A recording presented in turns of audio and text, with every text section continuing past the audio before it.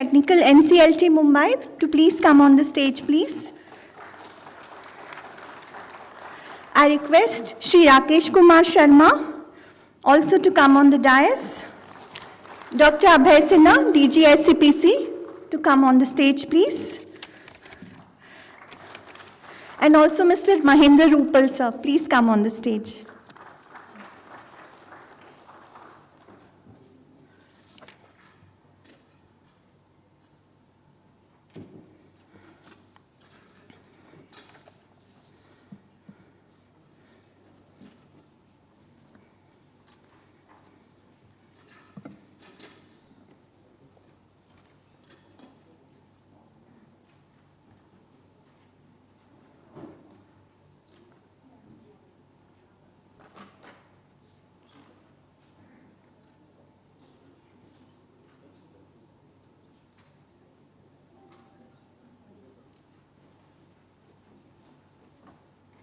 I'm sorry, our Vice Chairman, Mr. Karan Rathore, to please come on stage, please.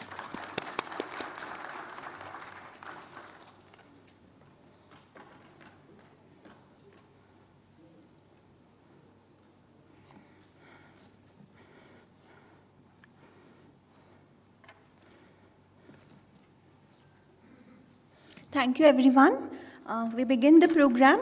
We begin the conference on international arbitration and Indian perspective.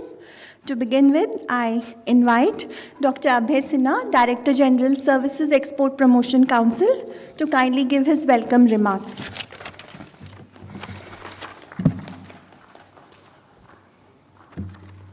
Thank you, Gitanjali. Good morning, ladies and gentlemen. Good morning, distinguished invitees on the dais. Shri Rakesh Sharma ji, our Legal Services Chairman. Very good morning and warm welcome to Mr. Justice Sri Ravin Bhatt ji for accepting our invitation to be the chief guest of the day. A very good morning to Karan Rathore ji, our Vice Chairman, SCPC. We welcome Mr. Rajesh Sharma ji for accepting our invitation. And in fact, he is the first DG of Services Export Promotion Council. We welcome you again here, sir.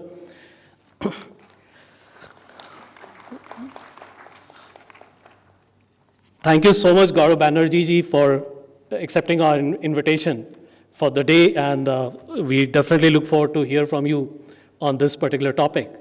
Thank you, Rupal ji, for coordinating this entire thing and initiating this effort in close coordination with SAPC to embark on a journey on legal services. In fact, I would like to present few slides just to set the tone, and definitely, like, I'm not an expert from the legal field. I'm more concerned, and in fact, the organization is more concerned on the internationalization of the business. Legal service is also one of the aspect. So I need to set the tone with few slides. Bear with me for that. Vikas?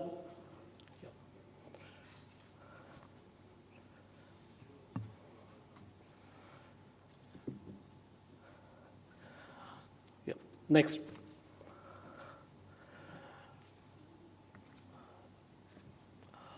You see, like, when we were trying to conceptualize this particular program, we wanted to understand the status of international arbitration worldwide. Of course, like, the data may be varying from your perspective, from the perspective of our experts on the dais. I could find out about 13 organizations. Some of them are mentioned here, in fact, all of them. The London Maritime Arbitrators, the core area, what they cover. And that actually gives a thought that, most of the sectors are covered. For SCPC, you see, we cover 14 plus sectors. The worldwide dispute or international arbitration can cover any subject. Experts you require from the legal field. Okay, so here the perspective is how do we address this particular scope of business from the perspective of international business and from the perspective of the commercialization, from the view of, the targets what we set for our legal services as well. As mentioned here on the very right column, 86 billion USD is the total market size. The value of the global disputes so far. It is an old data, 2018 data if I correctly remember. Vikas, next slide please. 2018 data, and there is every chance of about 10% growth in this. So where do we go from here? That is a question I leave you all with. Next. Total number of cases. In fact, today in the morning, I had the opportunity to have an informal chat with our distinguished guest here, and they mentioned about their cases worldwide. But just to put everything in the perspective, it is about 8,000 cases. There has been almost a kind of plateau in, between the year 2014 and 2018. Cases, some of the data is not there, but cases will be increasing as more and more international business happens. As global business happens, it will happen. These things will, they will just follow. Next, please. Again, like the organizations, what we mentioned, and their size in that 86 billion is here. That's it. Now, thank you for bearing with me for these slides. Now, 2-3 points. One is, how do we create institutional framework for taking this a step forward? That is one. Second aspect is marketing, making people aware, not only in the country, but also outside. That is where we can get the business. And the third and the most important aspect is to sustain the effort. And for these, I think I need to leave the floor to our experts. Thank you very much.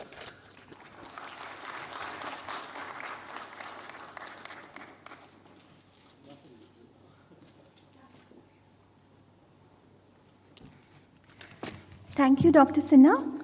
Now I request my colleagues, Mr. Rakesh Kumar Sharma, to hand over the bouquet to Honorable Mr. Justice Ravindra Bhatt. We would like to welcome you, sir, with the bouquet. Rakesh Sharma, sir.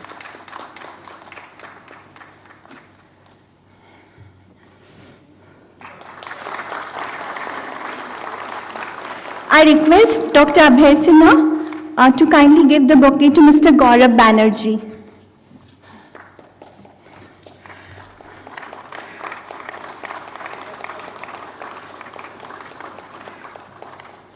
I request Mr. Mahinder Rupal, sir, to please give the bouquet to Honorable Mr. Rajesh Sharma.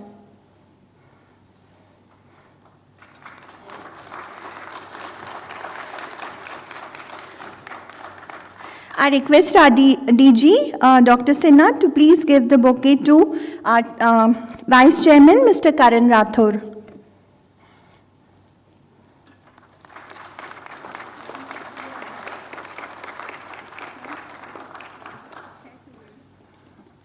I also request our DG to please give a bouquet to Mr. Rakesh Kumar Sharma, please.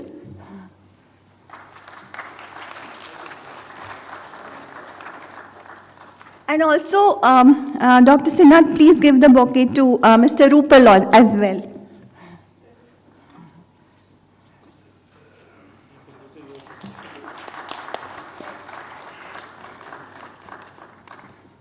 Now, I request the dignitaries on the stage to light the lamp so that we have an auspicious beginning to the event. I request everyone to please light the lamp.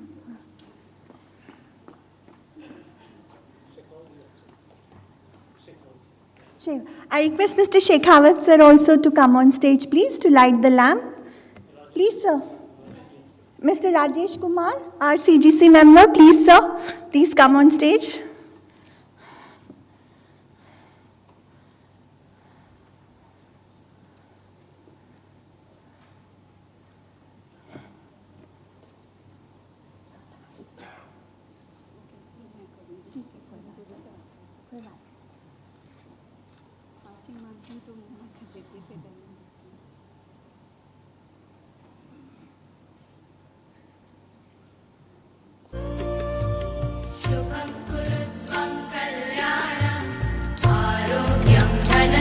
Big round of applause, please.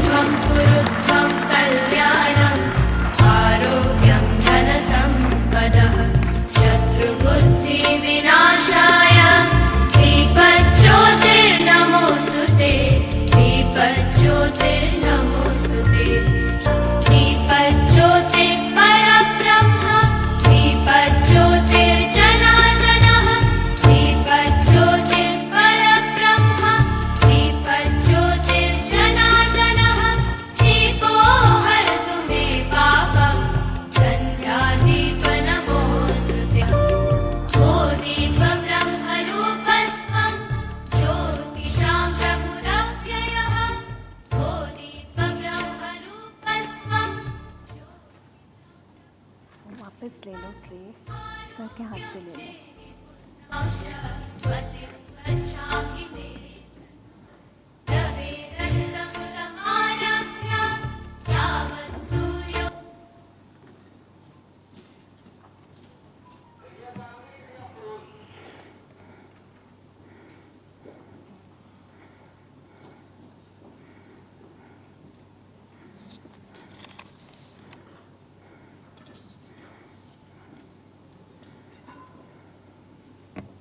Thank you, everyone. Now we begin the program. We continue with our session, inaugural session. For setting the context and flagging the issues on international arbitration, I would like to invite Mr. Rakesh K. Sharma to set the tone of the conference. But however, I would like to give a brief introduction to him. Mr. Rakesh Kumar Sharma, with more than 3 decades of work experience and enriched exposure in the legal arena, he serves as a practicing lawyer at the Supreme Court of India and the High Court of Delhi. Mr. Sharma is the director of Draft and Craft Legal Outsourcing Private Limited and the managing partner of Draft and Craft Law Firm, a global law firm dealing with multiple areas of law. He also holds the position of Chairman, Legal Services, Services Export Promotion Council. It is under his leadership and guidance that this conference has been organized. He has moved forward with the clear intention to bring awareness on international arbitration issues from India's standpoint and invokes thoughts for changes that are needed. Mr. Sharma, the floor is yours. A very warm welcome to you.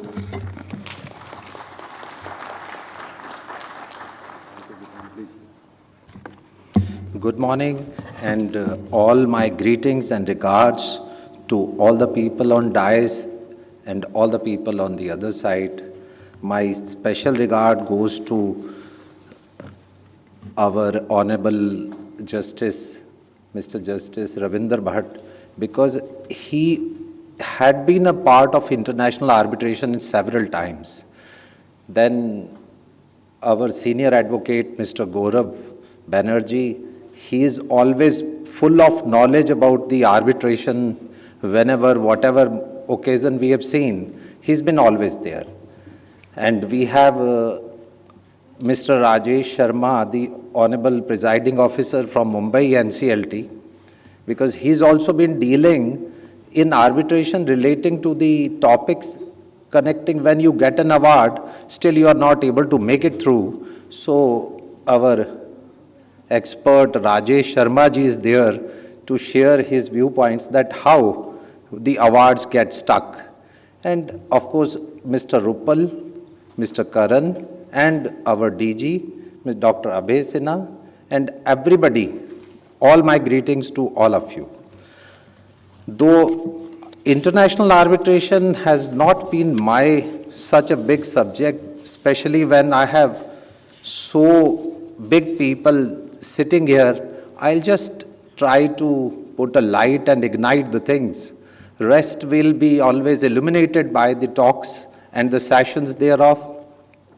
Somebody had wisely said that mediation to arbitration and then to litigation is a journey which can be grouped up very simply. An ounce of mediation is worth a pound of arbitration and a ton of litigation. I have been for good part a trial attorney, so I know litigation takes huge time. Of course, arbitration is the solution. That's why Mr. Benjamin had rightly said, when will mankind be convinced and agree to settle their difficulties by arbitration? Arbitration at international level is the necessity, because when we talk about cross-border agreements, there cannot be an escape from international arbitration. I look at international arbitration from various angles. One, for my community, the lawyers, I see a huge and tremendous scope in it.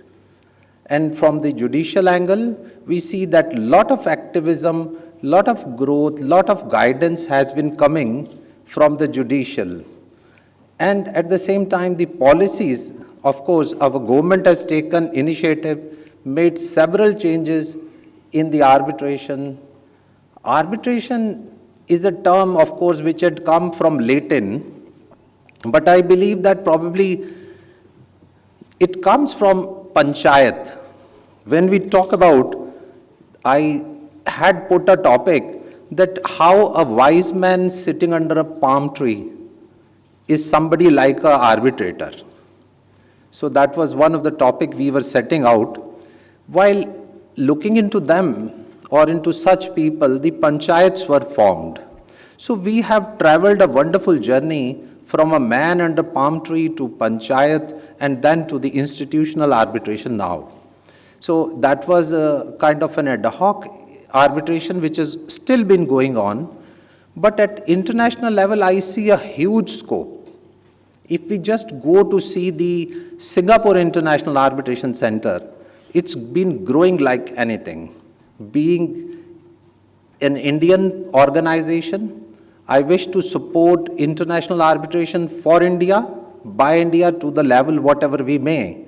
Because Services Export Promotion Council has got different service sectors. Under that, there is a sector legal services, which probably remains to be explored to a very greater extent.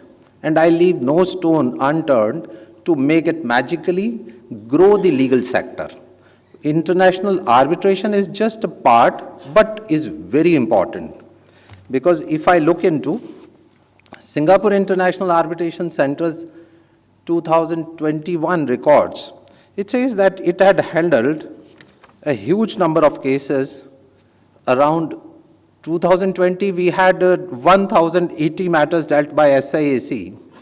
And you won't be, I'm sure you will be surprised if I tell you that 2019, the total amount of the cases, total amount of the revenue or the dispute in question before SIAC was 8.49 billion USD. So you can see that the dispute and the quantum of the opportunities for the legal sector is huge.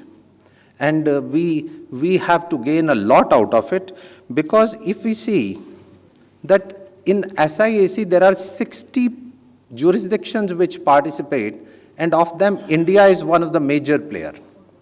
Because in India we see there were in 2019 485 cases in total, which involved an Indian organization, which included 278 Indian claimant and 207 the respondents.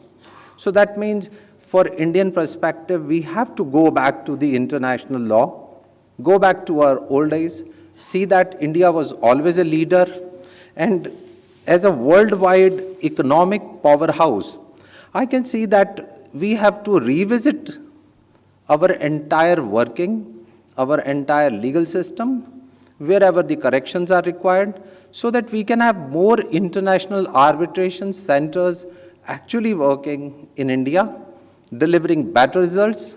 And we definitely have a lot of talent at the International Arbitration Center when we look at our lawyers, and if we look at our academicians, our universities are doing a good job. We are having good number of students looking to get into the international arbitration.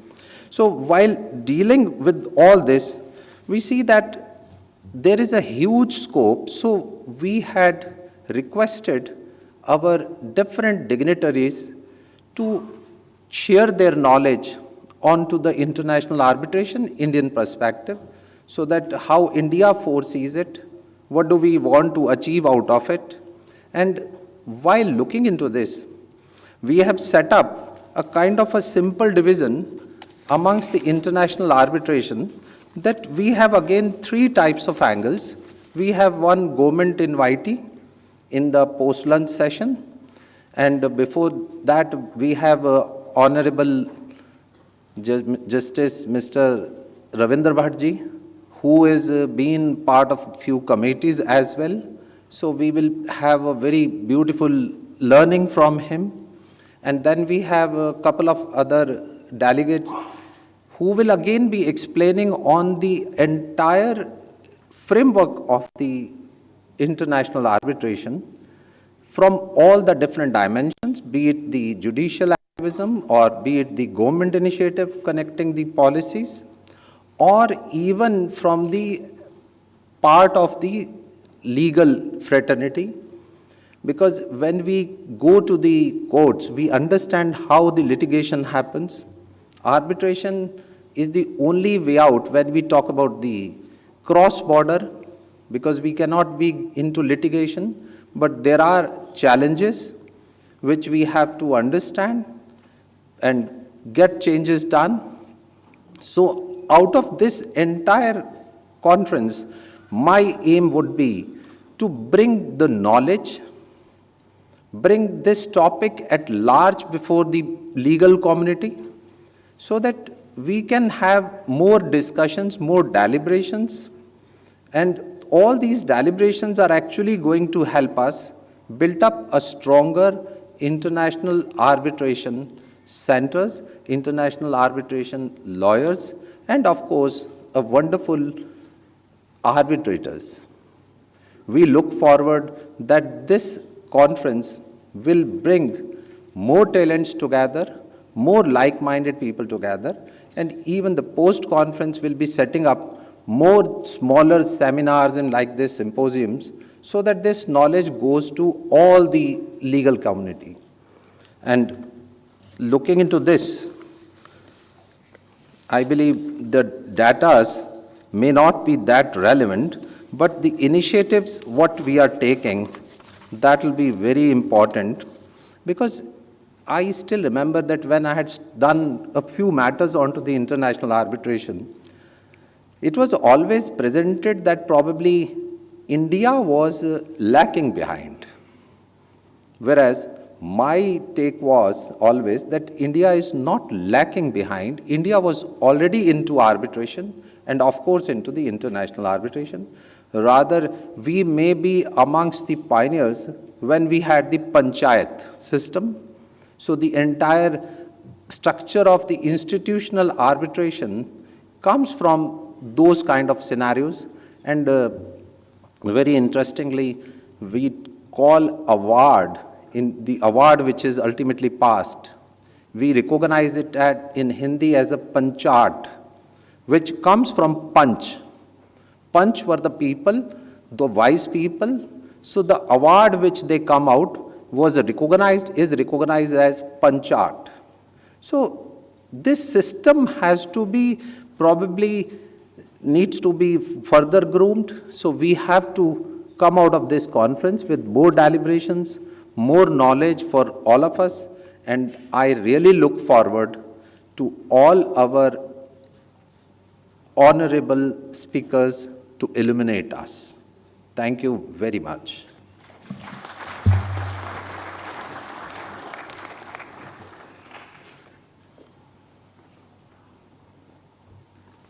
Thank you, Mr. Sharma. Thanks a lot. We were supposed to have a virtual address by the Honorable Commerce and Industry Minister, Mr. Piyush Goyal, but for some reasons, he could not send his message to us, but he has sent his best wishes for the conference.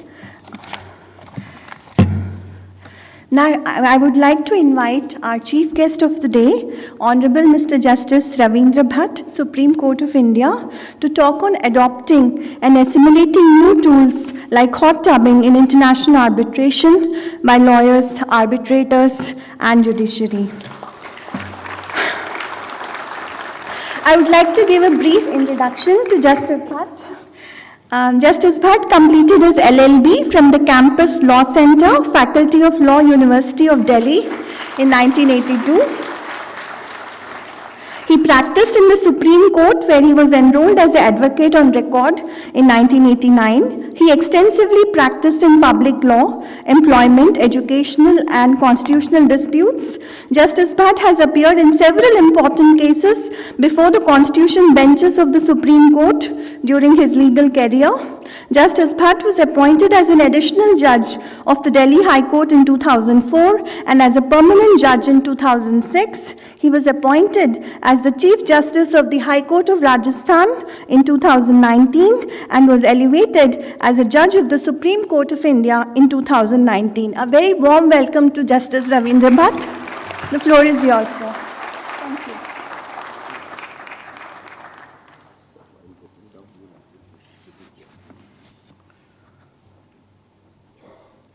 Good morning.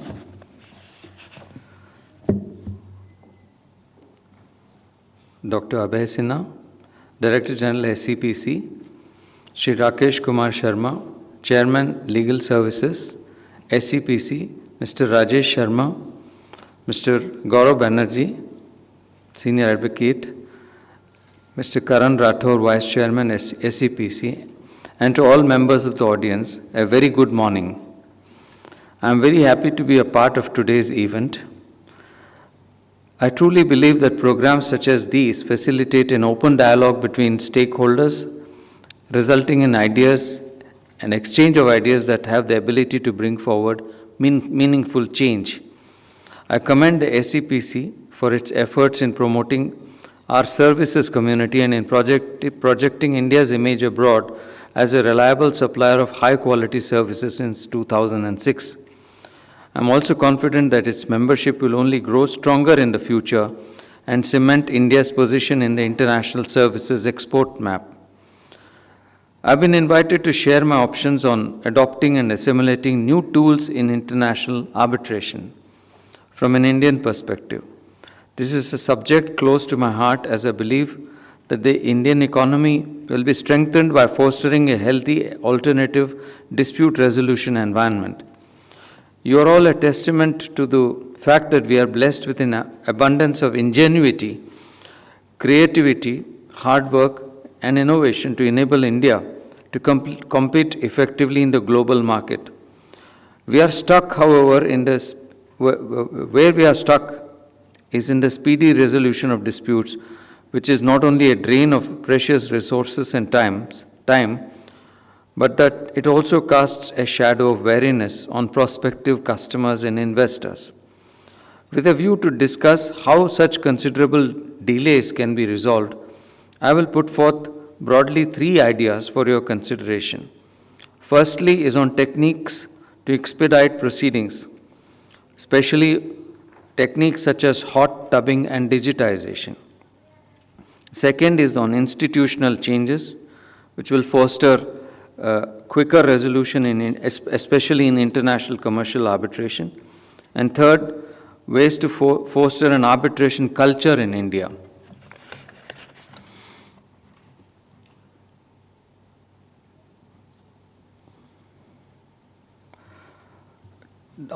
Coming to the first topic, techniques to expedite proceedings.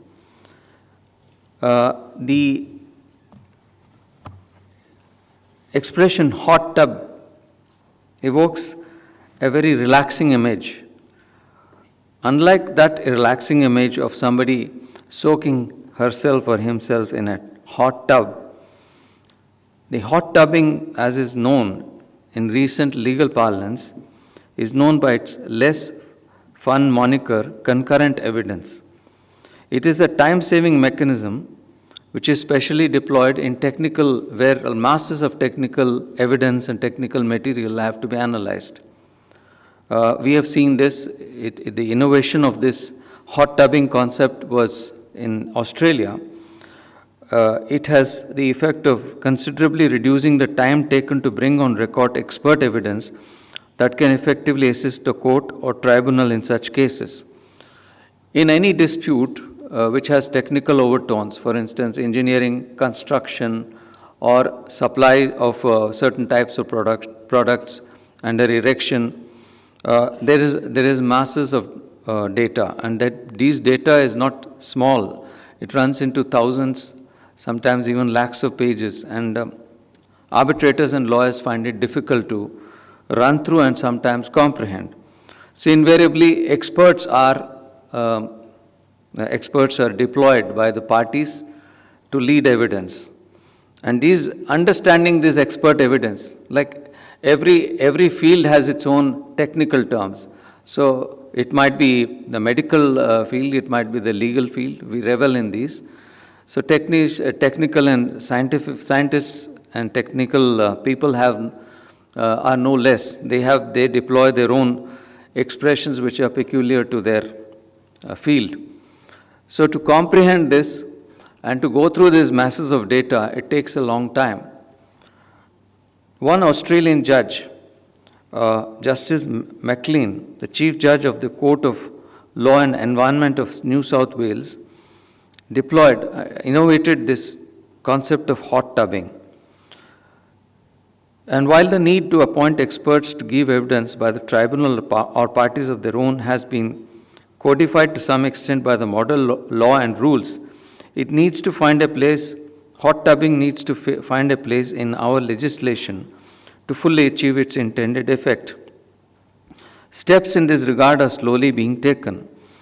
One of the pioneers in this was the Delhi High Court in its rules in 2018, which introduced hot tubbing in intellectual property disputes. What is hot tubbing? Shortly put, it is when you have two rival experts deposing on masses of technical data. They're made to sit together and draw up a common document. They may sit in two sessions, 3 sessions. They will have independent sessions. They will come out with an agreed document. The agreed document will usually be in 2 parts. The first part will set out what they agree upon is the effect of the technical material. And the second part is what they do not agree. And since the laws of science and laws of technical laws cannot be usually quarreled, there will be some minimum agreement. And that is a way forward because it considerably cuts down the time taken in resolution of disputes.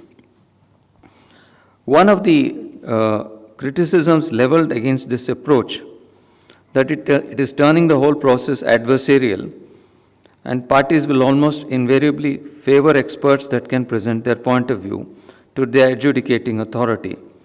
However, with an experienced tribunal wielding effective control, the worst of such instincts can be kept in check, and even miracles such as the preparation of joint expert report can be achieved. Additionally, expert opinion is just a part of the gross evidence submitted for the tribunal's consideration. In situations of conflicting opinions, it is the tribunal's right to examine both and, if need be, appoint its own expert to give finality. These moments serve as a litmus test of the skills of arbitrators appointed, and we must not hesitate to imbibe novel approaches just because they will upset the traditional set methods. Speaking of novel approach, their need was felt the most in the preceding 2 years when the world was reeling under the effects of the COVID-19 pandemic. What has emerged on the forefront is a strong need to digitize, which I will address next. The beauty of alternative dispute resolution lies in its ability to consistently devise and implement better techniques. One such technique is the disclosure of electronically stored information, ESI, which is prevalent under most popular treaties and conventions on international commercial arbitration. Employing search-friendly techniques to retrieve targeted information can save the tribunal precious time in sifting through volumes of submissions and evidence presented. One way of achieving this is if parties submit a certain agreed format, such as PDF or other Word documents, instead of scanned or images documents, as the former allows easier navigation between the sections. There now exist various software applications that allow successful redaction. Redaction means the withdrawal or a blocking of legally privileged information. Privileged to the audience, privilege means that which need not be shared, ensuring confidentiality when the documents are exchanged between parties.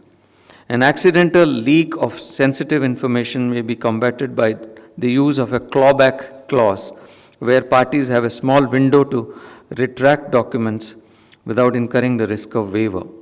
It might be instructive for the parties to run through a checklist of requirements before mutually agreeing to completely digitize the arbitration proceedings.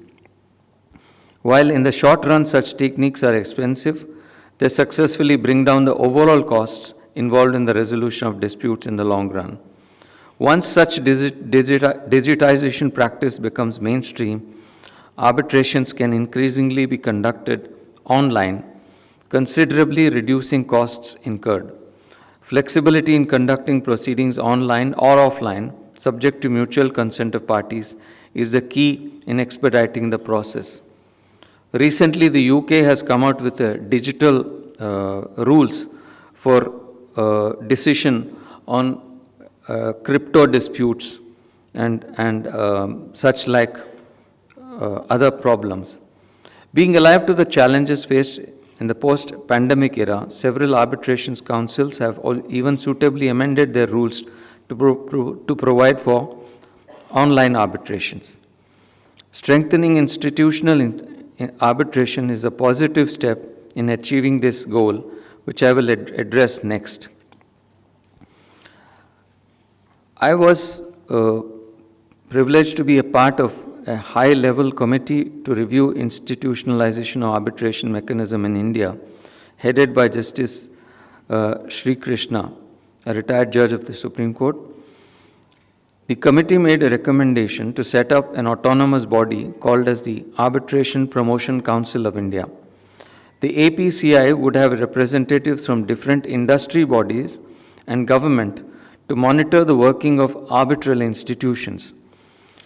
It is interesting to note that an analogous suggestion was also made by the 246th Law Commission report in 2012, with the designated body being called the Arbitral Commission of India. The idea was to push institutions towards excellence by establishing a system of grading them and devise a system of accrediting arbitrators so as to churn them out as young, qualified, and well-trained. A committee's suggestion has now been inserted by way of Part 1A of the Amendment Act of 2019, but is yet to be notified. This committee also recognized the importance of setting up a specialist arbitration bar and bench, not geographically confined to New Delhi or Mumbai. As interest in ADR grows, so does the number of its practitioners. Young lawyers must have a support system consisting of experienced and seasoned specialists to fall back on. People entrusted with adjudication should be specially trained in the nuances of arbitration and not treat it as an offshoot of traditional litigation. As a result of insufficient training, many a times conflicting awards are made which can be upheld on grounds of not being opposed to public policy, thereby slowing down the foreseeability of damages or any other new developments in law. While the immediate brunt of this is borne by the parties, it has long-term consequences that hinder the development of law and arbitration especially. These suggestions, even after being codified in statute, will not achieve their intended level of success without support from the government and stakeholders. The reason why international commercial arbitration centers in Singapore, Hong Kong, London, France, that is ICC, etc., thrive is because of their continuous association with their government, from funding to creation of new tools. I expect and I hope that the government will give the same kind of support. To conclude on this, I would like to address the way in which we can foster a culture of arbitration in India. As no tool, however effective it might be, will be useful unless arbitration is made mainstream.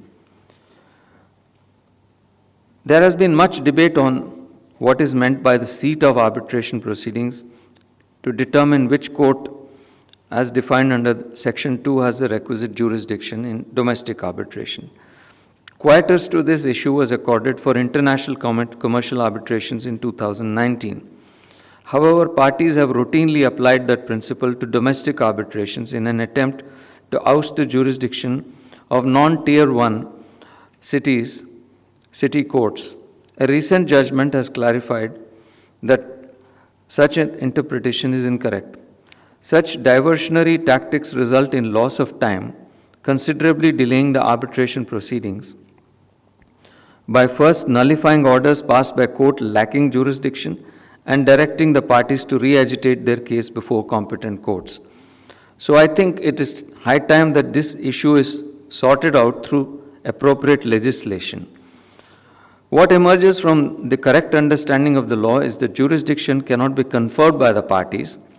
The provisions of the Act cannot be interpreted to mean that only courts in certain kinds of cities can hear arbitral disputes. Now, this would be completely undermining the efforts of the private sector and the arbitration sector if we are to come up as a nation which will foster and encourage ADR, especially arbitration. It should be universalized and not concentrated in a few places. Sure, at the moment there are a couple of cities, maybe Delhi and Bombay, which have the expertise and where the courts have the wherewithal. But it is also our duty to ensure that this culture is spread across to different cities. This makes it imperative to strengthen the practice of arbitration in all cities. Such an impetus unarguably requires coordination of all stakeholders, but the responsibility for it, at least initially, lies heavy on state machinery and the judiciary to actively promote arbitration as a viable means of dispute resolution. Spreading awareness about ADR, incentivizing institutional arbitration by developing quality physical infrastructure, providing training to arbitrators and lawyers, and perhaps to foster this with some kind of tax breaks or other incentives on the part of the government will go a long way in developing arbitration at the grassroots level.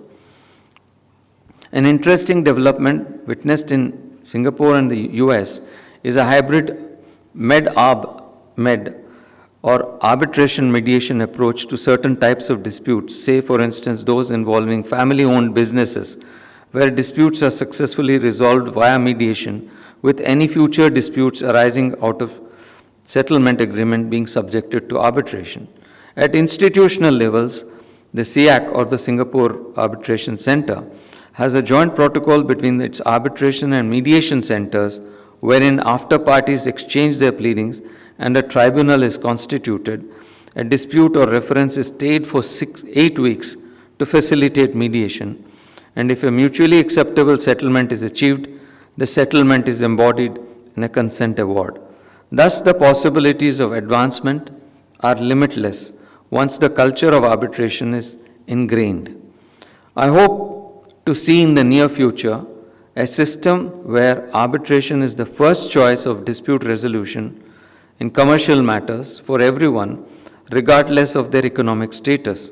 We should aim to reach a level where pro bono arbitrators too can be appointed for those individuals in small-time business owners or small-time business owners who cannot otherwise shoulder the expense associated with arbitration as it has come to be known. I will refrain from commenting on the fourth schedule of the Act on capping of arbitrators' fees, given that the matter is sub judice, but will take the liberty of saying that if ADR is to be an effective dispute resolution mechanism, it also needs to be affordable to the public. Access to quality arbitration cannot be the right of only the privileged few. With this, I'd like to thank SEPC for inviting me today and congratulate them for organizing this event. I wish this effort and endeavor all success. I look forward to the engaging discussions that are to ensure hereafter. Thank you.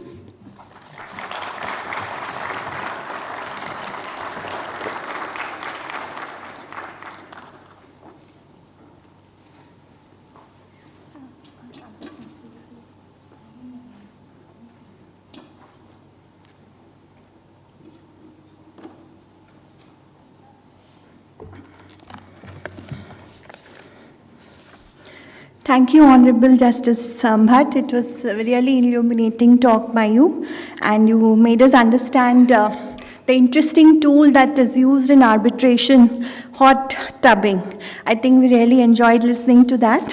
Thank you, sir. Thank you so much. We would now like to facilitate the dignitaries on the stage, especially our chief guest, Honorable Mr. Justice Ravindra Bhatt, Mr. Gaurav Banerjee, and Honorable Mr. Rajesh Sharma. As a token of appreciation, a small memento is being presented to them from SCPC. I request my colleague, Radha. Mr. Rakesh Kumar Sharma, I request you to kindly facilitate Justice Ravindra Bhatt as a token of our appreciation for having agreed and come to this event today. Thank you.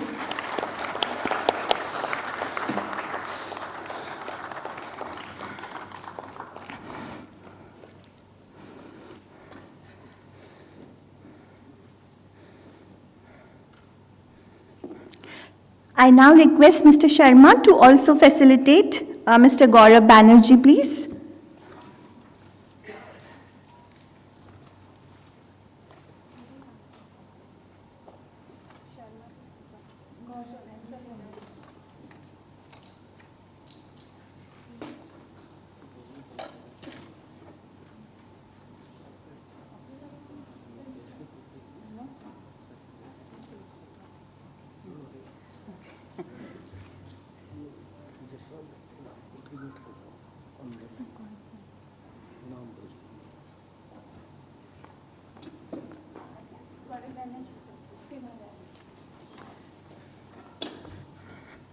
Mr. Gaurav Banerjee.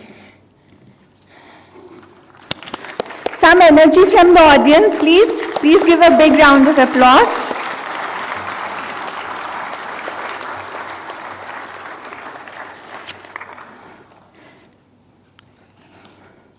Honorable Shri Rajesh Sharma ji.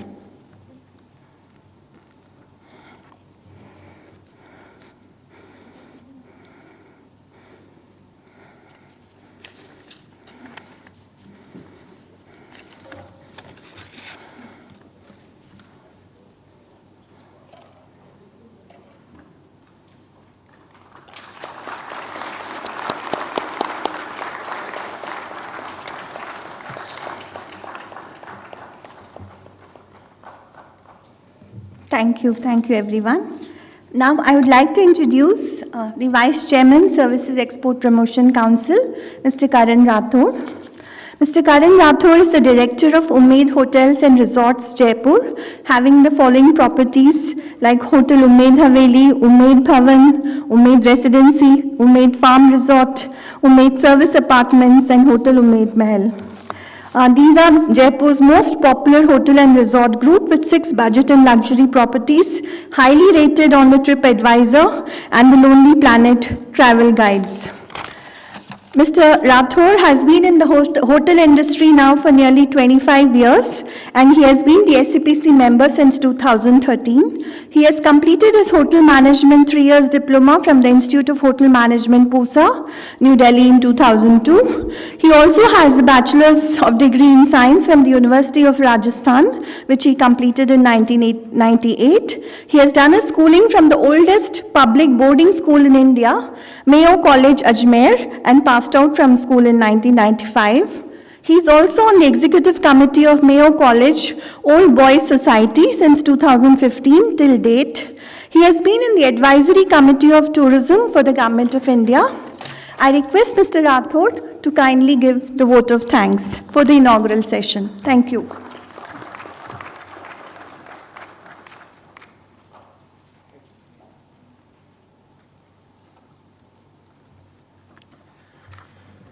Dear Honorable Justice Ravindra Bhatt ji, Shri Rakesh Kumar Sharma ji, Dr. Abhay Sinha, distinguished guest, Justice of High Court Delhi, distinguished panelists, distinguished guest, academia, expert, dear students, ladies and gentlemen.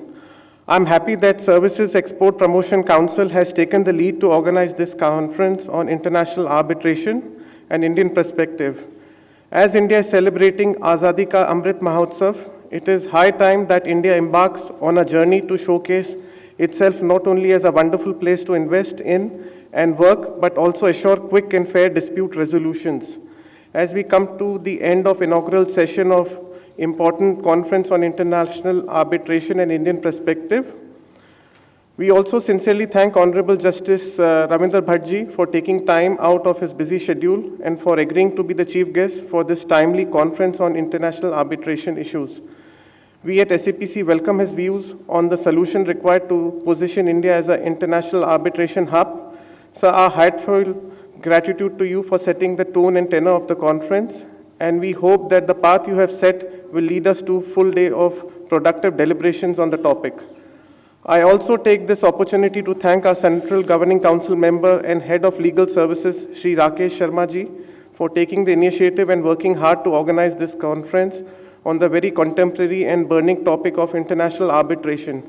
Thank you, Rajesh ji, for giving us the opportunity to get enlightened on such an important topic and bringing the best of legal fraternity together for increasing the SAPC visibility in the legal space. Last but not the least, I thank our dear Chairman, Sri C.A. Sunil Talati ji, Sri Abhay Sinha ji, DG SCPC, and his entire team for working out hard and organizing this wonderful conference. I am pleased to thank all the speakers and panelists from bottom of my heart who are participating and speaking at this conference. I wish the conference very best and hope the proceedings and deliberations in various sessions throughout the day will lay the stage for preparing roadmap to put India on a global stage for international arbitration. Thank you one and all. Wish the conference very best. Thank you.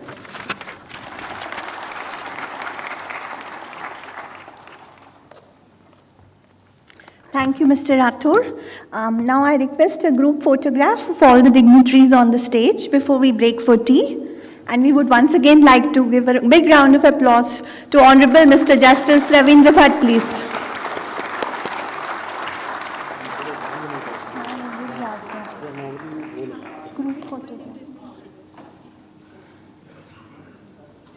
एक group photograph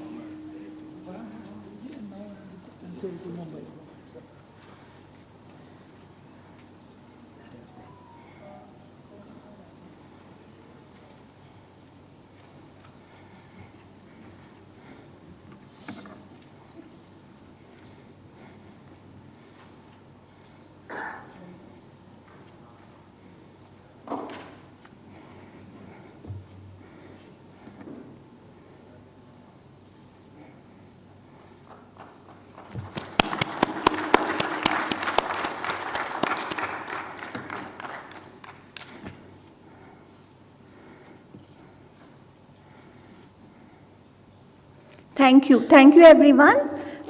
Tea is being served outside. We'll reassemble at 11:30 sharp after a small tea break. Thank you.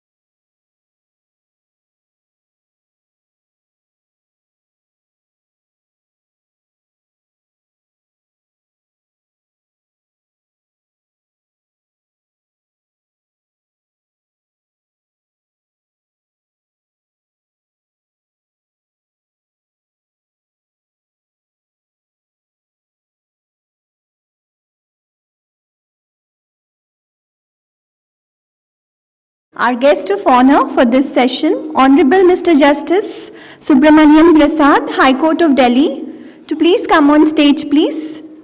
Honorable Mr. Justice Subramanyam Prasad. Please, audience, I think you've had tea now, so you must have some energy. A big round of applause for Justice Subramanyam Prasad. Our next guest of honor, Mr. Gaurav Banerjee, Senior Advocate and Barrister, Supreme Court of India. Mr. Gaurav Banerjee. I'll also like to request our guest of honor, Honorable Shri Rajesh Sharma, Member Technical NCLT Mumbai, to please come on stage, please. Dr. Abhay Sinha, DG SCPC, to come on stage, please. Mr. Rakesh Kumar Sharma and Shri MJS Rupal, sir, please.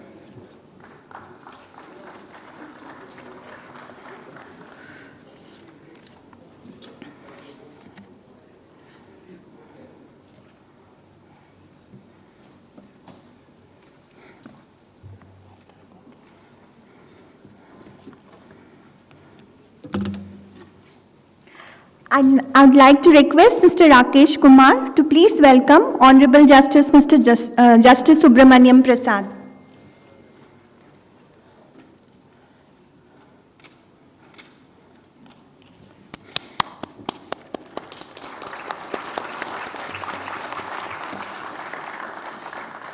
And I would also like to request Mr. Sharma to kindly speak a few words in honor of Mr. Justice Subramanyam Prasad, please.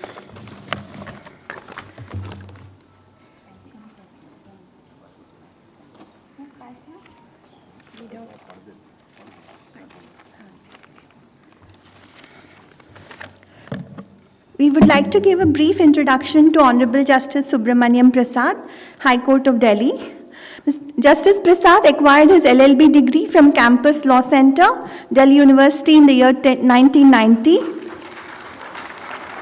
He cleared the Advocate on Record exam in 1996 and started his independent practice. He became the standing counsel for the state of Tamil Nadu in the Supreme Court of India in 2003, a post he held till 2006. He is also the standing counsel for the custodian appointed under the Special Court, Trial of Offences Relating to Transactions and Securities Act 1992, dealing with cases pertaining to the 1992 stock exchange scam.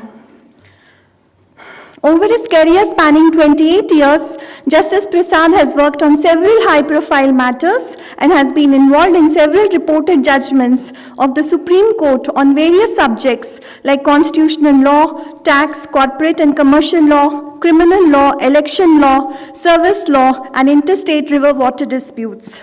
Justice Prasad was appointed as an additional judge of the Madras High Court in 2018. He was transferred to the Delhi High Court as an additional judge in 2020 and confirmed as a permanent judge of the Madras High Court the same year.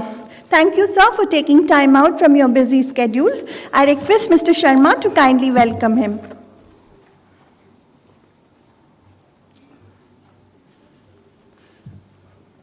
When you have to say something about a person who you know very deeply, it's very tough to say anything.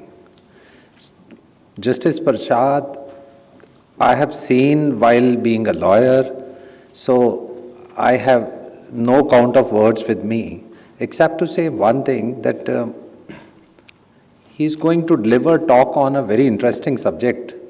That's about the finality of the awards.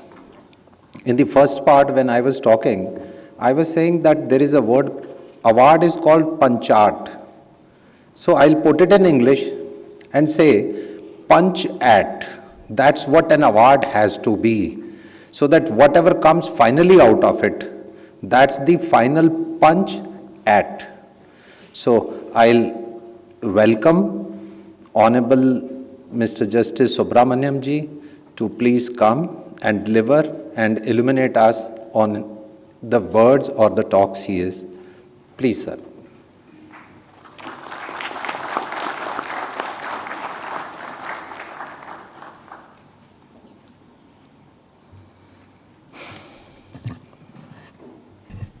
Good morning to everybody. The dignitaries on the dais, my friends.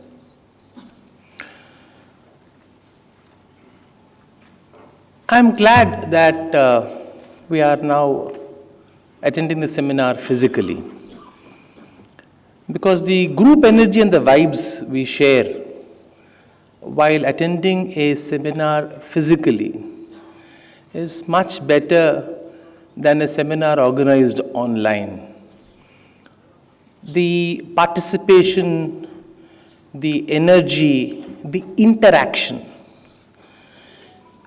increases many-fold, and it's always difficult for an anchor who tries to liven up a digital seminar compared to a physical session.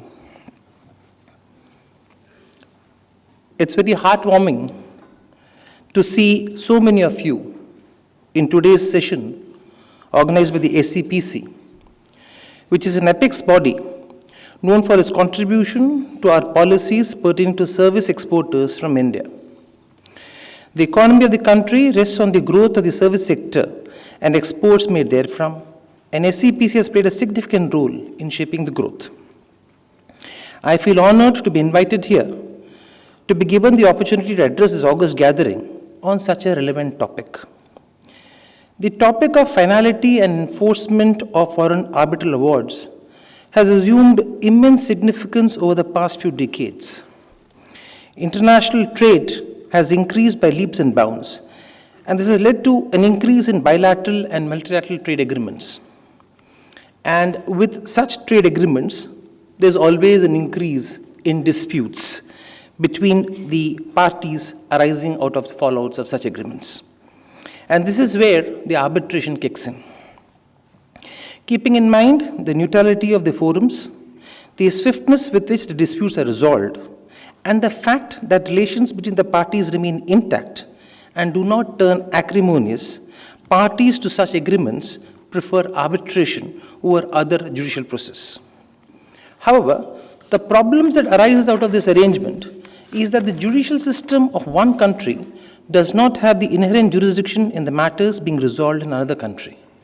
In this context, many countries have instituted changes in their arbitration law so as to recognize international arbitral awards and make them acceptable in local jurisdictions. While tracing the path of development in the field of enforcement and recognition of foreign awards, there were primarily two statutes which governed this sphere in India: the Arbitration Protocol and Convention Act 1937 and the Foreign Award Recognition and Enforcement Act 1961. The Government of India formulated its own procedure in tune with the Geneva Protocol on Arbitration Clauses 1923 and the International Convention on the Execution of Foreign Arbitral Awards 1927, so that India can be a part of the cohort countries which indulge in international trade, as well as to enable development of the country post-economic liberalization. As other countries adhered to this protocol and convention, it was but prudent for India to adhere to the same to enable the quick resolution of commercial disputes through arbitration arising out of various underlying international agreements. The primary disadvantage of the Geneva Convention was that before the UN Convention on Recognition of Enforcement of Foreign Arbitral Awards came up, any matter leading to an international arbitral award attained finality in the country where it was rendered, thereby giving birth to a situation where an award had been passed was enforced only in the country where the award was passed, but not enforced in any other country. This issue was, however, resolved with the adoption of the New York Convention 1958, followed by the Foreign Award Recognition and Enforcement Act 1961, which implemented and gave effect to the New York Convention. India is a signatory not only to the Geneva Convention on the Execution of Foreign Arbitral Award 1927, but also the New York Convention on the Recognition and Enforcement of Foreign Awards 1958. The law in India concerning arbitration has seen many phases and developments over the past years. Its origin were contained in the 1899 Arbitration Act and the Code of Civil Procedure 1908. Thereafter, the Arbitration Act 1940 and the Foreign Awards Act 1961 led the way. The 1940 Act covered only the domestic arbitration. While the 1940 Act was initially perceived to be a comprehensive and a well-drafted piece of legislation, In its actual operation and implementation, all the parties which are concerned, that is the arbitrators, the lawyers, and the courts, found it to be ineffective, and it was felt that it was widely outdated. So to get over the problems which was being faced in the enforcement of the domestic awards, which was primarily concerning the 1940 Act, the Arbitration Concession Act 1996 was enacted, which applies to both international and domestic arbitrations. It has been aligned with the institutional mode to ensure that the international business community views India as a mature jurisdiction having the will and the laws capable of affording quick and smooth dispute resolution mechanisms. The 1996 Act requires the arbitrators to give reasons for their awards unless otherwise agreed by the parties. The purpose of this legislation was to curtail the jurisdiction of courts in the interference of arbitral awards. Invoking arbitral proceedings and getting an arbitral award in one's favor after a long, hard battle is at times only half the battle won. And this is not true for today, but it's true even 150 years back when the Privy Council had commented that the problems of the decree holder begins only after securing a decree in his favor. The successful conclusion of an arbitral process is no guarantee for enforcement of the award. The main challenge that remains is the enforcement of this arbitral award. Enforcing a judgment or an arbitral award against a counterparty can be a highly complex affair. Winning a case may represent just the first step in a long, difficult battle to get the fruits of the decree or the award. Today, the purpose of the seminar is to focus on the finality and the enforcement of international arbitral awards. The 1996 Act did not primarily deal with enforcement of international arbitration awards. In 2012, the Supreme Court in Bharat Aluminium vs. Kaiser Aluminium, this is 2012, 9 SCC 552, held that Indian courts had no jurisdiction to intervene in arbitrations which were seated outside India. This means that if assets of a party were located in India and there was a likelihood of dissipation of assets, the other party could not approach Indian courts for interim orders or to prevent such dissipation. As these interim orders could not be enforced outside India, it created problems for parties who had chosen to arbitrate outside India. To address this, a provision for the international arbitration was added by way of a 2015 amendment in the 1996 Act, and it was applicable to international commercial arbitration with a seat outside India. India is a signatory to the New York Convention. Any award that is rendered in terms of this convention is enforceable in India, and Indian courts can refuse to enforce foreign awards only in limited circumstances set out in Article 5 of the Convention. In other words, an award rendered in one country can be taken with relative ease to another country and can be enforced. Unlike other convention states, India has not officially recognized all the signatories to the convention. Indian courts will therefore only enforce foreign awards under the convention if they have been issued in a state that has been notified in the official gazette of India as a country to which the convention applies. It is important to bear in mind, therefore, that the seat of arbitration specified in a contract should be a convention country, which has also been notified in the official gazette of India. Part 2 of the 1996 Act deals with enforcement of arbitral awards. Chapter 1 of Part 2, that is sections 44 to 52, deal with awards made in consonance with the New York Convention, and Chapter 2 of Part 2, that is sections 53 to 60, deals with awards made in consonance with the Geneva Convention. While talking about the New York Convention, there are two prerequisites for enforcement of a foreign award under the New York Convention. The country must be a signatory to the New York Convention, and the award shall be made in the territory of another contracting state, which is reciprocating territory as notified by the central government. Section 47 of the Act talks about what must be produced before the court by the party applying for the enforcement of a foreign award. The party requires A, the original award or the duly authenticated copy thereof, B, the original arbitration agreement or a duly certified copy thereof, and C, any evidence required to establish that the award is a foreign award.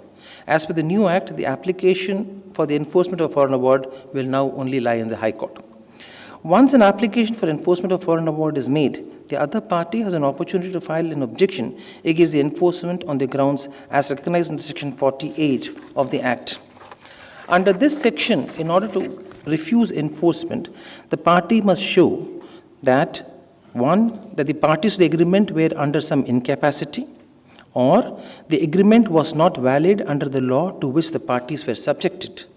It can also show that the composition of the arbitral tribunal or the procedure was not in accordance with the agreement of the parties or was not in accordance with the law of the country where the arbitration took place. One can show that the party against whom the award was invoked was not given a proper notice of the appointment of the arbitrator or of the arbitral proceedings and was unable to present their case, or that the award contained decisions on matters beyond the scope of the submission to arbitration. The subject matter of the dispute was incapable of settlement by arbitration, or lastly, of course, and the most used thing, which is the enforcement of the award is contrary to the public policy in India. When enforcement of award is challenged as contrary to public policy, the courts have held that the ambit is restricted only to those awards that are affected by fraud or corruption, in contravention to the fundamental policy of Indian law, or in conflict with the notions of morality or justice that is applicable to the Geneva Convention as well. And finally, Section 49 provides that where the court is satisfied that the foreign award is enforceable under this chapter, the award shall be deemed to be a decree of the country. Now, with regarding to Geneva Convention, Section 57(1) of the 1996 Act governs the enforcement of the foreign awards, which are, the award should have been made in pursuance of a submission to arbitration, which is valid under the law applicable. The subject matter of the award should be capable of settlement by arbitration under the law in India. The award should have been made by the tribunal provided for in the submission to arbitration and constituted in a manner agreed upon by the parties and conformity with the law governing the arbitration procedure. The award must be final in the country where it has been made, in the sense that it is not open for the opposition to or an appeal lies, or that any proceedings for the purpose of contesting the validity of the award is still pending. The enforcement of the award is not contrary to the public policy or the law in India. If the conditions of Section 57 are fulfilled, the court can refuse the enforcement of the award under 57(2). If it is satisfied that the award has been annulled in the country which it was made, the party against whom the award was made was not given notice of the arbitration proceedings in sufficient time to enable them to present their case, or that, being under legal incapacity, he was not properly represented. It can also be stated that the award does not deal with the differences contemplated by or falling within the terms of the submission to the arbitration, or that it contains decisions on matters beyond the scope of arbitration. Additionally, if a party against whom the award has been made proves that under the law governing the arbitration procedure, there is any other ground entitling him to contest the validity of the award, the court may, if it thinks fit, either refuse enforcement of the award or adjourn the consideration, giving such party a reasonable time within which the party will have to have the award annulled by the competent tribunal. For the Geneva Convention, it is Section 58 which provides that where the court is satisfied that the foreign award is enforceable under this chapter, the award shall be deemed to be a decree of the court. Now, there have been judgments in the country which have caused ripples regarding the implementation of a foreign award in India. But the endeavor has always been to preserve the underlying spirit of the Act, which is that the scope of refusing enforcement of a foreign arbitral award is extremely limited. In fact, even as way back as 1994, the Supreme Court in Renu Sagar power plan held that an award can be challenged only, a foreign award can be challenged only if it is contrary to the fundamental policy of Indian law, the interest of India, justice or morality. So even though that act, the judgment was passed under the 1940 Act, the principles still apply, and the amendments made are in tune with that judgment. Even as recent in 2014 in Lal Mahal Limited versus Progato Grano 2014 to SEC 433, a three-judge bench of the Supreme Court held that the review of a foreign arbitral award on its merits is untenable as it is not permitted under the convention. The bench therein also held that the expression of public policy under Section 48 should be construed narrowly. The Delhi High Court has also rendered some very important judgments with respect to the scope of interference in the enforcement of foreign award. In Cruise City 1 Mauritius Holdings vs. Unitech 2017 SEC Online Delhi 7810, The Delhi High Court enforced a foreign award even though it may have been violative of FEMA. The court held that the discretion to disallow enforcement is limited to the circumstances stated in Section 48, in which case a balancing act may be performed by the court enforcing a foreign award. It was further observed that a violation of fundamental policy of Indian law must entail a breach of some legal principle or legislation, which is so basic to Indian law that it is not susceptible of being compromised. Fundamental policy was held to be the core values of India's public policy as a nation, which may find expression not only in statutes but also time-honored, hallowed principles which are followed by courts. In case of NTT Docomo Inc. versus Tata Sons 2017 SEC Online 8078, the award holder sought to enforce a foreign award for damages in India.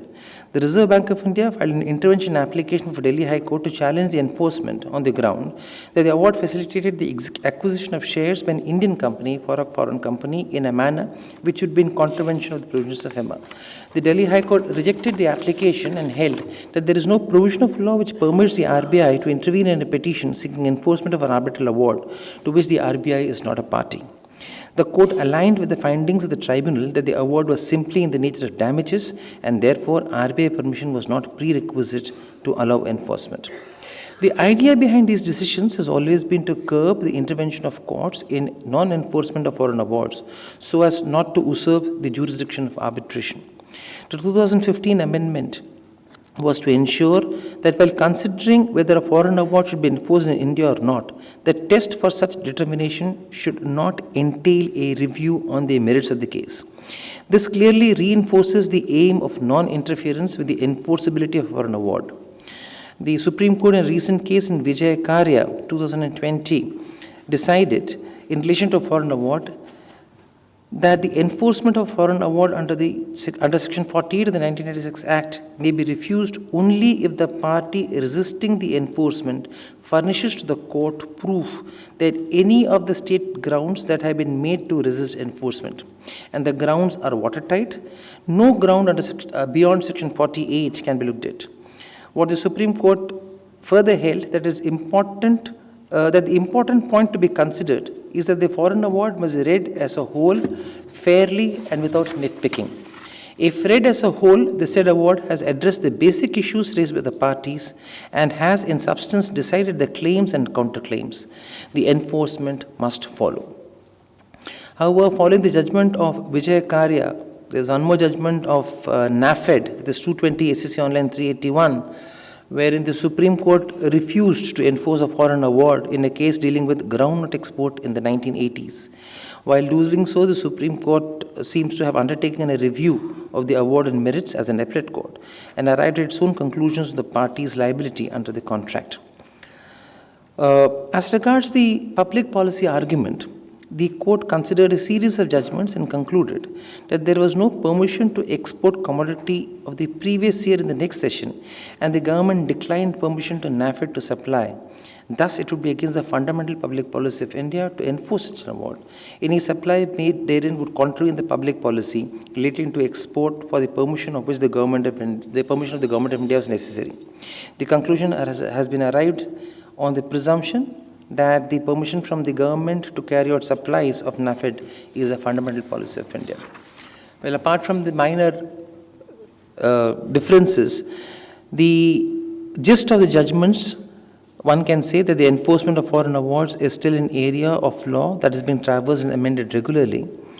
There are other aspects of enforcement which have, however, been made clear by way of judgments. For instance, on the aspect of limitation, the courts have been of the view that the limitation period for the enforcement of foreign award would be the limitation period for execution of decrees, that is 12 years. For jurisdiction, the Supreme Court of India has clarified that an award holder can initiate execution proceedings before any court in India where assets are located. In case the subject matter of the arbitration is of a specified value, the commercial courts established under the Commercial Courts, Commercial Division and Commercial Appellate Division of the High Courts Act 2015 would have the jurisdiction. The High Court, in a very recent case of Glencore International AG, was Hindustan Zinc, has held that the foreign award can be enforced anywhere as a deemed decree, depending upon the location of the assets of the judgment debtor. When viewed totally, it shows that the Indian court do restrain themselves from interfering with arbitral awards, which is the right approach.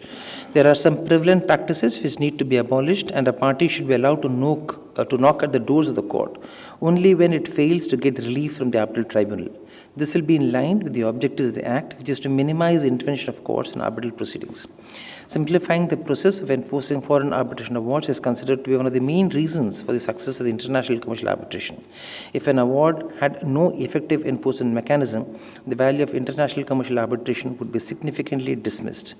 If an award could not be enforced, the whole system of arbitration will collapse, and the arbitration awards will become a mere words written on paper.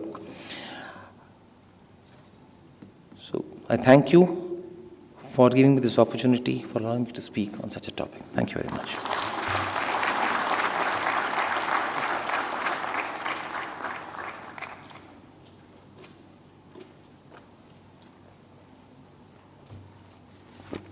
Thank you so much, Justice Prasad, for your illuminating talk. I think finality in arbitration awards is a very crucial issue, and we need to talk more about it.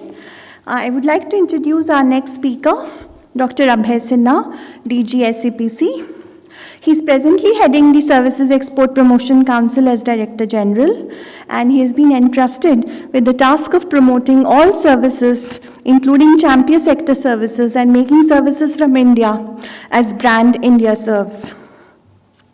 Dr. Sinha has over 24 years of experience in various organizations under the Ministry of Commerce and Industry, Pharmaceuticals Export Promotion Council, CII, and National Center for Trade Information, a joint venture of ITPO and NIC under Ministry of Commerce, Government of India.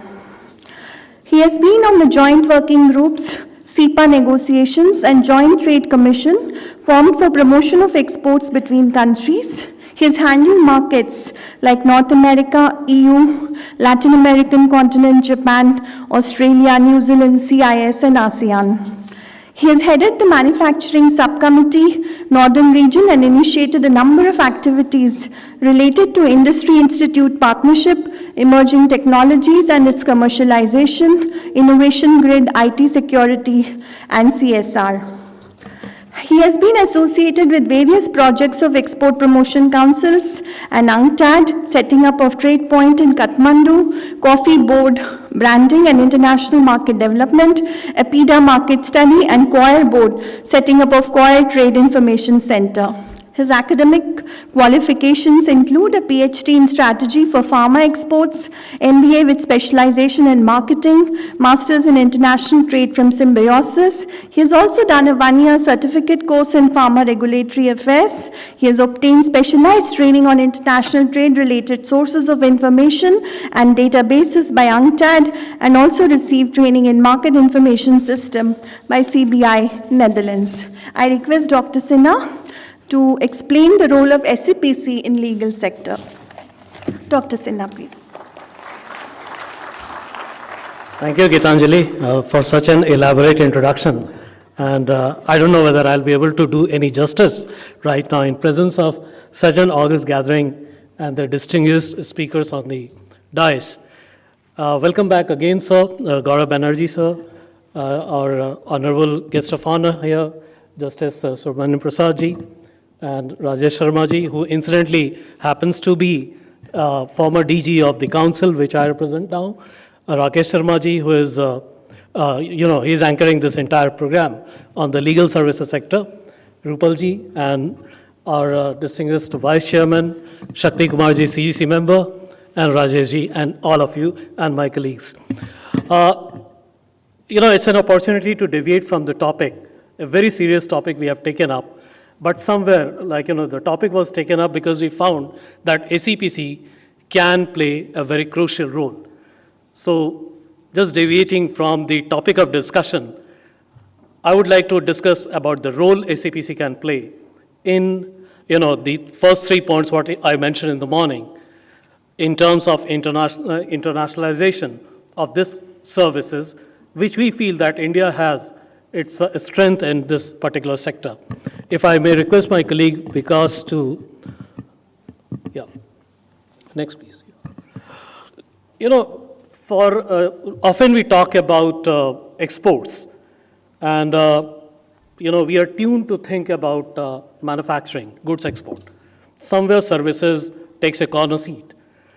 While I explain this particular slide, I must mention that every day in the newspaper these days, you are getting awareness about the landmark achievement of India's export.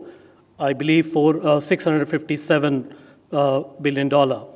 That's the export, and it has been said by Honorable Commerce Minister that it has broken all the previous record. Perfectly fine. Then the next, thing which comes to mind most probably, like by everyone, they think about the manufacturing. I must tell you, like 450 billion, for about 420 or 19 billion US dollar is the contribution from the manufacturing sector, which includes everything, right from tea, coffee, all the engineering exports. But services, 254 billion export the last year we did. And this is a very outstanding achievement, keeping in view that it has perhaps never caught our attention. Second point, which is important to note, is its contribution in India's overall GDP. Over 50% contribution is from the services sector.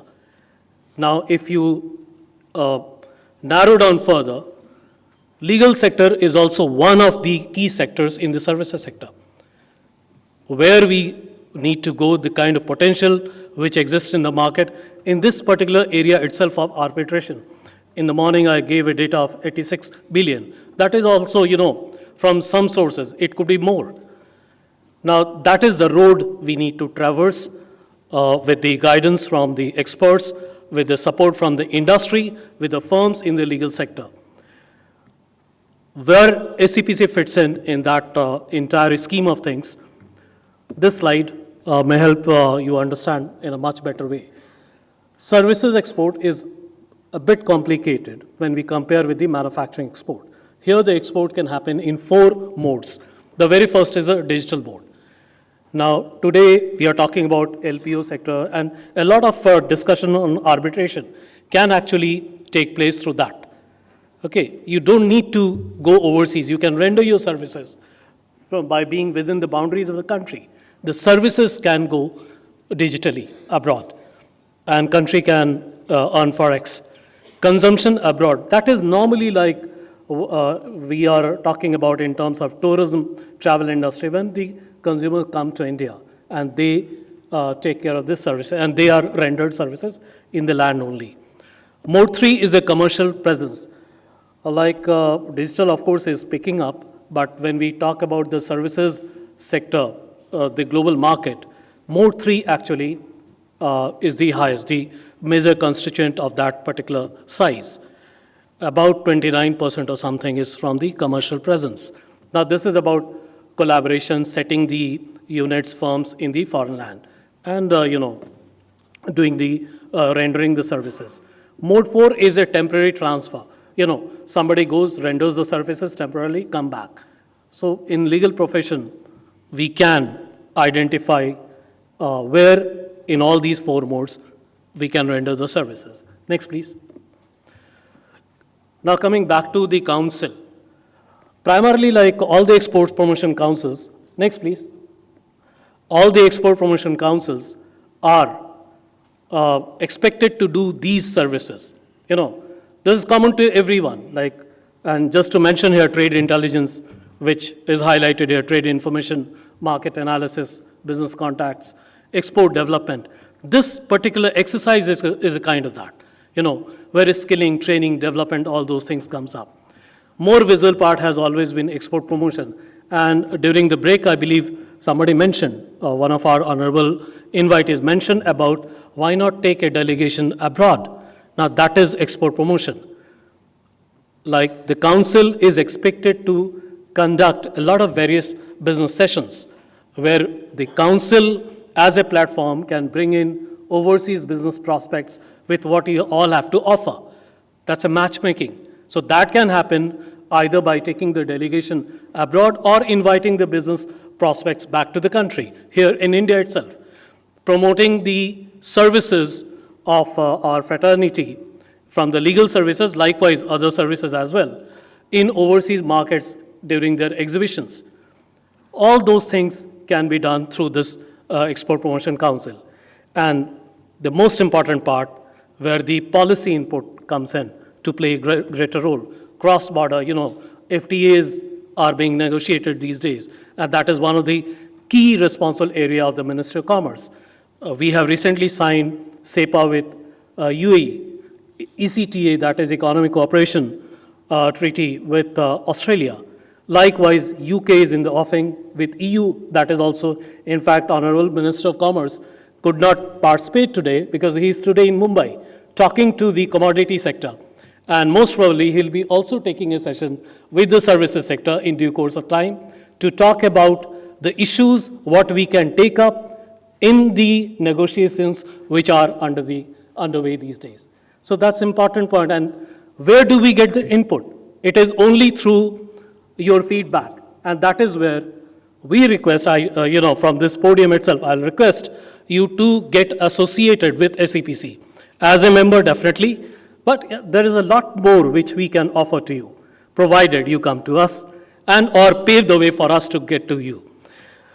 Ministry of Commerce, which set up this organization, had this particular view with all the councils, with SEPC more, as it is more complicated, the services sector, that we play more active role in policy advocacy, in access to resources, in facilitating the international trade.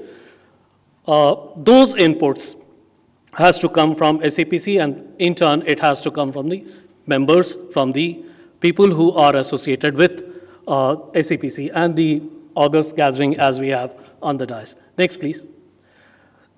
I have actually covered this. Please, next. Yeah. Just for the academic interest, we cover all the 14 sectors. Others have been added. And government also, Ministry of Commerce, also defined the champion services sector. So that mapping has been done. They have identified 12, but more or less it covers all the sectors which ACPC covers. Next, please. These are the membership fee, anyway, that you can circulate later on. Now, this is where I would like to pay a bit more attention for the benefit of the people attending here. In Ministry of Commerce, when we talk about export promotion role, what SEPC or any other council has to offer to the members, focus has always been on ACI's scheme.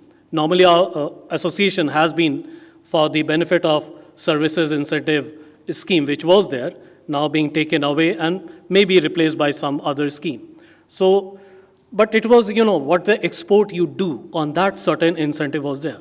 But how to do export, where to export, now there also government supports you. And that is one of the major role, but unfortunately, somewhere not, in the visible range or in the radar of the exporting community. Government has a scheme called MAI, Market Access Initiative Scheme.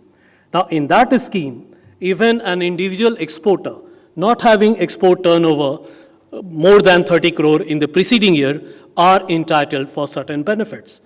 Now, those benefits are partially covering your to and fro economy class airfare, subsidizing your participation in the overseas exhibition. Say, for example, if a stall is available at 1 lakh cost, certain amount will be subsidized.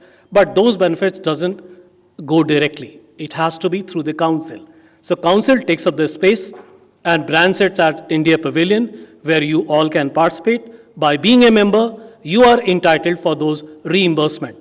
Council also gets partial coverage, partial support from the Ministry of Commerce to buy the space, and at the cost, certain costs have to be recovered by levying certain fee. But that's a very, very important, and it has actually contributed a lot in the manufacturing sector. In services, definitely being DG, our team, they are actually going to the membership, going to the prospective exporters. They need to come forward to us. We are definitely going ahead for creating awareness. So that is something which has not been brought to your notice. I am taking this opportunity to mention that to you. The details are there. If you can, Vikas, if you can go to the next slide. Next slide. These are the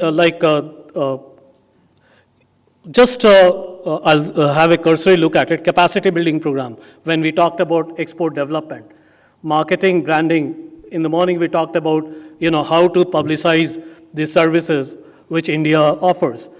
There is a funding support under marketing and branding effort, and I would like to give the example of engineering exports, of pharma exports, where we call Pharmacy of the World.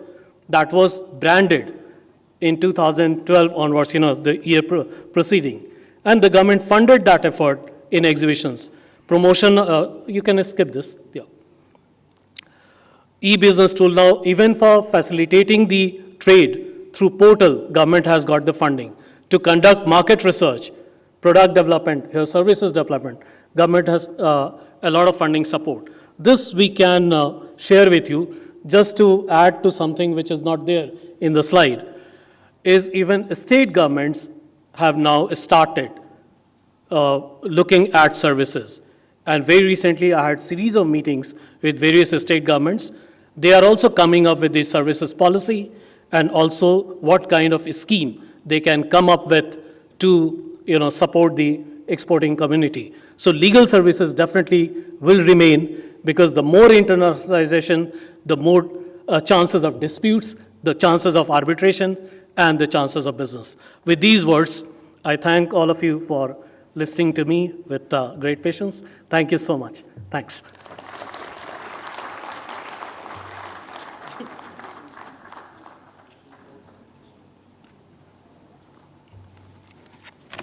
Thank you, Dr. Sinha, for highlighting the role of services in the Indian economy. Now I would like to introduce our next speaker, Mr. Gaurav Banerjee, Senior Advocate, and he's an expert on international arbitration.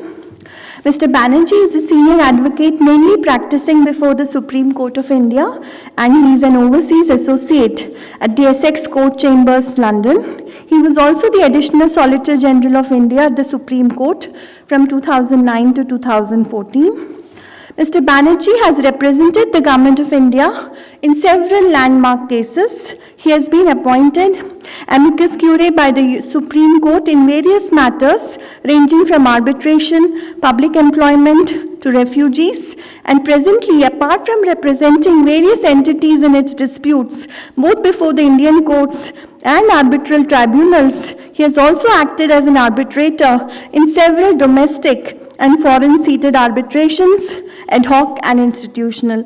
He has also assisted the Law Commission in its reports on arbitration. Today he will be speaking on challenging and enforcing international arbitration awards within the Indian judicial system. Mr. Banerjee, please.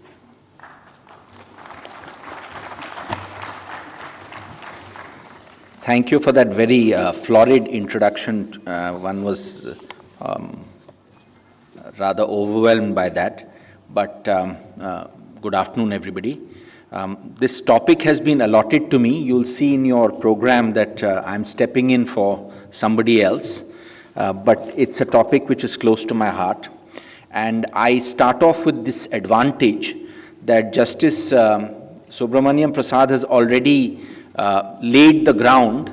I knew him as a lawyer and I know him as a judge, but this is the first time I've heard him as a lecturer or a professor, because if I could recommend that you get a copy of that transcript, he has actually covered at a very clear level the entire gamut of arbitration law in 15 or 20 minutes. I've never seen it being done, and it's a great help, at least to me.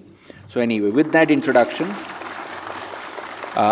so what is this topic?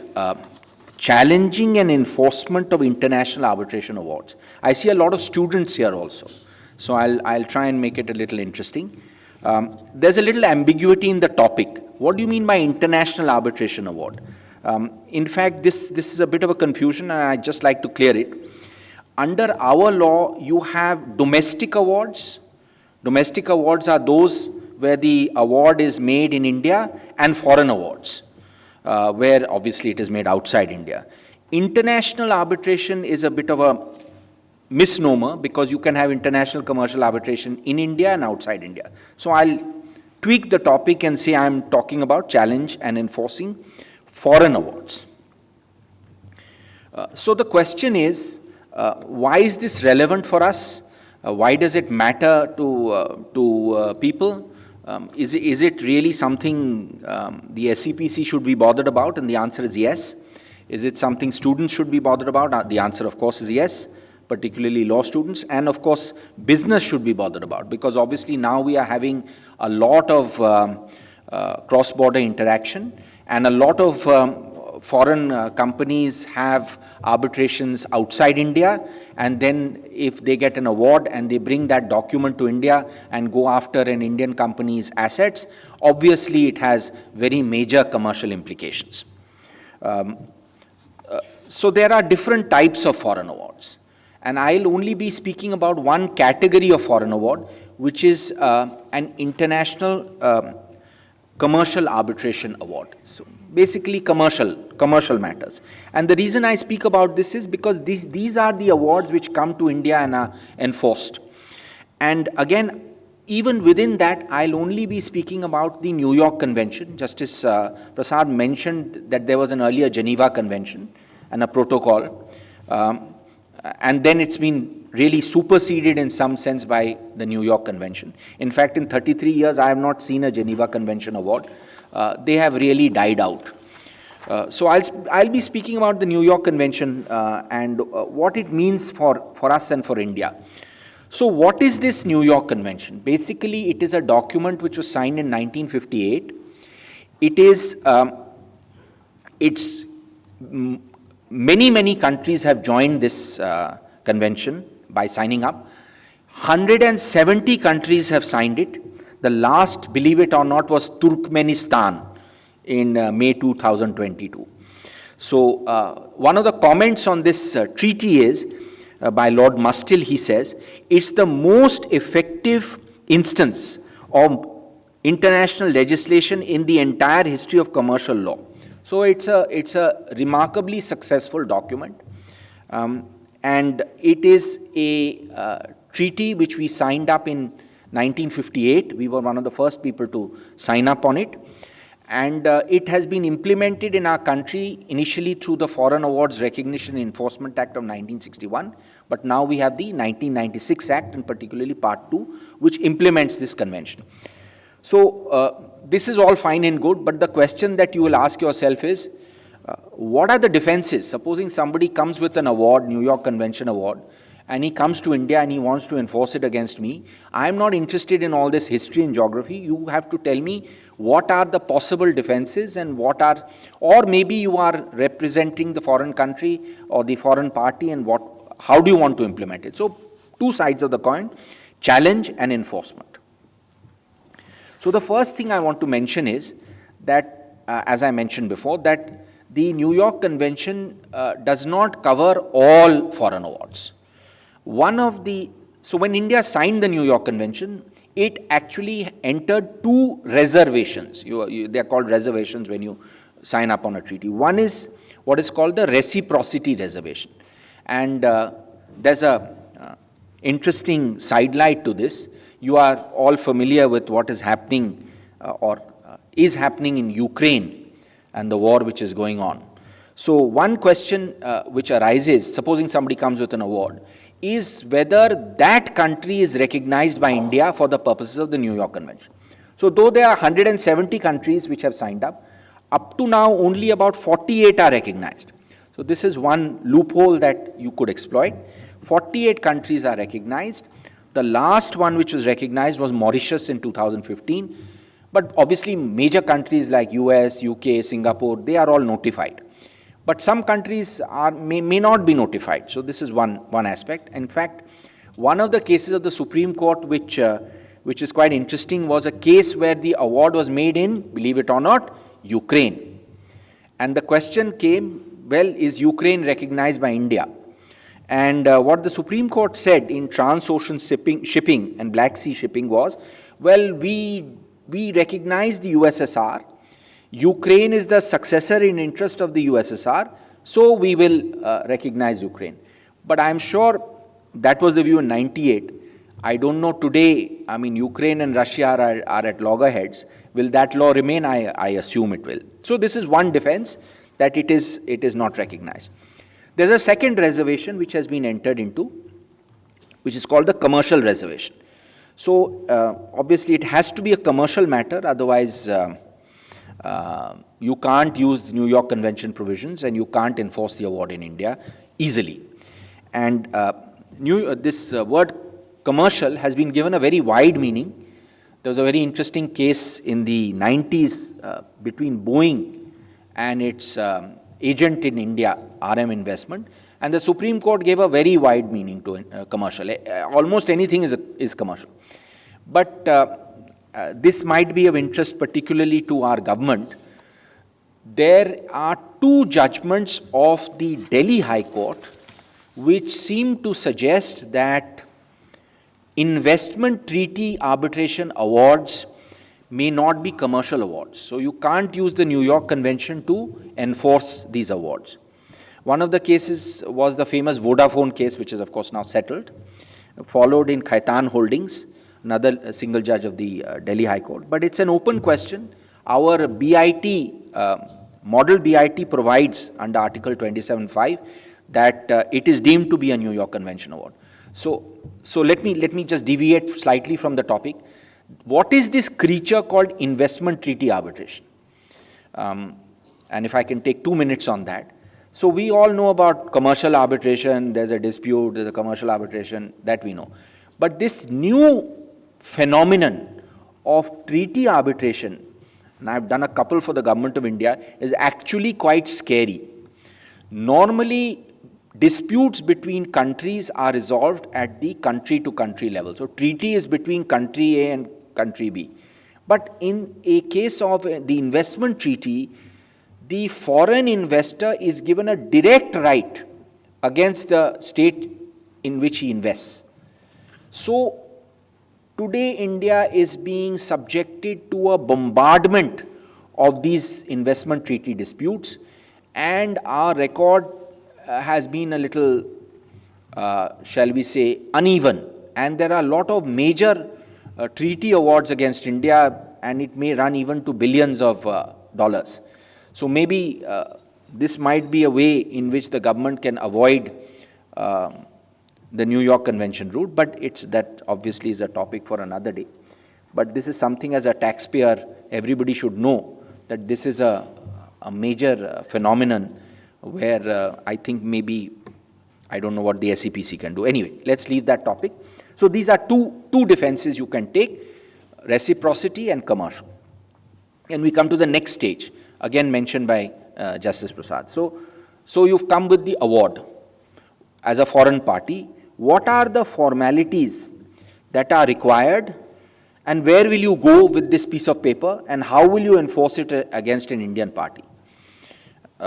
The answer is, and Justice Prasad mentioned, that the section says that along with the petition, you should file a certified copy of the award.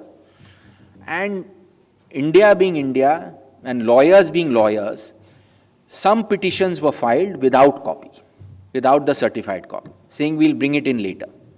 So obviously, a defense was taken, the section says shall, you must produce it.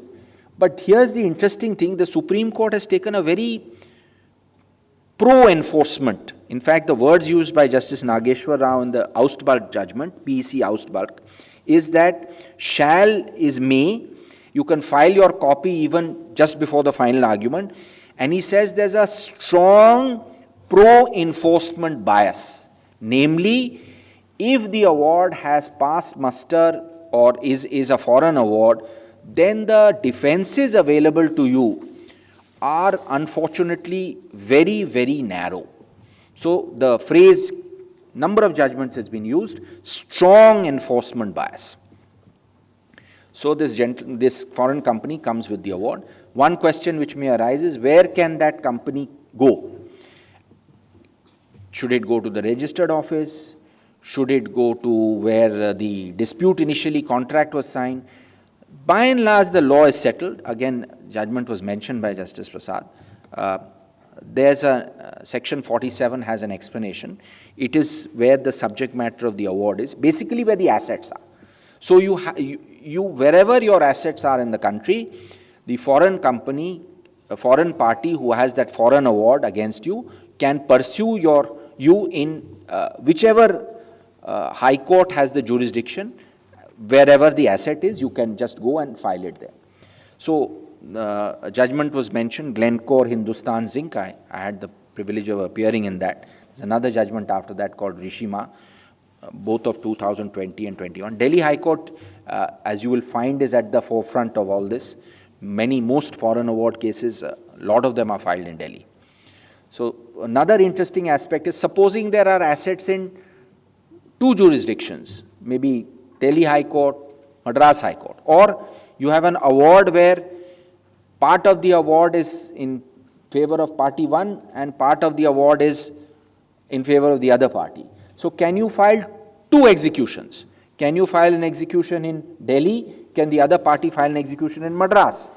Answer, interestingly, Madras High Court says yes. There is no bar to filing two petitions. In the Taka judgment, which is now pending in the Supreme Court, that is going on, I am appearing. So these are some aspects on the mechanics of this as to how this works. So you bring in a New York Convention award, you file it, and you go after the Indian party. So now the real question, and this is the $1 million question is, or nowadays not $1 million may not be $1 billion question is, how do you stop the enforcement? How do you get to persuade a High Court or the Supreme Court to refuse to enforce? It's a difficult task. I mean, that's the reality. It's a very difficult task. The heart of the New York Convention is an article called Article 5, which is reflected in Section 48 of our Act. Again, if you can get a transcript of Justice Prasad's speech just now, he has analyzed every single provision of 48. But broadly, 48 has two parts. One is 5 defenses which the party has to say invoke, and then 48(2), which is a couple of defenses which the court will invoke, like public policy, etc. So there are few designated, limited defenses. And supposing somebody comes to you for advice, or you as a corporate or as a student want to know what are the defenses available, how do you look at it? I think the first thing you do, and not many of us do it, is actually to read the provision. Because 48 1A and 1B is basically a cut, copy and paste of the New York Convention. And if you read 48, you will find one interesting thing, and sometimes lawyers miss it out, that there are 5 other defenses other than public policy. In fact, people straight away come to the second limb and don't look at the first portion.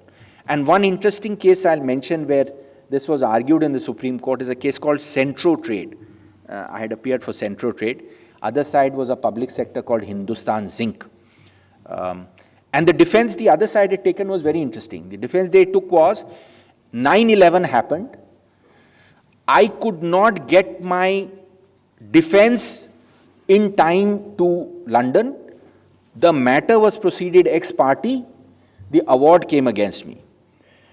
We, of course, argued, and fortunately for us, the Supreme Court, Justice Nariman accepted it, is, by the way, you were given 10 opportunities, and factually, you are wrong. Your time to file had expired before 9/11. But the interesting thing was, in that arbitration and in that case, we went through airline tickets, we went through the blockage of airspace in Europe, etc. So that's not a public policy defense. That is a defense where you are unable to present your case.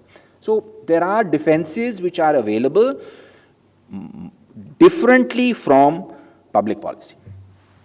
And if I was to say that you should read only one judgment which actually explains the law, I'll be speaking about another judgment which, of course, Justice Prasad mentioned, the celebrated Renu Sagar judgment, separately later, which is certainly a landmark. But if you are to read one judgment to understand understand this topic in its entirety, or 90% of this topic, there is a judgment called Vijay Karya versus Prismian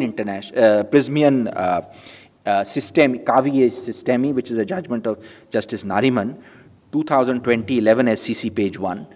What is good about this judgment is that Justice Nariman actually traces the entire history of the New York Convention, traces all the judgments in one place, traces the foreign law, and then deals with each and every defense in some detail. Essentially, this was a fight where a foreign company had come in and taken 51% of an Indian company called Ravin Cables. It was a shareholder dispute. The LCIA in London decided in favor of Prismian, and they came to enforce it in India. And it came from the Bombay High Court. And the interesting thing about this judgment is, after analyzing everything, after saying pro-enforcement bias, one bite of the cherry, burden of proof is on the person who's resisting the enforcement, the remarkable thing about this judgment is 50 lakhs costs.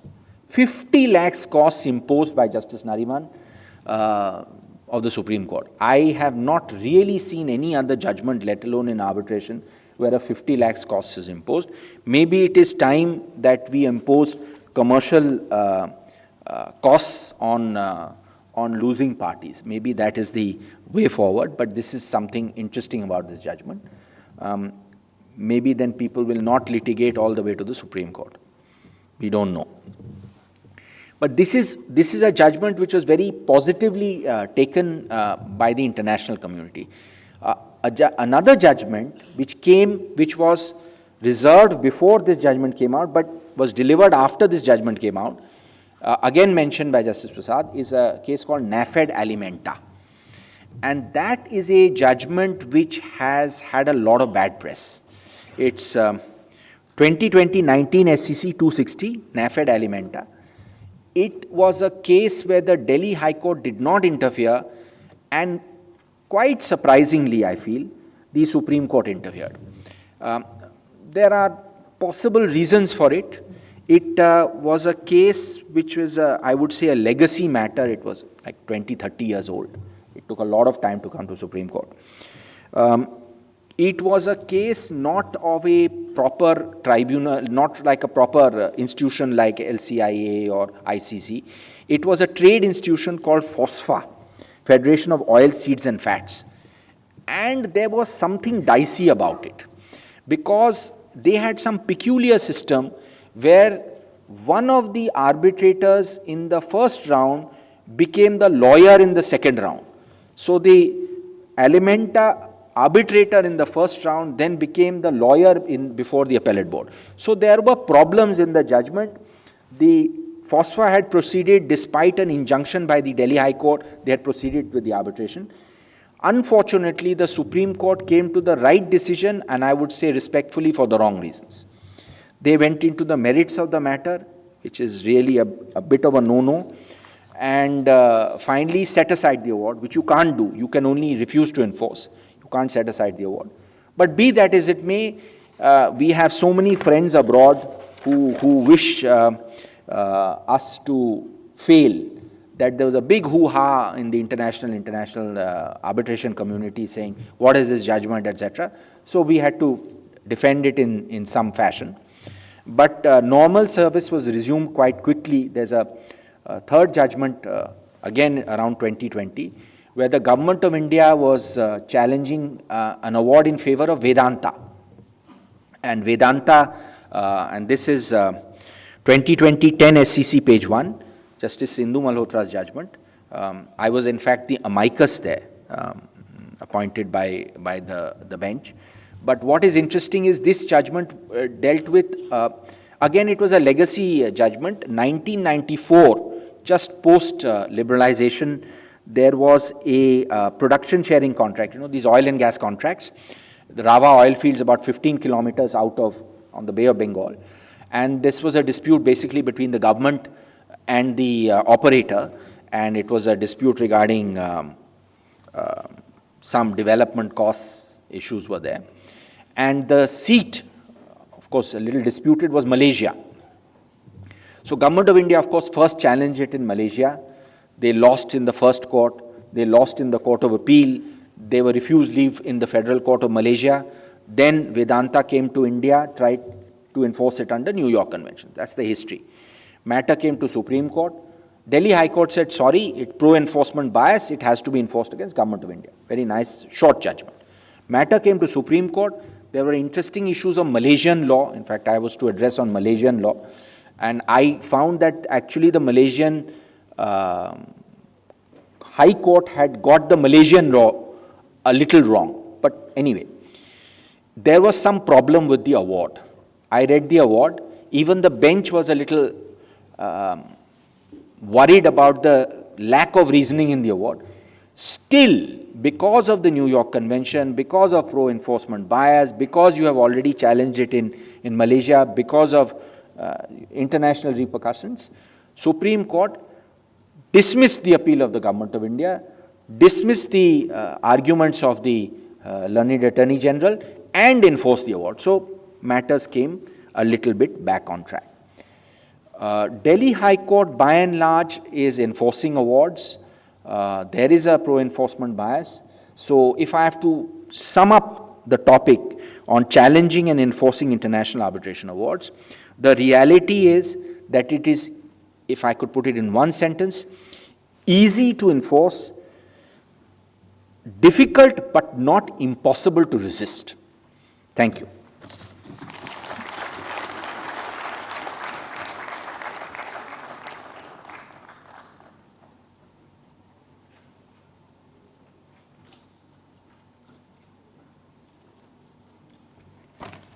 Thank you, Mr. Banerjee, for highlighting the importance of the investment treaties and other aspects related to India's arbitration. We have our next speaker, Honorable Sri Rajesh Sharma. Mr. Sharma is presently appointed as Member Technical, National Company Law Tribunal, NCLT.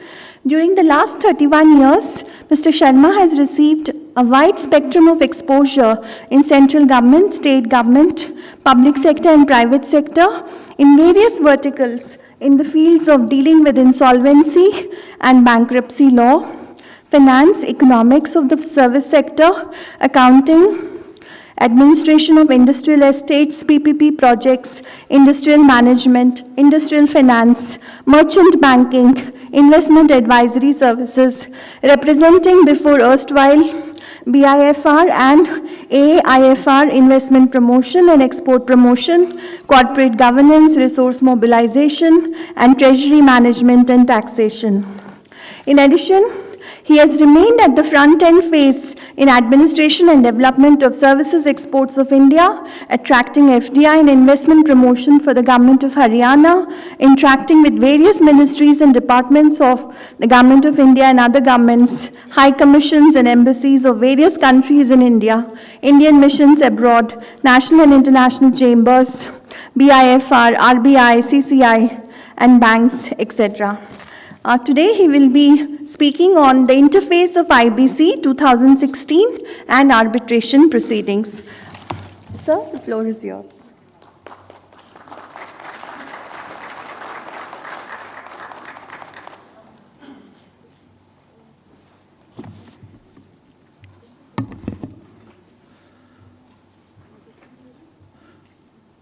Good afternoon, ladies and gentlemen. The way I am standing before you, I am standing between you and your lunch.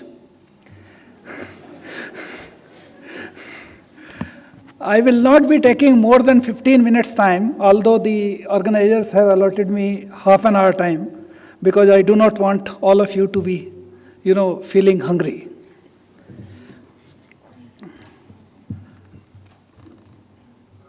Honorable Justice Subramanyam Prasad ji, High Court of Delhi, Mr. Govt Banerjee, Senior Advocate, Supreme Court, Mr. Rakesh Kumar Sharma, Convener of the Conference, Dr. Abhay Sinha, Director General, SEPC, Mr. Mahendra, J.S. Rupal, Advocate on Record, Supreme Court of India, the speakers and panelists sitting off the dais, ladies and gentlemen. It gives me pleasure in addressing this conference on the topic of interface of the Insolvency and Bankruptcy Code 2016 with arbitration proceedings. My topic is slightly away from the arbitration for which the conference is going on today. Slightly different, but intensely connected. I'll just come to that in a while. Before I address the various aspects of the interplay that exists between the IBC and the arbitration proceedings, I would like to share that my pleasure has multiplied manifold in view of the fact that Services Export Promotion Council, the organizers of today's conference, a tiny sapling which I nurtured during the formative years as its first Director General, the position which is being held by Dr. Ap Singh as on today, has during the year 2009 and 2012, up to 2012, has come up as a fully grown, beautiful tree. And the credit fully goes to the then chairman of the SEPC, Mr. Lalit Bhasin, and Vice Chairman, Dr. Naresh Trehan, who gave me free hand to develop the SEPC from scratch. I remember those days, we were having about, the day I joined, we were having about 175 members with us. And the day I relinquished the charge, the membership rose up to the level of 1,850. I am told as on today it is about 3,900 or so. It has doubled since then. When I took over the charge, the total funds available with HCPC were about 100 lakh or so, which were in FD. The day I left, it was 18 crore, and today I believe it is about 26 crore or so. So this is how the organization has developed from the scratch to a level where it is standing on its own and having a conference in Vigyan Bhavan with this august gathering.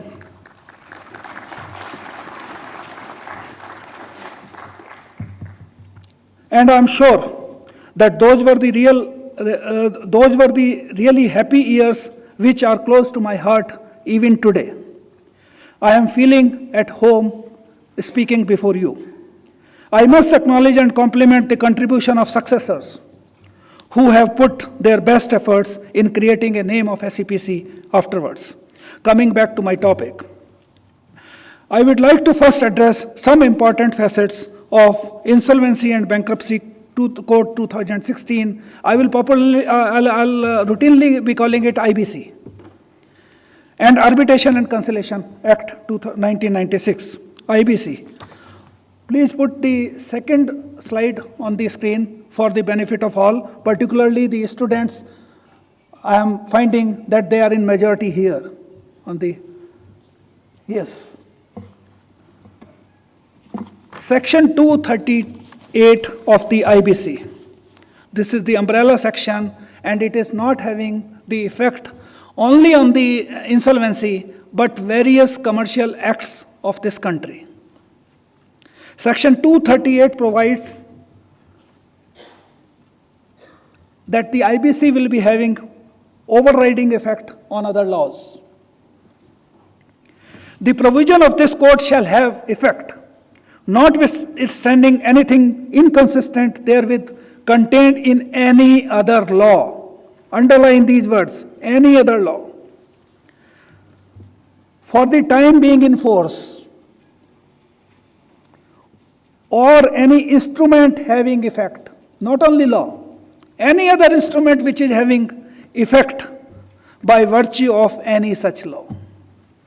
It has covered almost everything under the sky. Section 14 of the IBC, which is dealing with moratorium. It affects the right of everybody and anybody and everybody who is having any connection, commercial connection with that particular corporate debtor which has gone into insolvency. The institution of suits. Next slide. Please.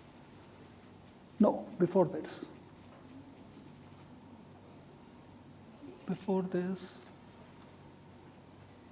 Yes. The institution of suits or continuation of pending suits or proceedings against the corporate. Sorry, I am taking some time in reading it. Reason being, I know that the audience is having students also, and they may not be able to connect straight away with the subject. My colleagues on the dais, they may find it slightly, detailed, but I'll take, permission from you for this, because the students should also be connected with it. The institution of suits or continuation of pending suits or proceedings against the corporate debtor. Corporate debtor means company which has come into insolvency. That is called corporate debtor. Including execution of any judgment.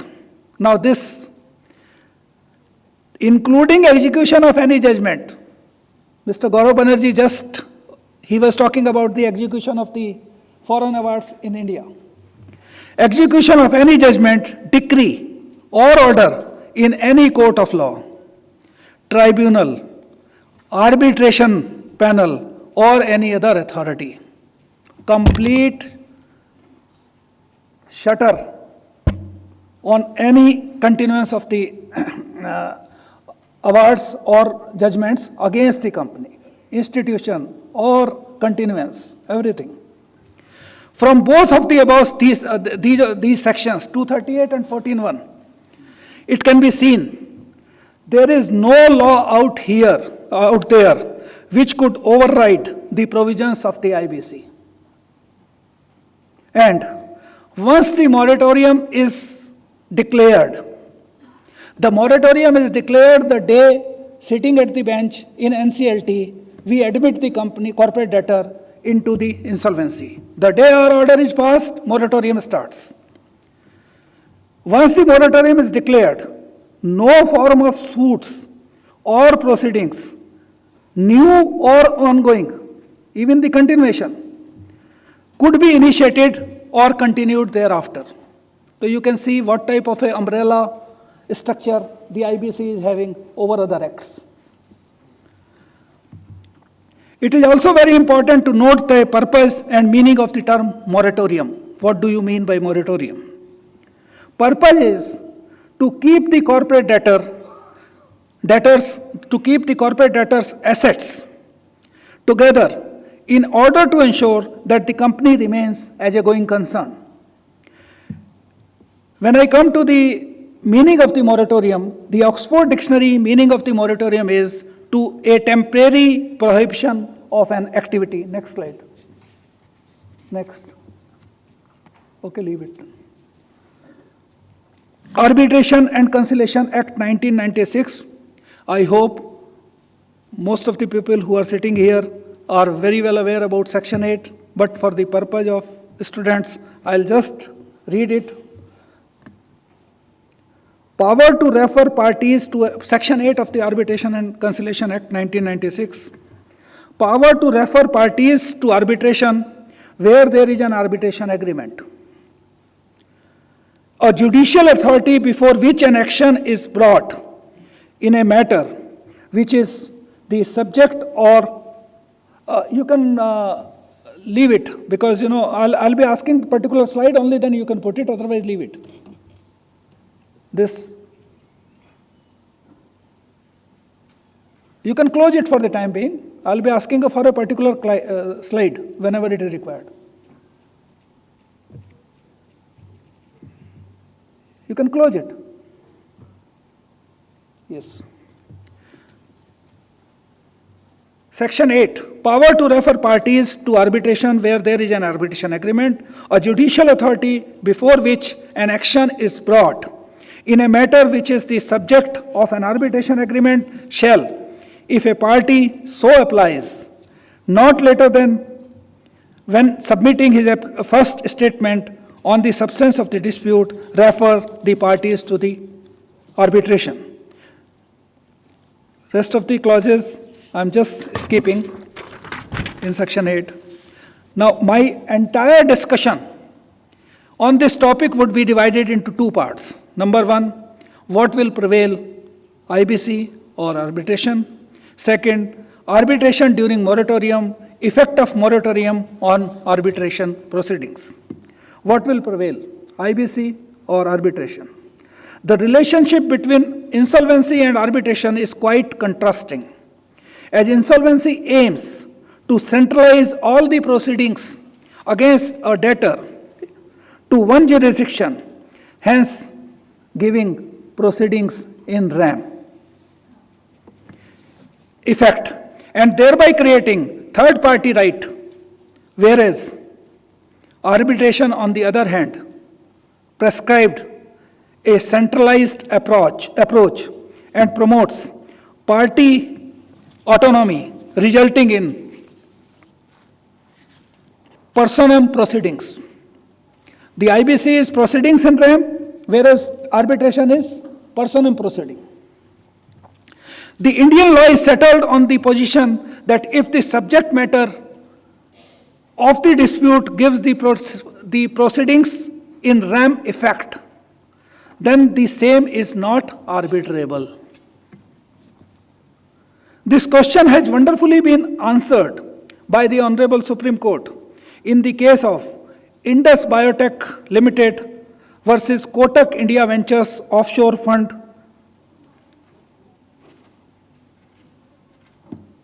in 2020. It is SLP number 8120, where the facts of the case stood as under. Kotak India filed an application before NCLT Mumbai bench under Section 7 of the IBC. When I refer Section 7 of IBC, it means a financial creditor bringing an insolvency application before NCLT against the corporate debtor. When I talk about Section 9, it is an operational creditor who can bring insolvency application before the NCLT against a corporate debtor. This is the basic difference between two, financial creditor as well as operational creditor. In majority of the arbitration cases, you will be finding that the operational creditor is bringing the insolvency petition against the corporate debtor, not generally financial creditor. Because financial creditors are having otherwise mortgage of the assets of the property, everything, all those recourses are available with them. Yes. In this particular case, Section 7 application was there. Indus Biotech defaulted in redeeming the preference shares subscribed by Kotak India under the agreement. However, during the pendency of the application, Indus Biotech filed a miscellaneous application before the NCLT under Section 8 of the Arbitration Act, praying to refer the matter to arbitration for settling their disputes. NCLT not only rejected the Section 7 application on the ground of, in a Section 7 or 9 petition of IBC, there are three major things which are required to be seen by the adjudicating authority before accepting or rejecting the application. Number one, there has to be a debt. Whether it is a financial debt or operational debt, that is something different, but there has to be a debt. There has to be default. If you are not defaulted in your debt, there is no question that IBC proceeding can be brought against you. And third, that default as on today, the outstanding in that default, outstanding in that case should be more than rupees 1 crore. Earlier the limit was 1 lakh. Today the limit is 1 crore. So NCLT found in this case that there was no default. Although there is a debt, but there is no default. And NCLT not only rejected the Section 7 application on the ground of non-existence of default, further allowed Section 8 arbitration application and referred the matter to the arbitrator. The said decision was challenged before the apex court. Supreme Court's ruling. While taking reference from Vidya Drolia case, the Supreme Court noted that only upon the admission of the CIRP application, CIRP means Corporate Insolvency Resolution Process, which come into effect only after the admission order of the petition is passed by NCLT. Only after the admission of the CIRP application, third-party rights are created in favor of the creditors. Alternatively, proceedings have erga omnes effect and not before that stage. During pre-admission stage, the NCLT is only required to establish the existence of the default, and it is after that the third-party rights are generated in the CIRP. The Supreme Court ruled that, as in the instant case, the dispute is with respect to interpretation of the clause used to calculate the redemption value, the observation of the NCLT that the said dispute does not constitute a valid debt under the code holds substance under the law and hence could be settled through arbitration. This judgment clears the mist on an existing extent regarding when insolvency proceedings create third-party rights and truly become proceedings in rem, in nature. Now I'll move to the next part of my discussions on arbitration during moratorium. Effect of moratorium on arbitration proceedings. There have been various cases where Honorable Supreme Court has put the matter to the rest. Some of the cases are in P. Mohan Raj and others versus Shah Brothers Ispat Limited, SCC Online SC 152. While discussing the objective behind the moratorium, it has been stated that the supply of essential goods and services to the corporate debtor during the moratorium period cannot be terminated or suspended or even interrupted, as otherwise the corporate debtor would be brought to its knees and would not be able to function as a going concern. The essential services are to be supplied without fail to the corporate debtor which is into CRP. Swiss ribbon, it's a Bible in IBC cases. If anybody is interested in knowing more about IBC, the Swiss ribbon case is a Bible in itself. In the case of Swiss Ribbon Private Limited and another versus Union of India, writ petition civil 99 of 2018, it was observed that the primary focus of the IBC is to ensure the revival and continuation of the corporate debtor by protecting the corporate debtor from its own management, not against third parties. From its own management also it is to be protected, and from a corporate death by liquidation. The IBC is a beneficial legislation which puts the corporate debtor back onto its feet, not being a mere recovery legislation and recovery legislation for creditors. You know, the first and foremost thing in the mind of the creditor is that I should be getting my recovery. It is not the intention of the IBC. IBC is for revival of the case. IBC is for resolution of the company, not for the liquidation. Liquidation is a aftermath. In the case of Alchemist Asset Reconstruction Company Limited versus Hotel Gondavan Private Limited, 2017 SC 1669. It was held that the arbitration proceedings which have been initiated after the imposition of moratorium are non-est in law. Here, the arbitration proceedings were started after the CIRP. In case where arbitration proceedings have been initiated before the declaration of moratorium, what will happen? The same would depend on two factors.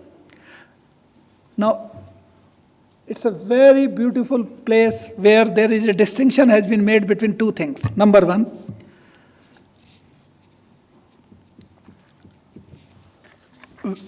in case where the arbitration proceedings have been initiated before declaration of moratorium, the same would depend on two factors. Number one, whether the claim are against the corporate debtor,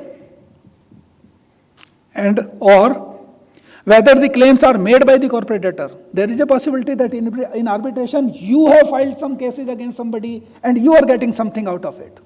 And there is a case where against the corporate debtor there is an arbitration claim. There is a big difference between the two.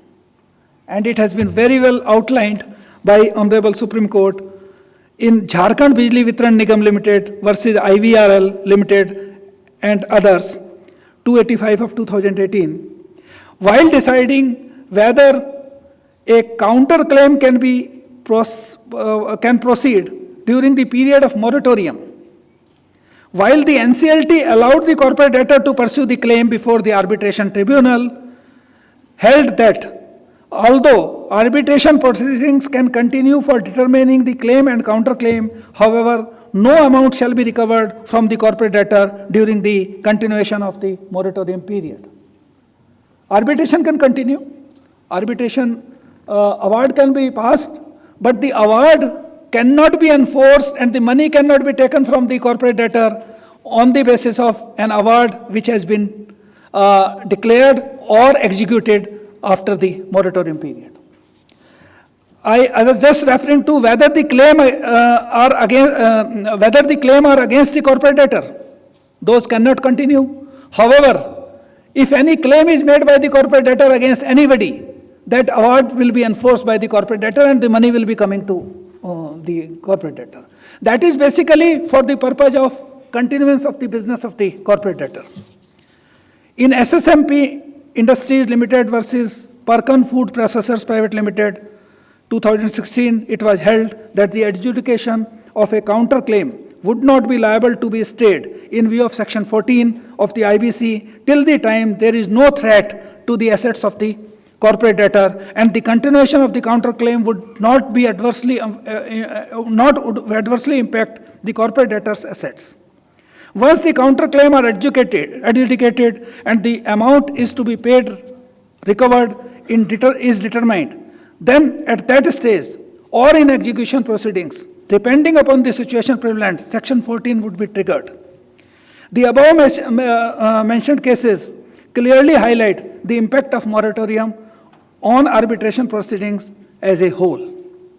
Now, there is something which can give music to the ears of all sitting in this conference and want to know something which is for the benefit of arbitration awards. One important point I would like to leave with you all before I close my discussions is that an operational creditor can be your any goods supplied or services rendered. We are in Services Export Promotion Council. Any services provided by you to any corporate debtor will come under operational debt under Section 9. An operational creditor will not be able to succeed in his Section 9 petition application under IBC for initiation of corporate insolvency resolution process against the corporate debtor if it is established by the corporate debtor that there is a pre-existing dispute. If the claim is for a debt in which there is a pre-existing dispute and arbitration proceedings come very well within the meaning of pre-existing disputes. Reason being, when will arbitration come into picture? Only when there is a dispute between corporate debtor and the operational creditor. And if it is already there and it is established by the corporate debtor that the arbitration proceedings are going on with the same operational creditor for the same matter, which is subject matter of this IBC proceedings, he will never be able to achieve the insolvency of the corporate debtor. And that is where the silver line lies, that if you think that your agreement with the corporate debtor is having an arbitration clause and he is likely to go into insolvency, then it's better always raise your dispute and start the arbitration proceedings so that he is not brought into insolvency. That is what the catch is. You need to take it. Thank you very much.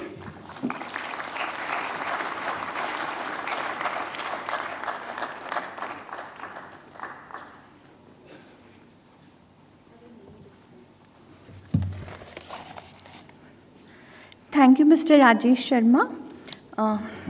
Now, I would like to call upon the podium our associate sponsor from HSBC, Ms. Nishtha Chawla. Request you to please come on stage, ma'am. Ms. One of the Nishtha world's Chawla. largest and most reputable banking institutions for the past 155 years. With presence in 64 countries and territories across the globe, adapting to the customer's new age horizons, always staying cognizant of changing times. But there's more to HSBC than just its global footprint. There's a legacy that's deep-rooted in Indian culture. HSBC set up India's first ATM in the year 1987, spearheading the evolution from traditional to new age banking. HSBC executed India's first of its kind blockchain trade finance transaction, always staying at the forefront of innovation and excellence. And with India gradually evolving into a global native, HSBC has cohesively catered to India's refreshed identity, with a wide spectrum of bespoke services from its three core business verticals: global banking and markets, commercial banking, wealth and personal banking. With over 40,000 employees in India, HSBC also operates its global service center and software development in India, providing industry-leading fintech services for HSBC's global ecosystem. HSBC also works with grassroots non-profit organizations across the country, investing over 100 crore rupees annually. Also focusing on skill development for youth, women empowerment through entrepreneurship, improving access to finance for the unbanked, and addressing climate change. All this showcasing HSBC's global character and footprint, making HSBC a bank that's deep-rooted in India, taking India beyond boundaries.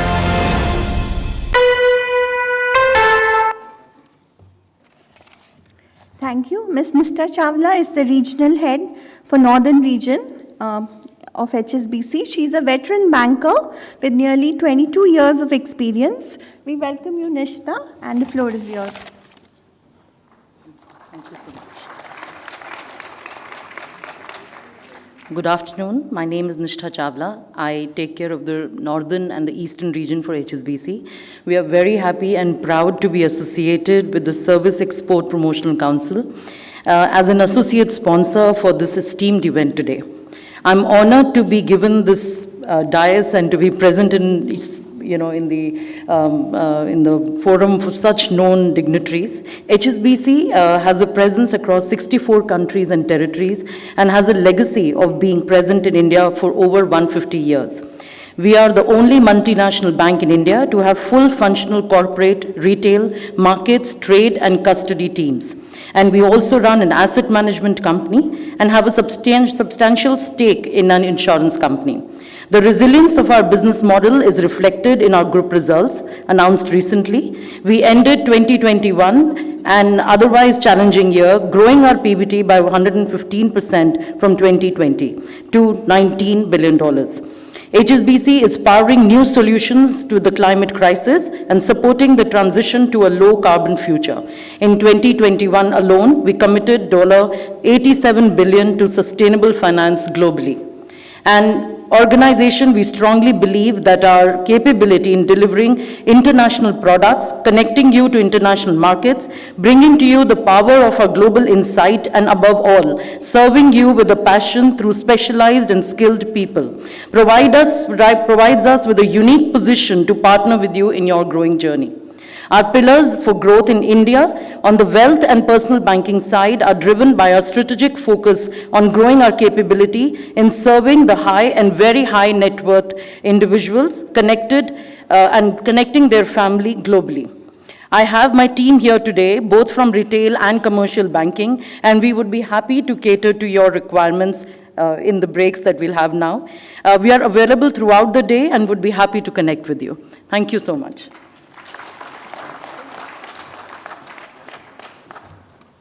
Thank you, Nishta, and thank you, Hsbc, for joining us. Now we would like to, as a token of our appreciation, we would like to give a small memento to Justice Prasad. I would request Mr. Gaurav Banerjee to kindly give the memento to Justice Prasad, please.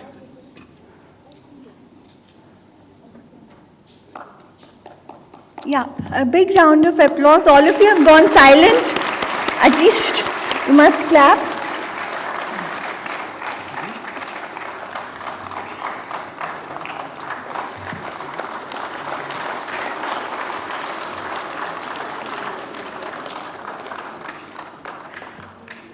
I would also request Mr. Banerjee to give the memento to Mr. Rajesh Sharma.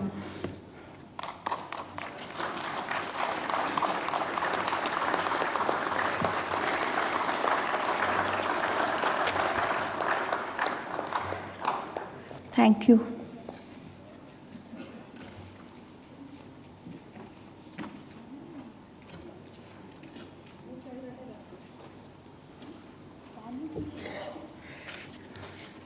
We have a few more people whom we would like to facilitate. These are Dr. Vikas Gupta, Registrar, University of Delhi. I would request you to kindly come on stage, sir, please.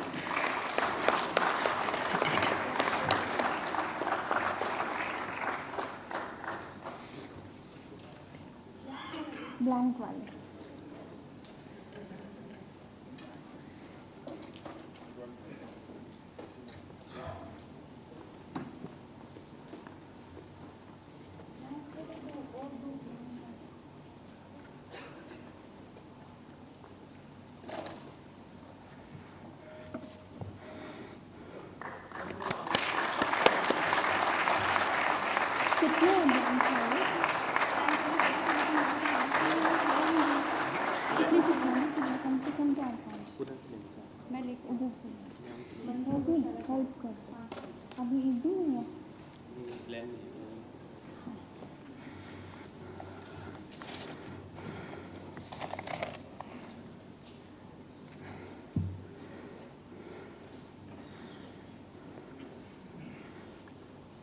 So it's just a minute, we are getting the mementos from inside.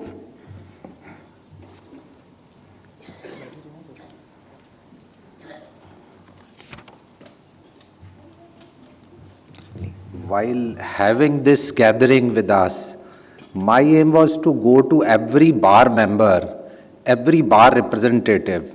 So I had requested all these Supreme Court bars and the bars and other distinguished people who are from the different academics levels. Because by this I take law, SCPC, International Arbitration to the roots. So I have invited few very good who are academicians, the vice chancellors or the deans or the registrars, and we have with us even Mr. Pardeep Rai, he is the Vice President of Supreme Court Bar Association, and few other Bar Association members, executive members are also with us. My take is to go to all the legal community, put it to them that look, SCPC is there and we are there to work for the legal sector. So please come and join us. Professor Usha Tandon, Dean, Law University of Delhi. If she's here, request you, ma'am, to please come on stage. If she's not there, anybody from The University of Delhi, who is here, can take it on her behalf. Law University of Delhi.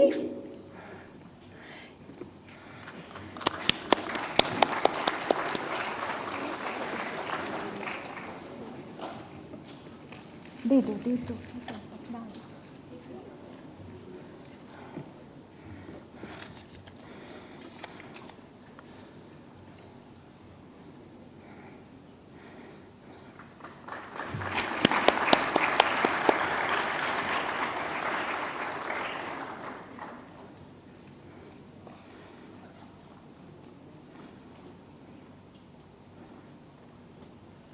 Next, we would like to invite Professor Ap Singh, who is the Dean, Guru Gobind Singh Indraprastha University. Professor Ap Singh, please.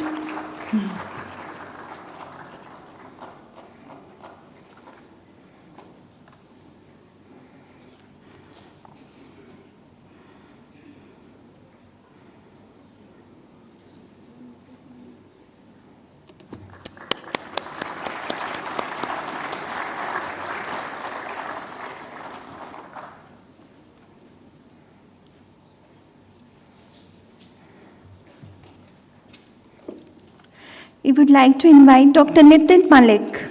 Dr. Nitin Malik, Registrar, Dr. B.R. Ambedkar University. Is anybody here from Ambedkar University who can collect on his behalf?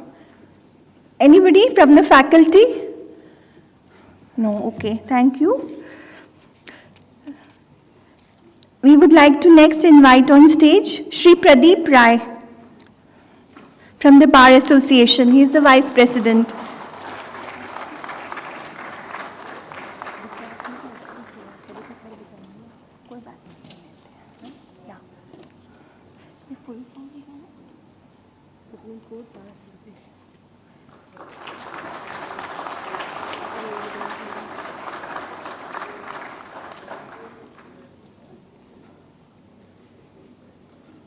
Thank you, Mr. Rai. Next, Shri Vikas Singh, who is the President of the Bar Association, Supreme Court Bar Association, please. If he's not here, somebody from his office can collect the same.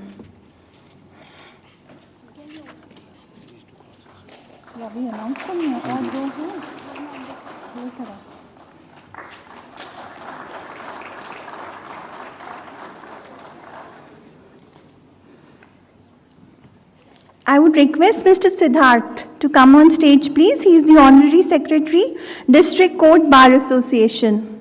Mr. Siddharth, if you're here.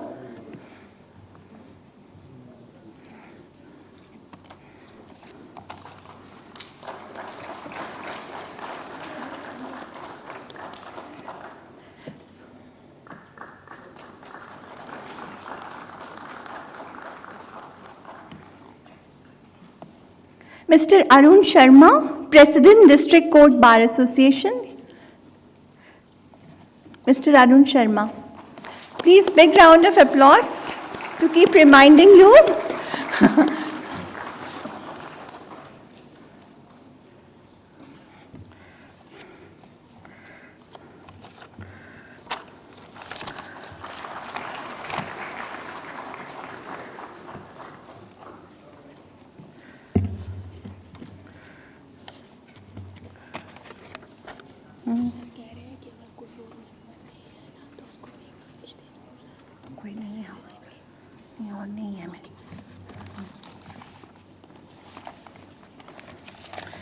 Now I request Shri M.J.S. Rupal, AOR Supreme Court of India, to kindly deliver the vote of thanks.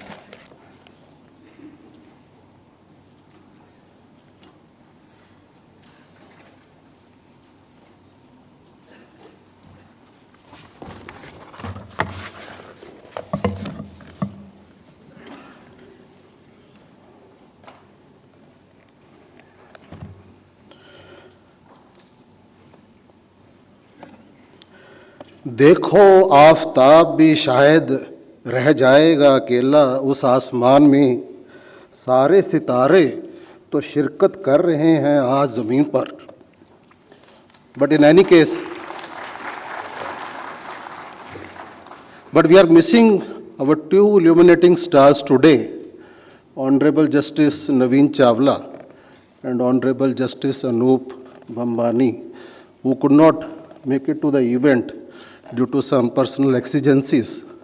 Sir, we shall be missing you in this event, but yes, they have been kind enough to send a message to this August gathering. I will read that message.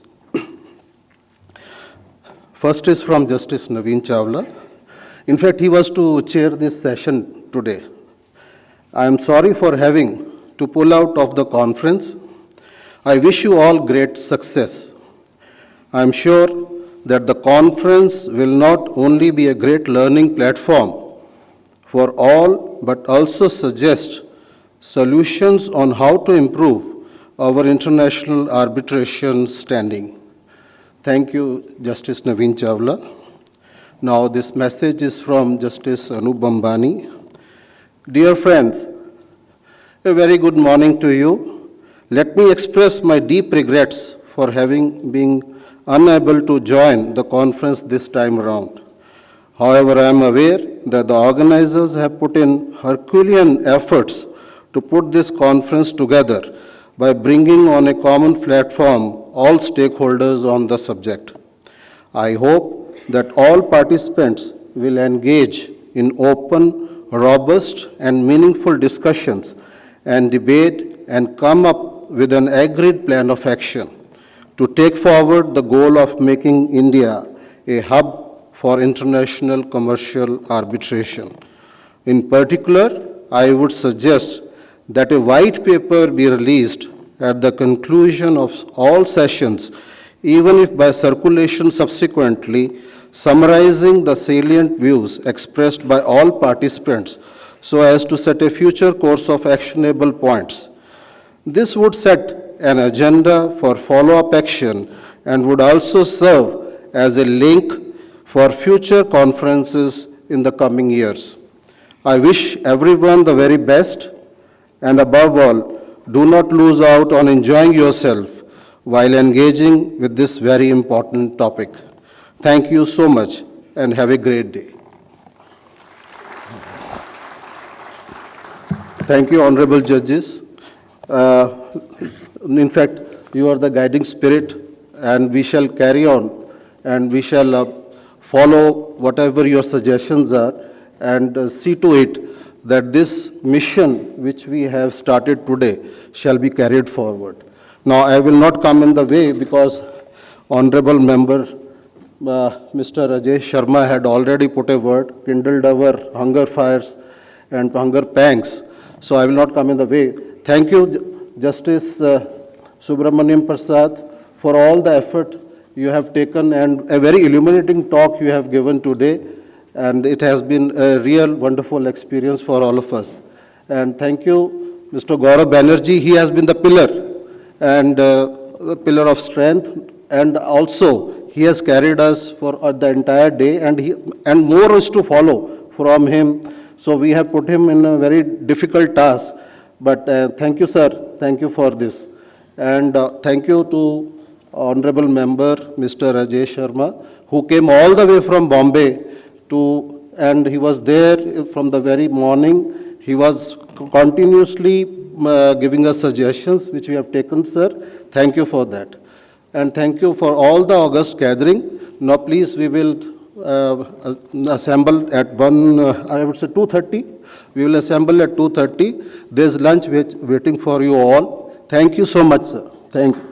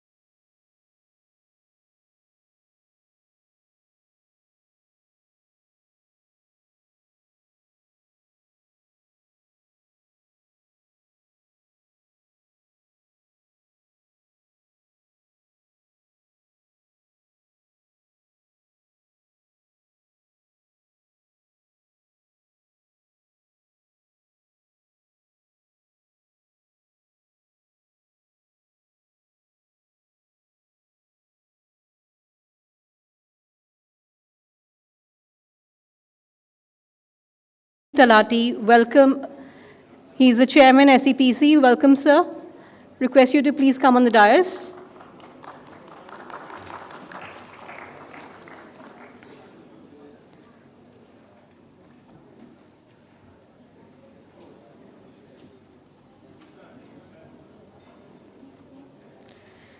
I would also like to call Mr. Gaurav Banerjee to the stage, senior advocate and expert international arbitration.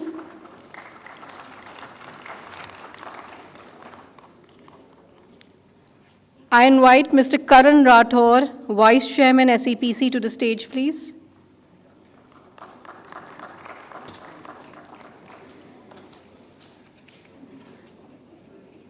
I would like to invite Dr. R.J.R. Kashi Bhatla, Deputy Legal Advisor, Ministry of Law and Justice. Sir, please come to the stage.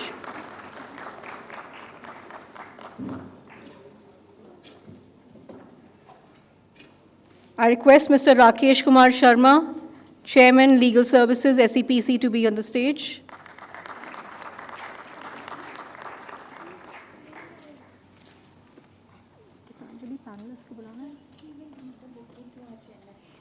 And do you want to call the panelists also?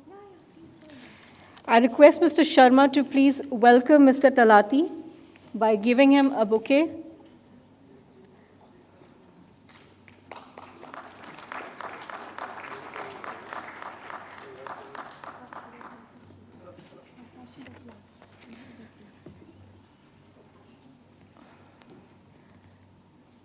Next, I would request Mr. Sharma to present a bouquet to Dr. R.J.R. Kashi Bhatla. Thank you, sir, for joining us.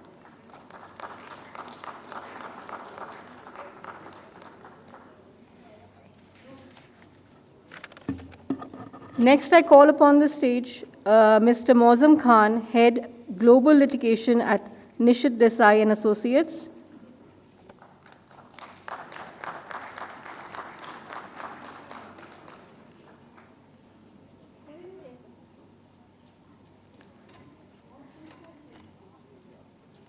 I request Mr. Gaurav Pachnanda, Senior Advocate, Supreme Court of India, to join us on the dais, please.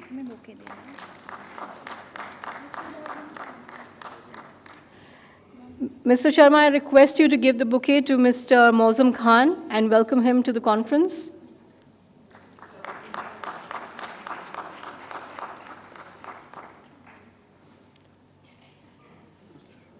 Welcome, Mr. Gaurav Pachnanda. Thank you for joining us for the conference.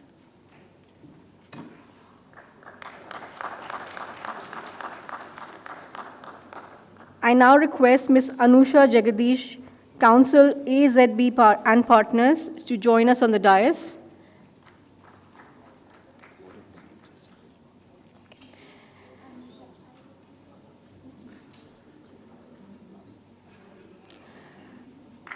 I request Mr. Gaurav Banerjee to please present the bouquet to Ms. Anusha.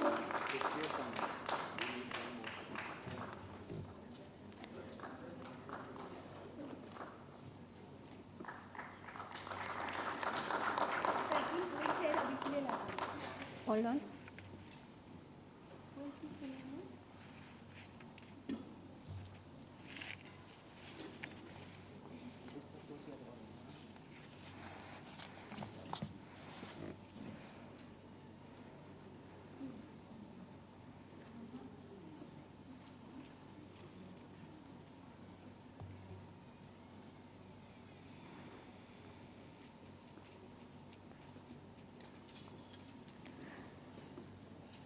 I now request Mr. Gaurav Banerjee, Senior Advocate, Expert in International Arbitration, to please come to the podium and deliver a talk on landmark cases. Thank you.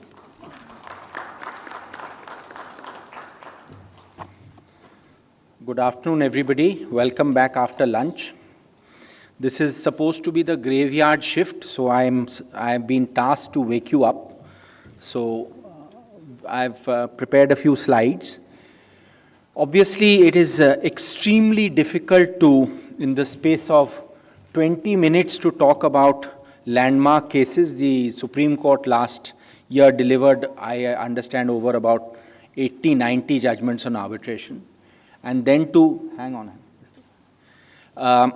and then to pick out 4 or 5 cases to mention.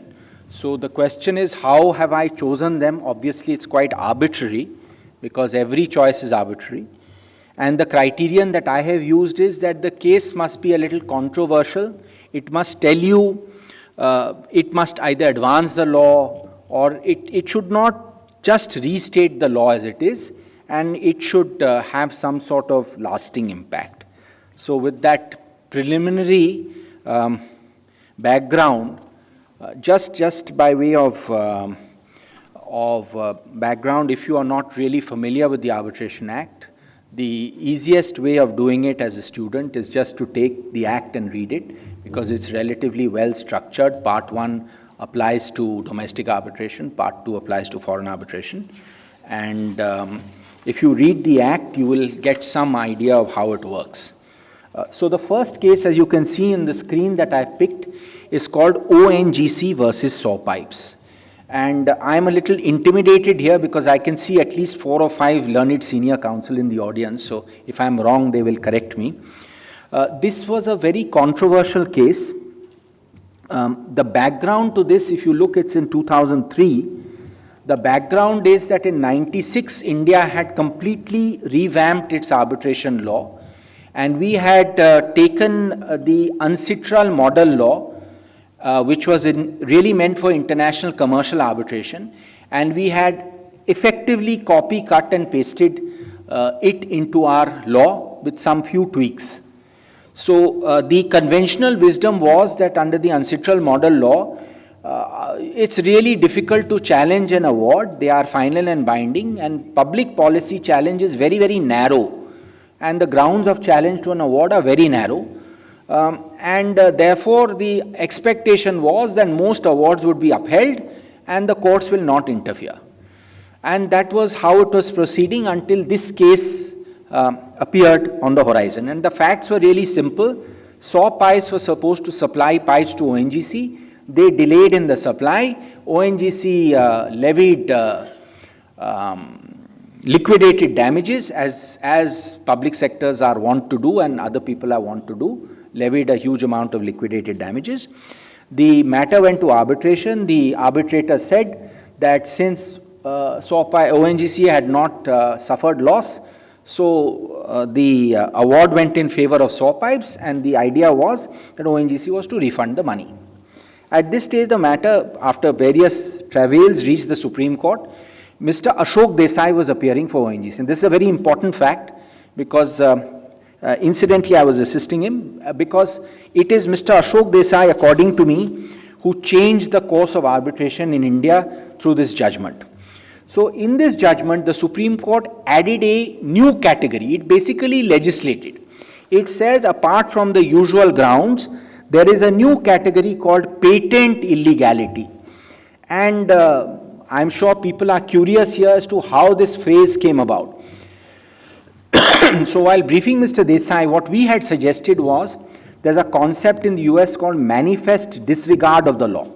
You disregard the contract manifestly, that might be a ground for challenge. But this phrase of patent illegality was invented by him literally on the spur of the moment. Justice M.B. Shah lapped it up and it came into our jurisprudence. Now, when this judgment came out, there was an absolute hue and cry. Mr. Fali Nariman, who I consider, and I think nobody will dispute, is the greatest arbitration lawyer that at least India has ever produced. This was his comment. The court has altered the entire roadmap of arbitration law and put the clock back to where we started under the old Act 1940. 96 Act might as well be scrapped. Very harsh words from him. There were articles, learned articles. There's an article in the Law Quarterly Review in England which said judicial ambush of arbitration in India. So there was a very, very severe reaction to this judgment. But here's the interesting thing.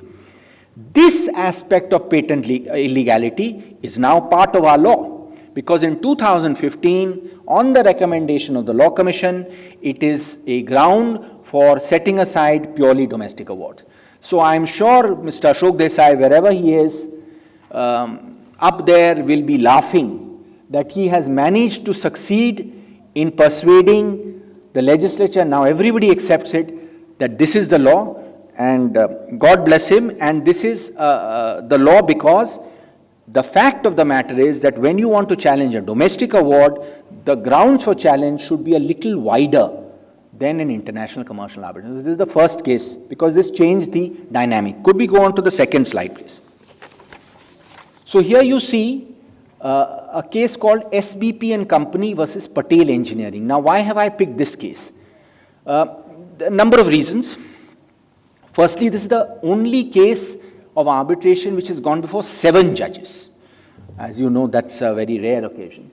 And you see a judge and you see an administrator. And the question in that case was that when you appoint an arbitrator, it should be really simple. I mean, after all, what's the big deal in appointing an arbitrator? You appoint an arbitrator. If there's a dispute, you appoint an arbitrator.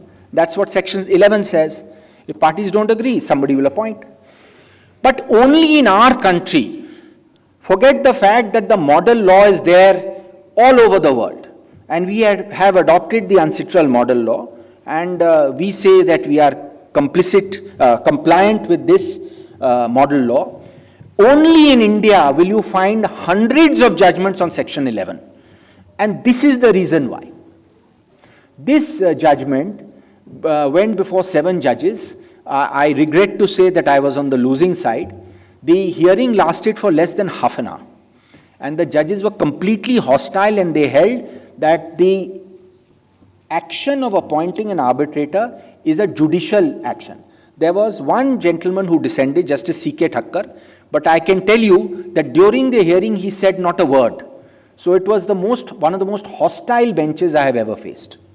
So after this, we had judgment about, what the court should decide, what the arbitrator should decide, what the court might decide, what the arbitrator might decide, all sorts of permutations and combination, Bughara, etc. Legislature stepped in again, amended Section 11, brought in 11(6)(a), that has given rise to another set of litigation. And now we have Vidya Drolia, etc. So the question is, and this is a question for students and also a question for the panel to consider, why is this that only in India we have this problem?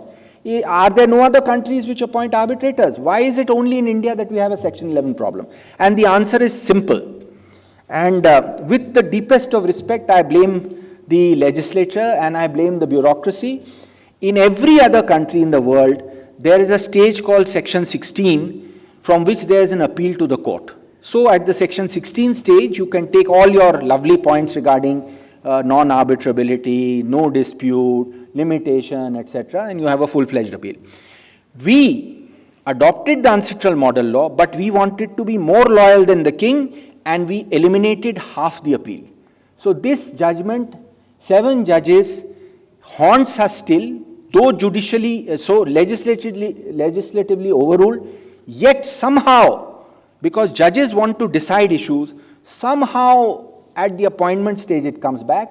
The 2019 Act takes away the power from the judges, puts it to institutions. That was what was recommended by the High Part Committee, but it has not been notified. There's another story as to why it has not notified. We'll leave it at that. Let me go on to the third case. Okay. Now this is a case where I have broken my earlier rule. This is a case of Sanyong versus NHAI.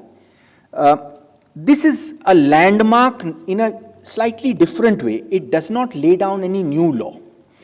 But Justice Nariman, and this is really for students, it's a dictionary.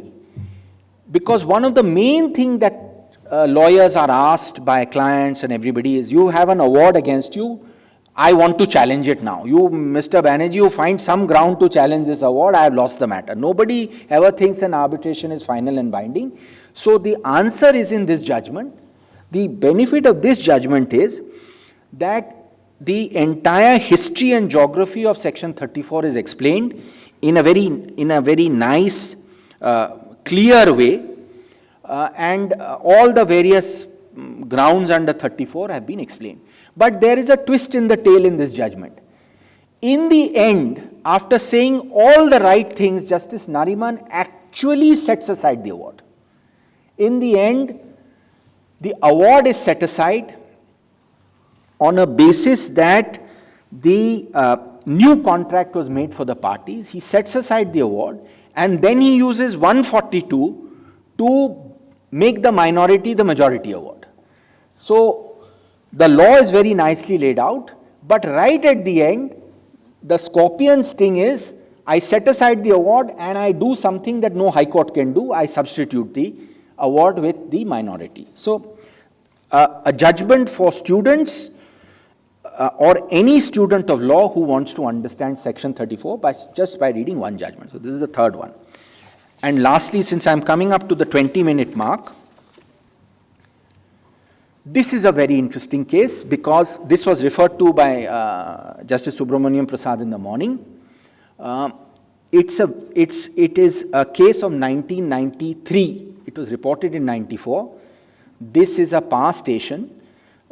This case is particularly relevant because we are talking about foreign awards, SEPC. So this is part 2 of the Act. It is in fact under the Foreign Awards Regulation and Enforcement Act of 1961, which is New York Convention, you may recollect from the morning's discussion. So this was a dispute between Renu Sagar, which is part of the Hindalco group, and GE, which is General Electric, and GE was setting up the thermal power plant in Renukut in UP. And I remember this matter for a number of reasons. Firstly, the lawyers involved. So it was a clash of the titans. For Renu Sagar, Mr. K.K. Venugopal was appearing. For GE, Mr. Shantibhushan was appearing. Along with Mr. K.K. Venugopal were 3 very distinguished lawyers. Abhishek Singhvi was there, Parag Tripathi was there, Sikku Mukhopadhyay was there. So you can imagine the strength of lawyers on Renu Sagar's side. Mr. Shantibhushan was there, I was assisting him. This went on during the summer holidays, before a bench of Justice Venkat Chalaiya, who was then CJI, and S.C. Agarwal and Justice Anand, both barristers.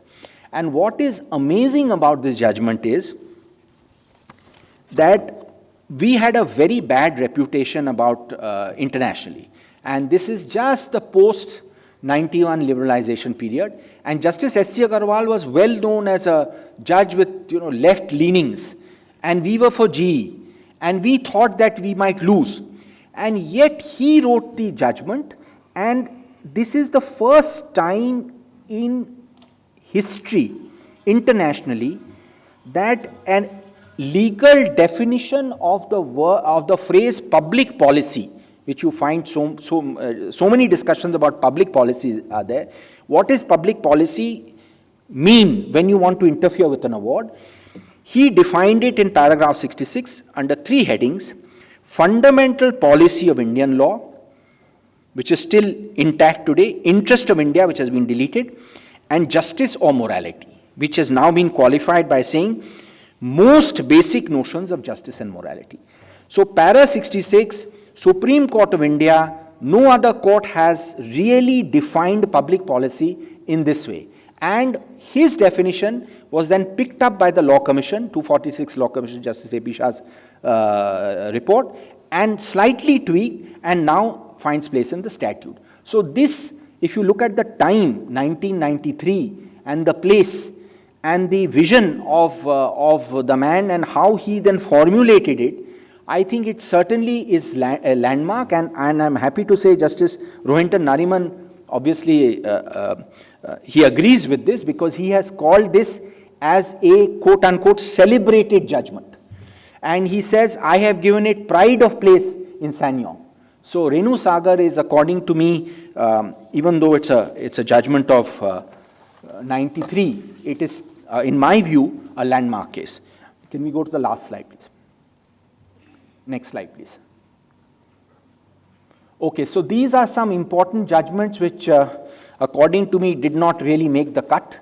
One is Vijay Karya. I had mentioned of this earlier. This is Justice Nariman's judgment explaining the New York Convention. Then Government of India Vedanta, It's also mentioned in the morning, Justice Indu Malhotra's judgment. And Hindustan construction, I think this is very interesting because this is possibly one arbitration case where the Supreme Court actually struck down a provision of law on the basis of the manifest arbitrariness.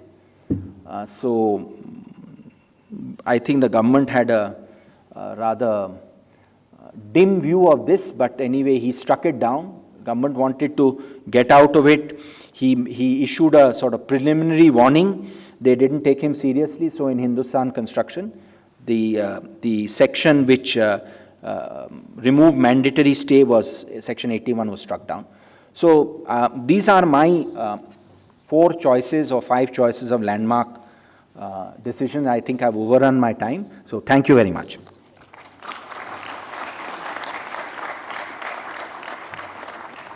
Thank you, Mr. Banerjee, for giving us an insight into these landmark cases. Our next speaker is Dr. R.J.R. Kashi Bhatla. Dr. Kashi Bhatla is currently serving as a Deputy Legal Advisor for the Ministry of Law and Justice. Before joining the Law Ministry, he practiced as an advocate before the district courts and in and around Kakinada. He has been an attorney for patents and trademarks. He's also served as an assistant professor. As a law teacher, advocate, and as a legal advisor to the Government of India, he has over 25 years of experience in the field of law. Dr. Kashi Bhatla, I request you to please give us a talk on interim remedies under international arbitration, challenges and solutions.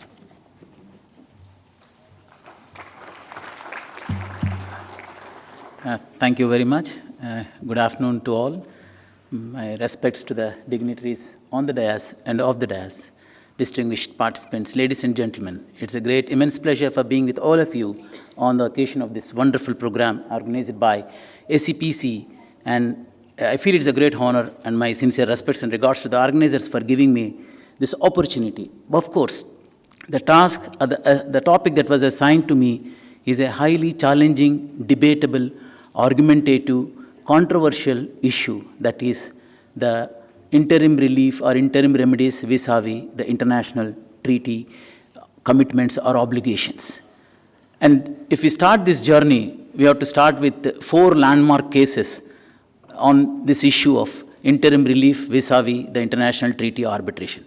Because across the globe, there is a huge controversial debate by the researchers, by the scholars about assigning the jurisdiction to the domestic courts on an international treaty aspect.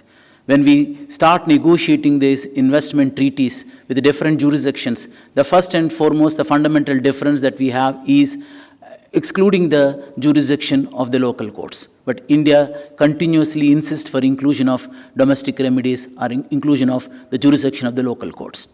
Friends, ladies and gentlemen, entering into a treaty is a sovereign attribute. No country can remain in isolation. For the sake of clarity or information, China remained in isolation for a long period without joining, without assigning, or without taking the membership of the WTO. Subsequently, after realizing the importance of its joining the organization, it became member, and now you see the difference between the past and the present. So therefore, no country can remain in isolation without entering into the treaties. With the same thought, with the same philosophy, India started entering into bilateral investment treaties in the year 1994. The journey began in the year 1994 when there was a severe foreign exchange crisis in India. To overcome that, as a matter of liberalization of Indian economic policy or Indian economy, this concept of entering into bilateral investment treaties was initiated by signing the first agreement with UK in the year 1994. With that journey, India signed more than 87 bilateral investment treaties, which we popularly known as Bilateral Investment Promotion and Protection Agreements, BIPA, in the past. Now, the text is revised, we call them as BIT, Bilateral Investment Treaties, now no more BIPA. And 5 comprehensive economic agreements, which we call CECA or CEPA, Comprehensive Economic Partnership Agreement or Comprehensive Economic Cooperation Agreements. We entered into 5 CECA agreements or CEPA agreements and more than 84 or 87 bilateral investment treaties. And why I am referring this bilateral investment treaties is that is a root cause or origin for our topic of interim reliefs by the courts vis-a-vis the corrective measures or the affirmative measures in this regard. And these bilateral investment treaties confers a right on a foreign investor to invoke the jurisdiction of a foreign tribunal. An investor who makes an investment in India as per the FDA policy as announced under the FEMA through circular notes by the Ministry of Commerce, a foreign investor will have a direct right under the bilateral investment treaties to go for international treaty arbitration. And the treaty arbitration is as per the UNCITRAL rules under the provisions of the bilateral investment treaties or bilateral promotion protection agreements, especially Article 9 of these bilateral investment treaties provides mechanism for resolution of the disputes in case if any arise out of interpretation of these bilateral investment treaties. And the journey begins with the famous Baisel case or Tannock case. Is a Russian investment into India, Baisel or Tannock case. Friends, ladies and gentlemen, I draw your attention to one of the controversial or historic judgment delivered by the Honorable Apex Court, that is annulling or cancelling of 2G spectrum license for over more than 124 telecom service providers in the country in view of some fraud or in view of the corruption, whatever it may be. I am not dwelling upon the issues of the corruption or the fraud in those cases, but I just draw your attention to this important landmark case. Tannock Baisel is one of the telecom companies incorporated in India, established its business in India, and it got a license from the telecom authorities, TRAI. Subsequent to this granting of this telecom license, of course, the telecom license that was granted to it is subject to security clearance. It's very clearly mentioned in the sanction or the permission given by the FIPB, the erstwhile FIPB, now there is no FIPB, Foreign Investment Promotion Board, which is annulled in the year 2017. So this FIPB grant permission to Tannock with a condition, the condition is subject to security clearance. Subsequently, it was found that there are some problems with the security of this particular company with reference to its fund flowing. Its fund flowing from Mauritius and one of the suspicious jurisdictions with which India has a doubtful agreement. So therefore, this license was cancelled, and that was the origin of the dispute in this Tannock Baisel case. Tannock went to challenge this matter before the local courts. It went to the Delhi High Court by filing an application seeking interim relief. The court refused to grant interim relief. No relief was got by this Tannock company.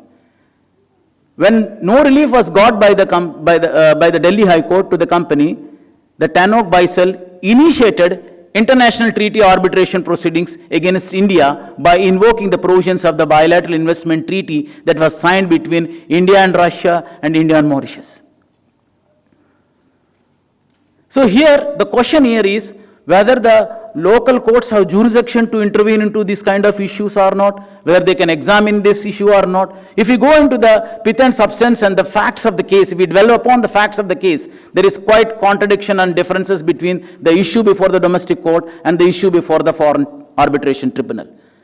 Because arbitration under a bilateral investment treaty is as per the public international law, and the proceedings before the domestic court is as per our domestic law. Indian Constitution being federal and the fundamental in the country for the functioning of every organ in the country, we cannot say that because India signed a treaty, therefore our local courts exhaust the jurisdiction. And it is not an acceptable principle under the international committee also. It doesn't mean that because you sign a treaty, therefore you have to forego the domestic jurisdiction.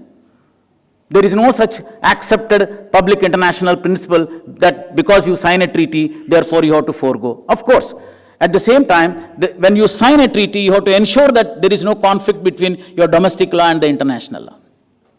But in this case, the controversy is about cancellation of the license on security grounds.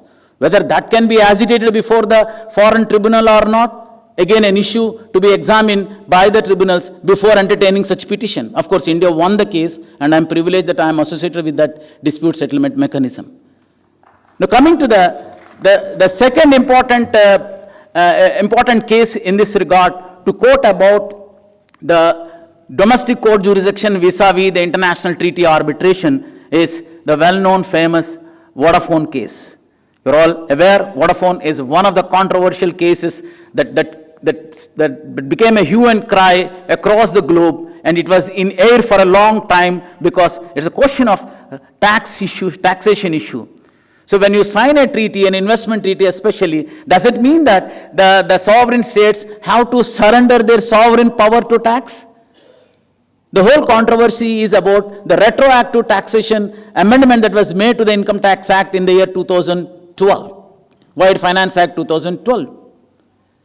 In this case, the Delhi High Court refused to grant interim relief on the ground that it being an international issue and there is an agreement between the parties, that is India and UK and India and Netherlands, this has to be settled as per the mechanism provided under the investment treaty but not under the domestic law. This is what the Delhi High Court held by its interim order. Now I draw your attention to the third important aspect, which is quite contrary to the Delhi High Court decision, is in Loop Kaithan case. That was a decision by the Kolkata High Court, wherein the Kolkata High Court entertained the petition and examined the issue. So there is a contradiction between the Delhi High Court and the Kolkata High Court, but fortunately or unfortunately, till today, there is no authentic authoritative decision or precedent by the Honorable Apex Court. We hope and presume that there may be such authoritative precedent in due course. The whole controversy before the Delhi High Court is that it is not a commercial issue, it's not a commercial dispute, it is an investment treaty dispute, therefore we will not entertain. Now again, whether an investment treaty dispute is a commercial dispute or not is a $1,000 billion question. There are highly debatable issues on this point because the Indian Arbitration Act, which we have enacted in the year 1996, is on the basis of the Untittled Model Law. Neither the Untittled Model Law nor the Indian Arbitration Act 1996 do not have any definition for commercial dispute. India signed the New York Convention with a reservation that they will be invoking the route of New York Convention only for enforcement of commercial awards. Now, whether investment dispute is a commercial award or not, there is no clarity. Because there is no definition for commercial dispute even under the Untittled Model Law. There was a debate when this Untittled Model Law was introduced before the UN, and some countries, some members insisted for incorporation of a definition, but there is no agreement for incorporation of a definition under the Untittled Model Law. However, a footnote was incorporated under the model law. For further reference, I suggest you can refer the treaty interpretation book by Mr. Aniruddha Rajput, who was International Commission member at the relevant point of time.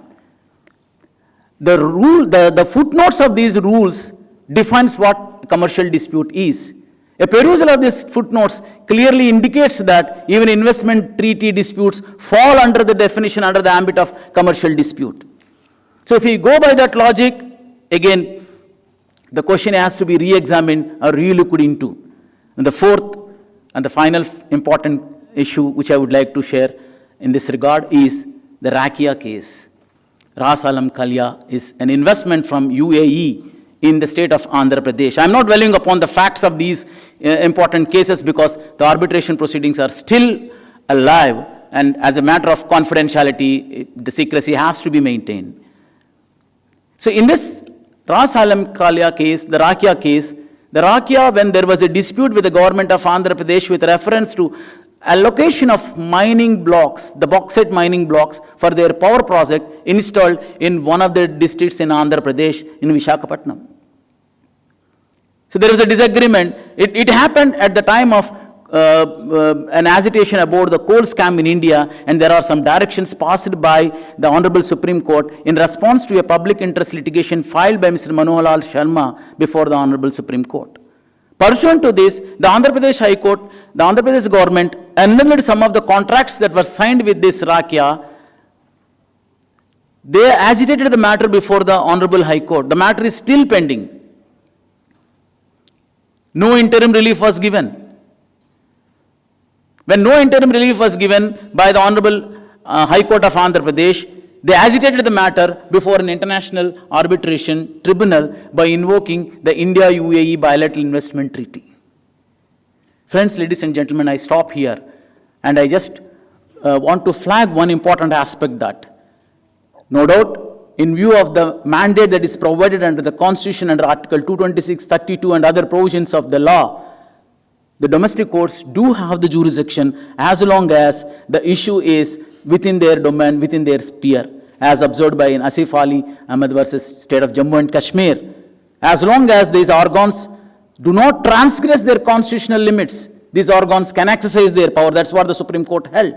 So as long as these organs, whether it's the judiciary, the executive or the legislature, are within their constitutional domain, and when they don't transgress their power, they can exercise their power, they can entertain the petition and they can pass orders. But at the same time, an amicable balance has to be maintained between the domestic jurisdiction vis-a-vis the foreign jurisdiction or the international tribunal jurisdiction.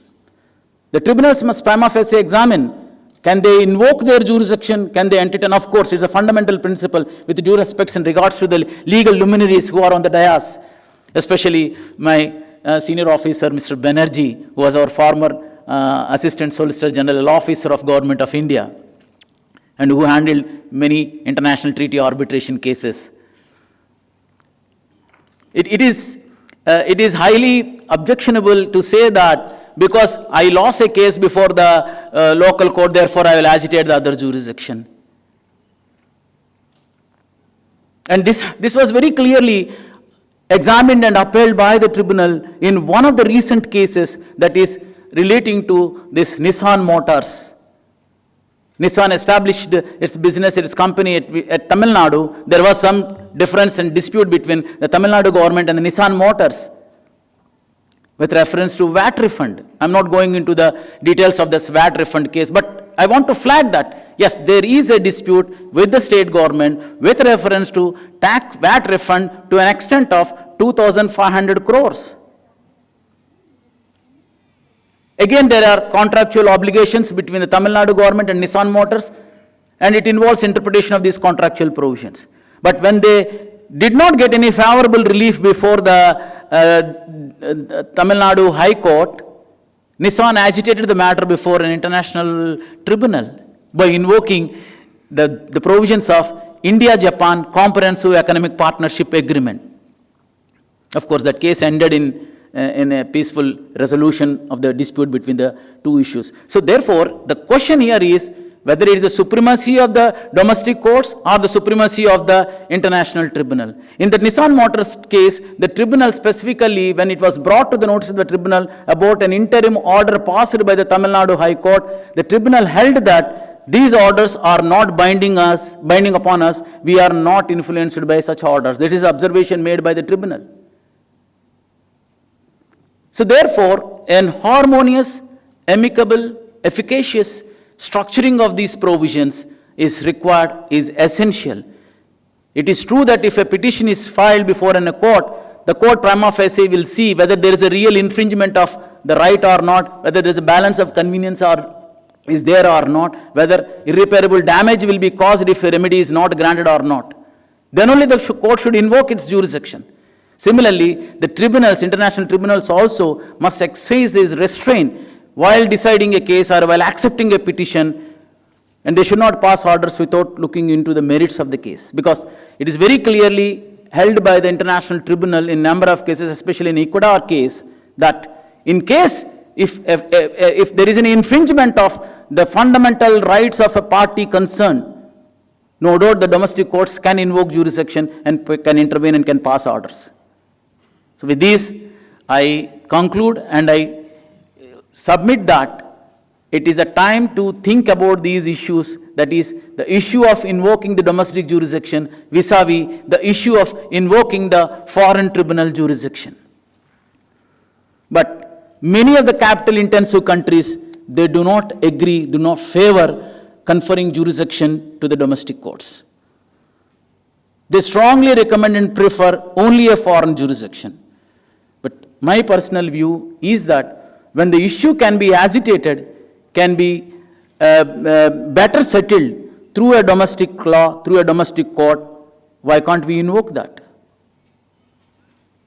It is not that every dispute or every difference or every conflict is an international conflict. Especially all the cases, whatever I referred, are related to the contractual obligations.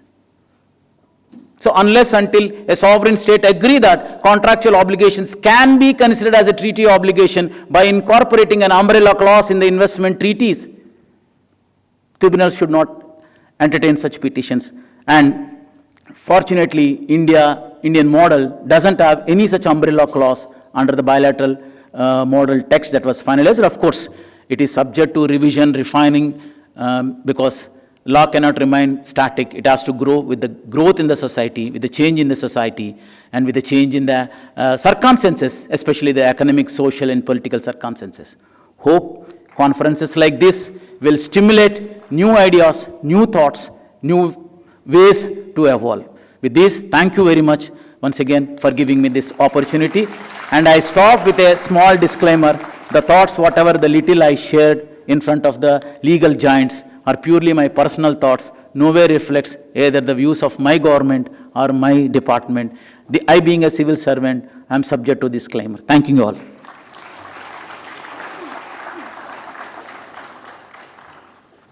Thank you, Dr. Kashi Butler, for such an insightful and thought-provoking talk.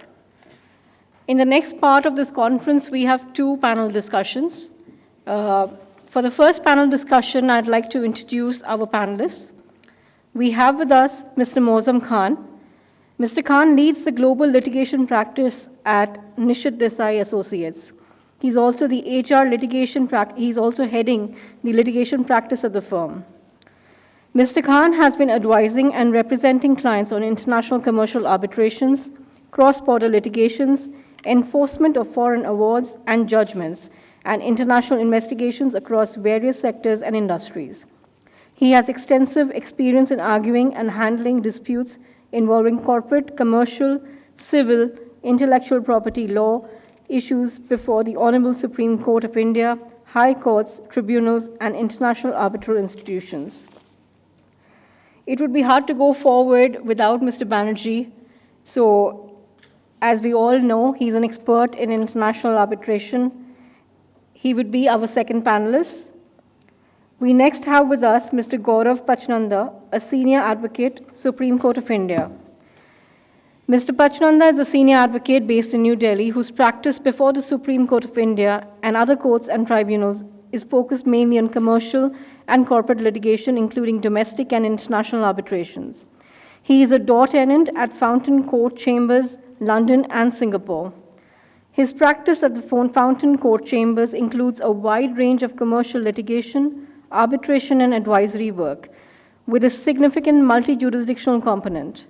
He is a registered foreign lawyer at the Singapore International Commercial Court since September 2016. We also have with us Ms. Anusha Jagadish. Ms. Jagadish is a counsel in the Mumbai office of AZB and Partners and is a part of the dispute resolution team over there. She has represented clients in various domestic and international arbitrations, and she has a wide experience ranging through various sectors, including real estate, telecom, and renewable energy. I request Mr. Khan to moderate this session, please. Thank you. Am I audible? Yeah. Am I audible now? Oh, perfect. So, good afternoon, ladies and gents. I'll be your moderator for this session. I have a comparatively easy job. I will bask in the shared glory by sitting next to the big boys and girl of international arbitration. I'll pretend to ask them questions. I'll nod, trying to look intelligent, even if I don't understand what they're saying. And at the end of the day, you know, it's a great bargain. I'll get my picture right next to them on the brochure, and hopefully some interesting. Well, thank you. You're most gracious audience. Also, I'll request, you know, before we start, I'll request my friends right at the back. I'll in fact wave and let you guys know once we're done with the session, so that you know when to clap, right? And with come on, guys! I just said that I'll wave. I haven't waved yet. Okay, great. So to start this off, Anusha, I'll have a warm-up question for you. As we've probably been hearing through the day, we've had this law in place for at least some form of the Arbitration Act for a good 80 years, I guess. And as a concept, probably it's been there forever. Yet there is still controversy surrounding arbitral tribunal fee. I mean, one would have hoped that, in 80 years we would have learned something. Possibly we haven't. Then we have had a fourth schedule in our act, which is talking about tribunal fee, and one would have hoped that that would put this entire tribunal fee issue to bed. Perhaps even that hasn't. So could you just tell us what this controversy is all about? Why are all the legal news channels screaming about it? Thank you. Thank you to the SCPC for having me. It's my privilege and honor to be here amongst, I think, the most brilliant minds of our country today. Well, I'll start with saying this, and I'll give a little bit of background. I'll keep it short, Mozam, I promise. But one of the primary reasons, actually, that there was an amendment in 2015 to address the concept of arbitral fees in this country was because of the high costs associated with the same. I think anyone who has arbitrated here in India will be quick to say that it is as expensive as any other country. So I think the 246 report then brought in an amendment and suggested that we should have a schedule in place. The schedule came in by way of the 2015 amendment, but it very clearly said that it would only apply to domestic arbitrations, and then it would not apply where, suo motu parties appointed the arbitrators. And lastly, even in court intervention cases where an arbitrator is appointed by the court, it would be suggestive. Now, even in 2019, there was a further amendment. I think the dispute really today, though, is that the fourth schedule provides for a quantum-based fee structure. So if you have a set amount in place, then you determine the arbitrator fees on the basis of that. I'm not entirely sure that's the right thing to do, but that's just my personal opinion, not the opinion of my firm or anyone else. While having said that, though, I think the problem then is, while the schedule is in place, what happens to ad hoc arbitrations? In a country like India, most arbitrations are ad hoc. The second thing, and I think that's a bigger problem, is this just sets in an amount, but it does not determine what happens if there is a claim, a counterclaim. Would that be charged separately? Would it be charged together? What happens if you have a certain amount in place and then, let's say, parties agree, but after 50 hearings, someone decides then that, they need to be paid much more, which is why I think that one of the ways to really clear this out would be if you were to just say, let it be number of sitting wise. So if you were to then say, if you have 25 sittings, you would charge per sitting, then everybody would be happy because everyone would make their money. The only then problem I see is that arbitrators could charge or have no reason to be efficient. But I think over time, corporate parties would be able to determine that and only appoint arbitrators who are efficient. Does that answer the question?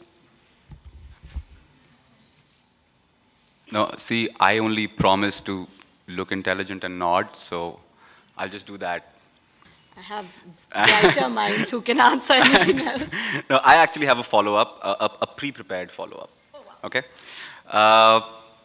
Now, with this entire controversy, which is currently burning, it is advisable. Would you advise, private parties who are entering into contract to stipulate arbitrator fee in a contract? And if you do give that advice, and in fact, if parties do put in that in their contract, are the tribunals still going to be bound by it? Well, I think essentially they should be bound by it because the entire concept of arbitration is party autonomy. So if you take away that and say that arbitrators can come in and put in amounts that they determine are fit, then you're taking away from the concept of party autonomy. But I think the bigger problem really... Sorry, can you hear me? Yeah. So did you hear the first bit that I said? I think Mosam did, but did everybody else hear it? Okay, so I think I'm a fan of party autonomy. I think the whole concept of arbitration is built on party autonomy. So if parties put in a specific figure, arbitrators will have to be bound by it. The only problem, though, is that I cannot imagine corporate lawyers being in a position to put in a clause with a predetermined amount that will then stand the course of time. I would be surprised if people could do that. Okay, can I chip in? Go ahead, sir. Yeah, please. So there are some practical aspects to this. The matter, I think you know this, the matter is pending in the Supreme Court in this ONGC AFCON's matter, and the Supreme Court has reserved judgment. And some of the comments made by the judges are quite interesting. I wonder how much of that will be reflected in the court, in the judgment. There are, obviously there's some legal issues on the fourth schedule, matters of interpretation. Does the amount include the sum in dispute, include the claim and the counterclaim? Can you charge separately for the claim and the counterclaim? Can you charge 30 lakhs or 49 lakhs? Those are issues Supreme Court will iron out. But you know, there are practical issues. One issue which struck me is the only people who are complaining and going to court are public sector undertakings. Every case is by a PSU, whether it is ONGC, RVNL, whoever it is. So I wonder, I mean, if you want arbitrations where there are hundreds of crores at stake, you are criticizing the fees of the arbitrators. Have you asked your lawyers what they are charging? I'm sure they're charging more than the arbitrators. That's one aspect. The other aspect is, I understand from the point of view, I was also a law officer, that you need to know, you know, it has to be kept within reasonable limits. So you need to sort it out in the first hearing. You know, if the arbitrator thinks he's not getting enough money, 30 lakhs is not enough for him, then, I mean, he can excuse himself. But the issue in the Supreme Court is very interesting. One party is saying, I think ONGC, or one of the parties, I'm not sure which, that look, I will have 80 hearings. I will cross-examine 50 witnesses, and I will pay you 30 lakhs, and you go on forever. So I think there are practical issues here which legislation may not be able to cure, and I don't think the judges, some of the comments, anyway, let's see what the judgment is. I think that's all I can say. I think just picking up the brains of the panelists here, and Anusha, probably you may want to throw a little bit more light on it, and perhaps sir also please come in. Don't you folks think that this issue is only limited to ad hoc cases? I mean, if you get a good institution in, we have good institutions domestically also now, you get a good institution in and leave it to the institution to determine the cost. I think you're absolutely right. I mean, the only solution is institutional, but that culture hasn't come in yet. You're absolutely right. It is, I agree with you, Muazzam, and I think it's not just with respect to costs of arbitrators or costs of arbitration alone that this issue will come up eventually. I think the fundamental issue really is that are we losing out by staying away from institutional arbitration, because there are so many issues that keep coming up? And the other is that are we then also in danger of converting ad hoc arbitration into some kind of institutional arbitration where everything is going to be determined by courts? There is a certain degree I mean, arbitration is a market, and a good arbitrator is available for a certain fee. And there is a certain degree of regulation that is being imposed or might be imposed by courts. A certain degree of regulation that might be imposed by courts. And I think there is something to be said about the extent of regulation that you might have. I mean, for example, just talking about a public sector undertaking, they might provide for, under their rules, a very nominal kind of a fee structure. But obviously, in a very big commercial dispute, they would miss out on getting the best arbitrators to sit within that fee schedule. I mean, I have been against public sector undertakings where the claims involved were a few 100 million, and the public sector undertakings rules did not allow payment of more than 10,000 rupees per sitting as arbitrators' fees. And the best arbitrators all over the world were invited, and they were not willing to sit even as their nominees. So it's a bag of issues that needs to be addressed. To which the Supreme Court says they can go and young lawyers can take over. That was the comment. So I don't know what's going to happen. Hip hip hooray. All right. I'm with Chandrachud on that. Okay, Mr. Pachnanda sir, follow up on you on a completely unrelated and different issue. We've been hearing a phrase which is, you know, at least a couple of years ago, was pretty much latent to me. Group of companies doctrine. Now, it's been in the news again lately. Could you possibly throw a bit of light on what exactly is this doctrine? What's the Indian state of law on this group of companies doctrine, and perhaps we'll take it from there. In the context of arbitration. That's right. I assume what you have in mind is the recent judge order of the Supreme Court referring this issue to a larger bench. So the group of companies doctrine is a doctrine that would allow you to fix liability on a group of entities which have been acting as a single economic group or an entity in a contractual arrangement.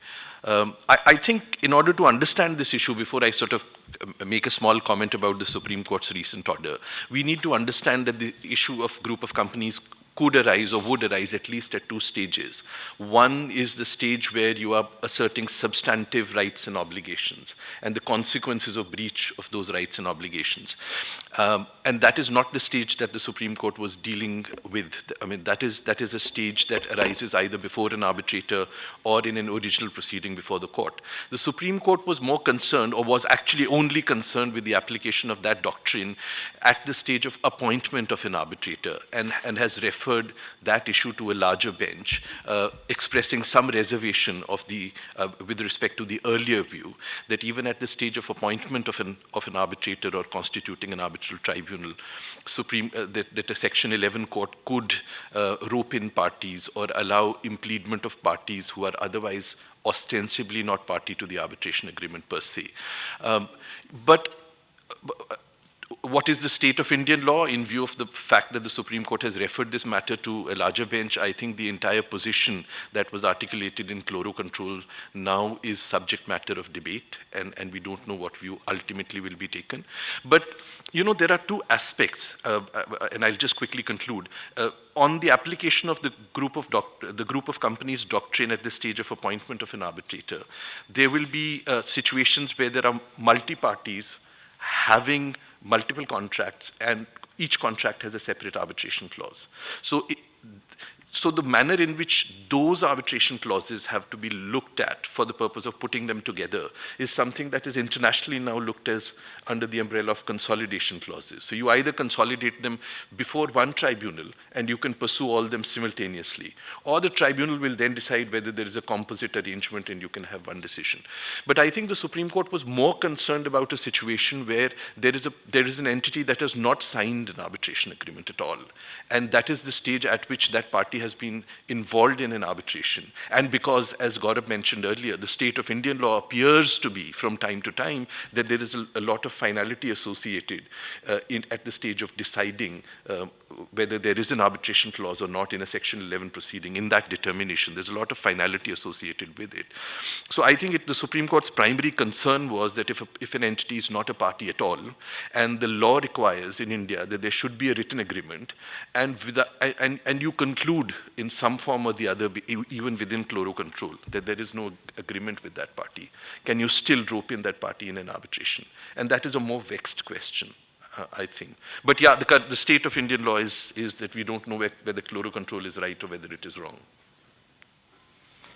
So just a follow-up so that a layman can like me can understand. Simple question, do we really need a group of companies doctrine? I mean, what if tomorrow Supreme Court just says that, you know, we're going to get rid of it altogether? If you're a signatory, you'll be in arbitration. If you're not, you're not.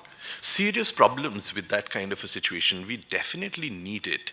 I mean, the SIAC rules introduced a concept of consolidation of arbitrations where one limb is that even if you're not party to any arbitration agreement, SIAC can take a prima facie view that based on exchange of correspondence, you have become a party, and then leave it open for the arbitrator to decide whether you should face an arbitration or not, or whether you're in breach of any substantive obligations or not. It is much more easier in the case of multi-party, multiple different arbitration agreements to take a view that you will all be consolidated, sent before the tribunal, and the tribunal will see whether there should be simultaneous trials of separate matters under separate agreements, or whether they have resulted in some kind of a mishmash of a larger agreement.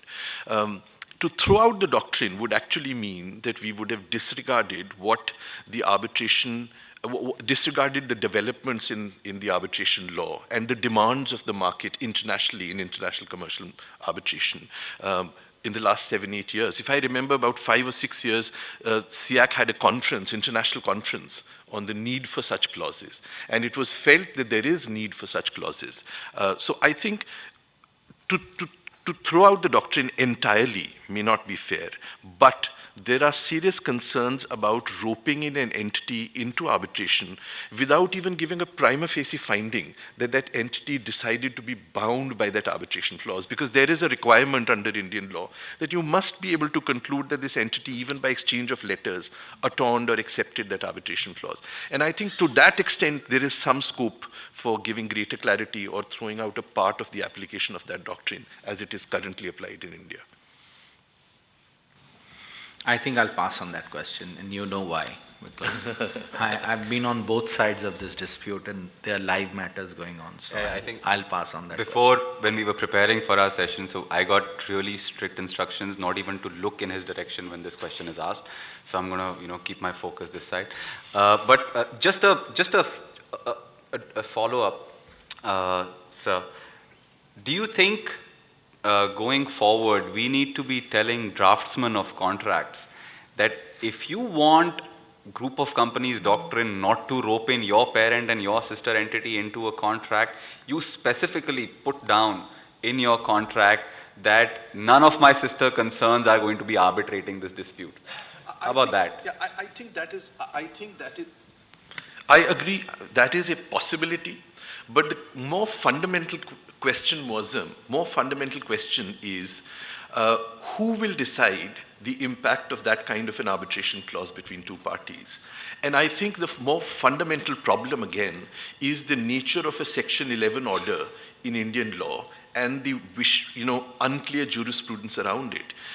All these problems would be much more simpler if one could say with confidence that the determination by the Supreme Court that a particular party should face an arbitration based on the group of companies doctrine is only a preliminary determination. Let the arbitrator decide that issue, and that will be a part of the award. I think the more fundamental concern is that if the Supreme Court takes a view that a particular entity should face arbitration, then that pretty much is incapable of being displaced before the tribunal because of S.B. Patel engineering and the jurisprudence following that. And that is where there is a huge inconsistency between the nature of appointment orders under Section 11 in India and the rest of the world. Of course, as you said, if two parties write in the contract that there will be no application of group of companies doctrine, then it will be open for the party that wants to sue the principal to say that subsequently there was a contract or there was exchange of correspondence that allows me to still rope in that company. Who will decide that? Not the Supreme Court. It has to be the tribunal. Can I say this? That have I tempted you enough? Yeah. So actually, this is the advice some Singaporean lawyers are giving their clients, that you put in 2 lines that this arbitration agreement is only with this company, not with the joint venture, and not with the parent company, etc. So not with the assigned successor. So this is what they're doing now. I mean, what you've suggested is in fact what I understand is actually being done. So it will be tested at some point. Yeah, and it is possible to, I think, when I imagine it, it is possible to have that kind of a clause saying that it wouldn't be modified by any correspondence unless it is signed by both parties in writing. And then you could potentially, I think, in most conceivable situations, exclude that. And then we'll delve into interesting issues of parole evidence and all of those things. Sorry, I have a question more than. If that were to happen, sir, then would it not be normal for pretty much any company that presupposes a group of company doctrine and being dragged in to just say that I am the judge of my own cause and I will determine then that I am going to... And what is wrong with that? Nothing wrong with that. If it's party autonomy, supposing I set up a special purpose vehicle, I don't want that special purpose vehicle to be, I want the liability to be limited only to the SPV. Why should you drag in the parent? So that's one point of view. But then what if I siphon off all the funds to the parent and then smartly say that I have now made the parent not a party, right? And would it then be fair, while I agree with party autonomy, but would it then be fair for me to be a judge of my own cause then? But it's not a judge in your own cause. Both have signed. But So one whether- would not have access to the information that I have when I sign off on this. The easiest answer to all these issues that arise is perhaps to have institutional arbitrations. And what SIAC, I mean, when SIAC was struggling with this issue, it was put to them that how would you possibly introduce a consolidation or group of companies doctrine in an arbitration clause that was signed many years ago. But their clause itself says that I sign up to the SIAC rules as amended from time to time. So you give a certain degree of flexibility to the institution to decide whether a third party should be roped in or not. But as Gaurav was saying, I think there is potential of great misuse if you just exclude involvement of third parties. And yet it is possible to uphold it legally, saying that that's what party autonomy dictates.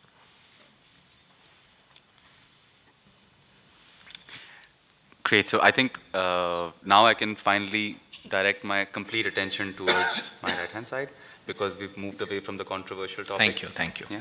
All right, great. So, sir, we've had a lot of jurisprudence around setting aside, around enforcement of foreign awards and domestic awards, etc. There is a concept of modification of an award, which perhaps may or may not be, put in the square brackets of setting aside or enforcement. Could you please enlighten us what exactly constitutes this modification? So let me rephrase that. I mean, the question is, can a court modify an award? Should a court modify an award? I think modification is a concept in an appeal. So the higher court may modify the judgment, it may remand the matter, but in an arbitration, and we seem to not to understand this in our country, arbitration is final and binding. So if you pick the wrong arbitrator, then even if he is wrong on fact and law, his award is final and binding. So what do you mean by this setting aside? What is the concept of setting aside?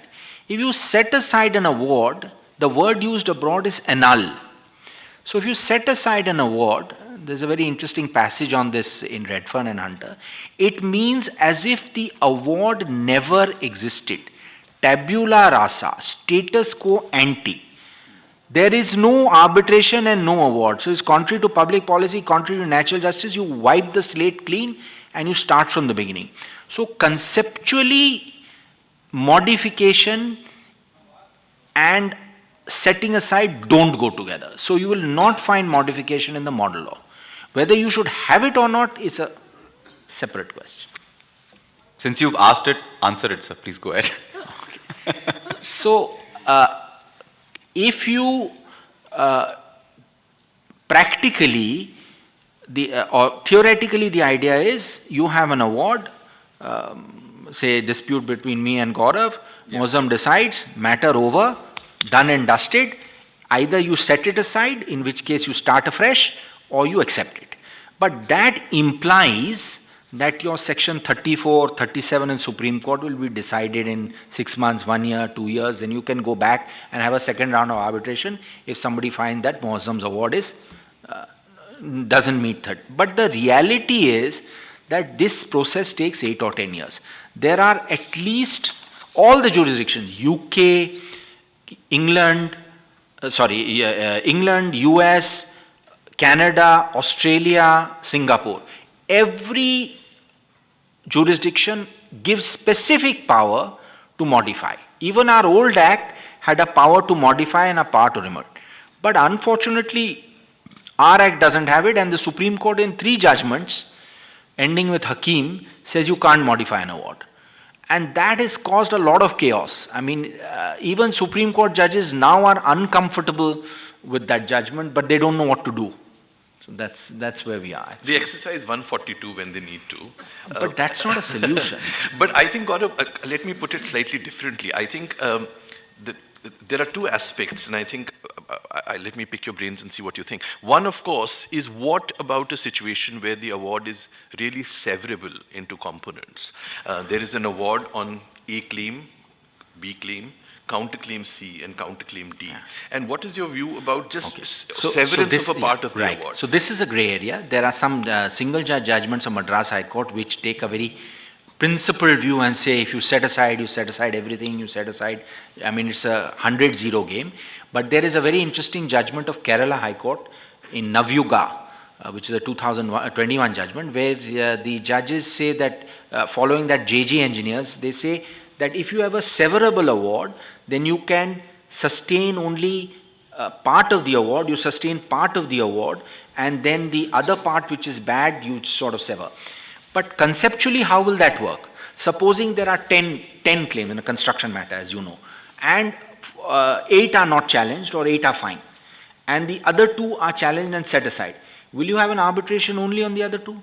Maybe that may be the solution. So I think I was looking at the case law, and Bombay High Court, division benches of Bombay High Court and Delhi High Court appear to take a view that as long as the award finally does not do a netting exercise and each claim is decided separately, it should be possible to sever the offensive part. Let's look at a situation where the Section 34 court finds no fault with the award at all. But in only the award of interest on the awarded amount, the court, Section 34 court notes that there was a clause in the contract which said no interest is to be awarded. Now, just because of that problem with the award of interest, although the court is satisfied that the award on merits is fine, the Supreme Court or Delhi High Court or whatever the court that seized of the matter, should it then be obliged to set aside the whole award? And I tend to lean in favor of if finding that the award, to the extent it is severable, should be severed and only the offensive part should be set aside. And I agree. So you set it aside, but then you should also give the further power of modification. Yeah. So that you don't now have another arbitration on the interest rate. On a second round. Yeah. So that is one step further. And I was just thinking that giving that further power of modification would still have to come by way of a legislative exercise. But the exercise of allowing severability and setting aside a part of the award can come within the existing sort of statutory There doesn't mechanism. seem to be any bar. Yeah, maybe in an appropriate case, perhaps you and I would be arguing that point and if trying to persuade the court. But I was just, one more thing. Do you think, as a policy consideration for domestic awards, there is a case for having not just a power of setting aside, but a case for having an appeal against domestic awards? I mean, this is purely from the Indian context, because we've increasingly started looking at domestic arbitrations as a substitute for a civil I am trial. very uncomfortable with the prospect of an appeal. I would say you can increase the grounds of setting aside, but if you have a first appeal, then you have actually defeated arbitration in totality. So maybe you need another Ashok Desai type of intervention, patent illegality, manifest disregard. You may want to widen the scope of the setting aside. But if you widen it to first appeal, then why go for arbitration? Might as well go to court. So do we need to widen it? Do we need to widen it? In your opinion, do you think 34 currently as it stands for domestic awards is narrow? I think the best people to answer it would be the 4 or 5 judges of the Delhi High Court, because they see and you talk to them off the record, they see quite a few awards which really are problematic. Really are problematic. And they feel constrained by Sanyong and this and that, and that you can't interfere. So on the one hand, as a disciplined judge of a high court, you can't interfere because of 34 narrow.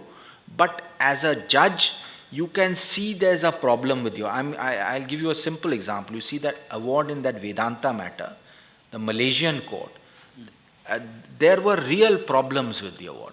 But obviously Supreme Court enforced it because it was a foreign award. That's another stage, of course. So is that problem for domestic awards as well? International is foreclosed because we are party to the New York Convention. We have signed on the dotted line. We have no scope of increasing the width of public policy. But in the domestic award, there is a good case to be made to have a wider ground of challenge. I would not go as far as Gaurav to say you should have 100% appeal, but we must think of a slightly wider ground of challenge, because some of the awards that come up to court are just horrible. Perhaps the sort of convoluted route of doing the same thing in the existing statutory framework would just be to add the power of modification of the award in a No, Section but then, 34 no, court. but that wouldn't work. But first you have to get through the 34 hoop and then you have to, or part to modify, or you just have a part, general part to modify, then how, I mean, somewhere you'll have to open it up a little more. Excellent. So I think the most interesting bit about this discussion was where you guys were having an arbitration claim against each other, and I was the arbitrator. I was just questioning, will I be paid according to the 4th schedule? Or? Ad hoc. Excellent. One meal. Excellent. Great. Great. Okay, so I think we still have a couple of minutes. If the audience have any questions for the panel, we'll be happy to take him. Otherwise, I'll simply wave this note and it'll be a cue to my friends at the back to start clapping. Now it's the time, guys. You need to clap. Okay. Thank you.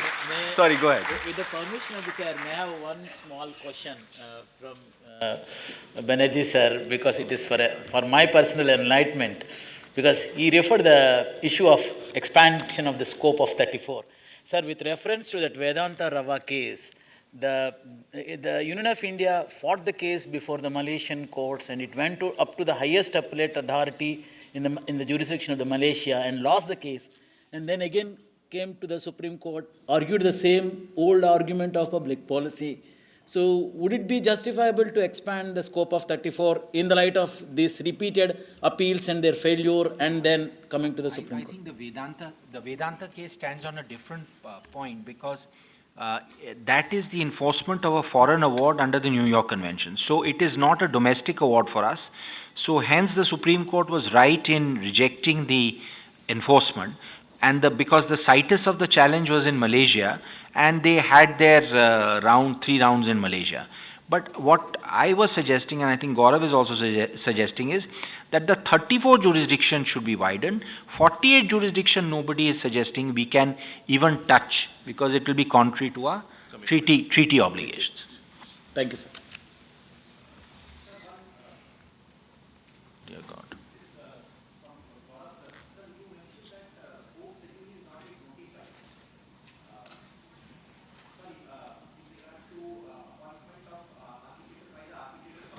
Section 11 is not, amendment is not notified. 2019 amendment on appointment of arbitrators is not yet notified. So now the status is the previous law is continuing. 11(6)(a) appointments are being done through the High Court and Supreme Court. So still the old system is continuing, so 11(6)(a) is continuing. In fact, there was an observation by the Supreme Court that a lot of Section 11 petitions are languishing in the High Courts.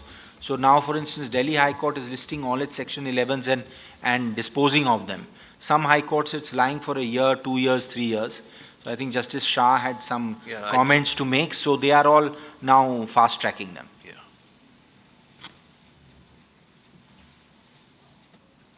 Do we have any more questions from the audience?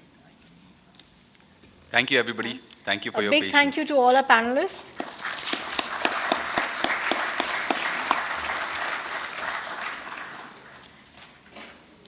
I would now like to request Mr. Talati to please felicitate Dr. Kashi Batla and present him with a small memento as a token of our appreciation.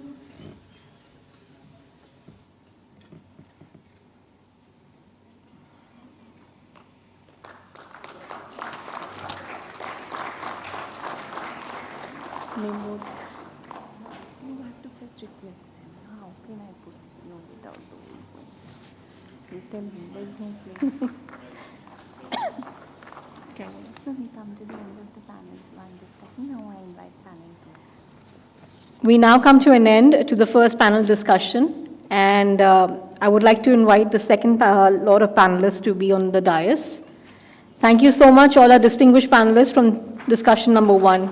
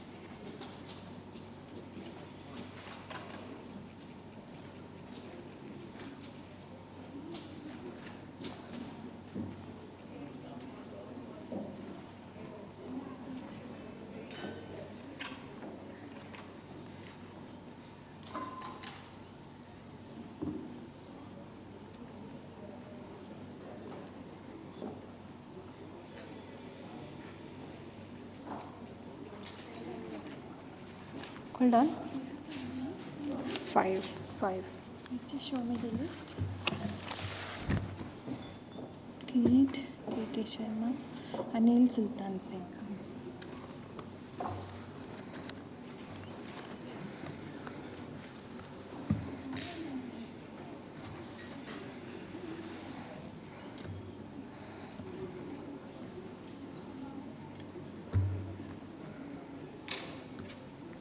We will just take a moment to start the second panel discussion.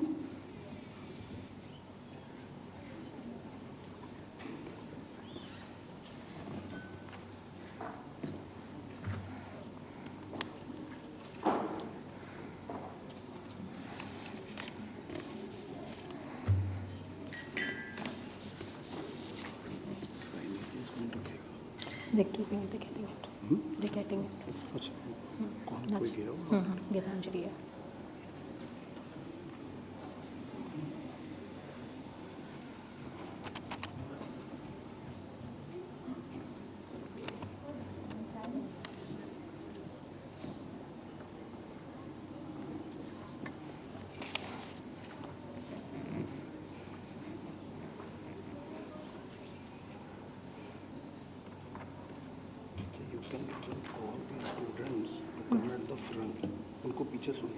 Okay. I'll tell them. Can we have all the students right at the back benches to come in the front rows? Probably it's hard to hear over there. So why don't you start occupying the front rows now?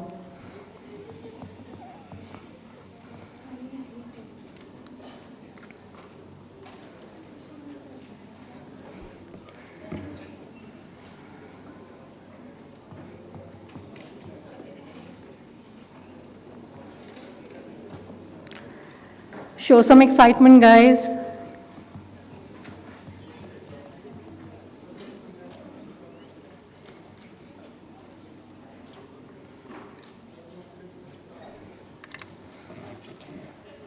It is not every day that you get to be a part of such an illuminating conference and get to hear so many dignitaries.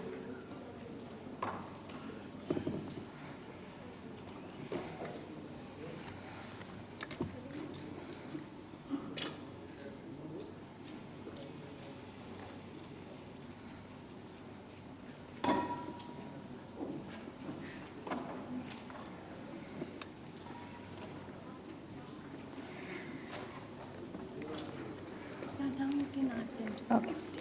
For the second panel discussion, can you all be seated, please? For the second panel discussion, I would like to invite on the dais Mr. Kirit Javali, partner Jaffa and Javali. Javli, I'm sorry.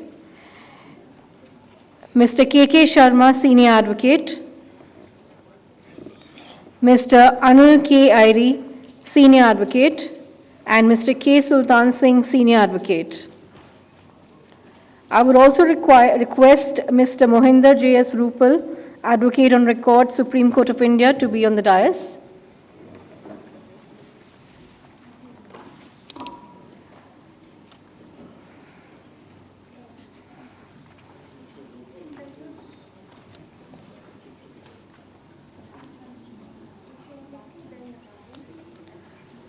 I'll take this opportunity to introduce our distinguished panelists. We have with us Mr. Mohinder J.S. Rupal. Mr. Rupal is an advocate on record, Supreme Court of India. He has over 35 years of practice.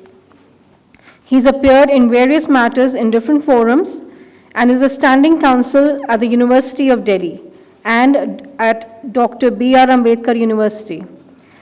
He has handled arbitration matters both as a counsel and as an arbitrator. He is also a certified mediator. With more than 300 judgments in cases in which Mr. Rupal has appeared are reported in various law journals. Mr. Rupal will also be moderating this panel discussion. Our first panelist is Mr. Kirit Javli.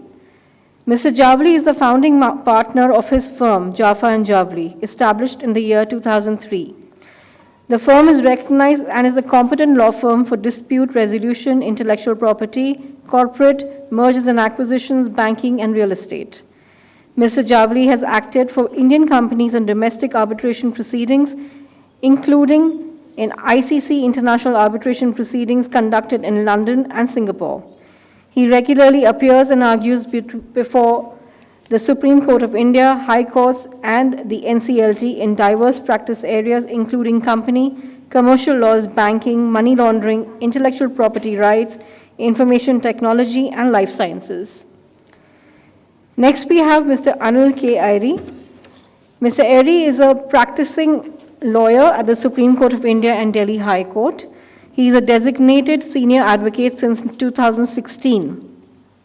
Mr. Airi is also on the panel of arbitrators of Delhi International Arbitration Center and has been conducting various arbitrations under its aegis in other ad hoc arbitrations.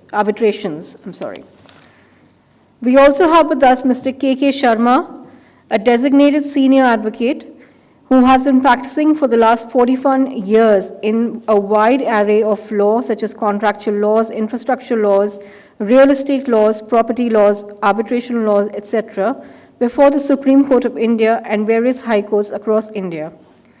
In the year 2017 to 2018, he became the overseas member of 36 Bedford Row, London, a chamber of barristers to do arbitration and mediation in UK and Europe. He has successfully conducted international commercial arbitration for foreign clients and has sought enforcement of foreign awards, rendered legal opinions, and advice on commercial matters to multiple clients. We also have Mr. K. Sultan Singh, who is a senior advocate. Mr. Singh has been presiding as a sole arbitrator in various real estate disputes.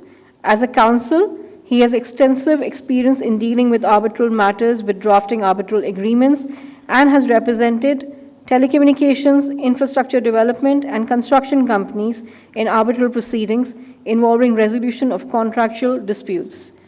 I request Mr. Rupal to now take the discussion ahead. Thank you.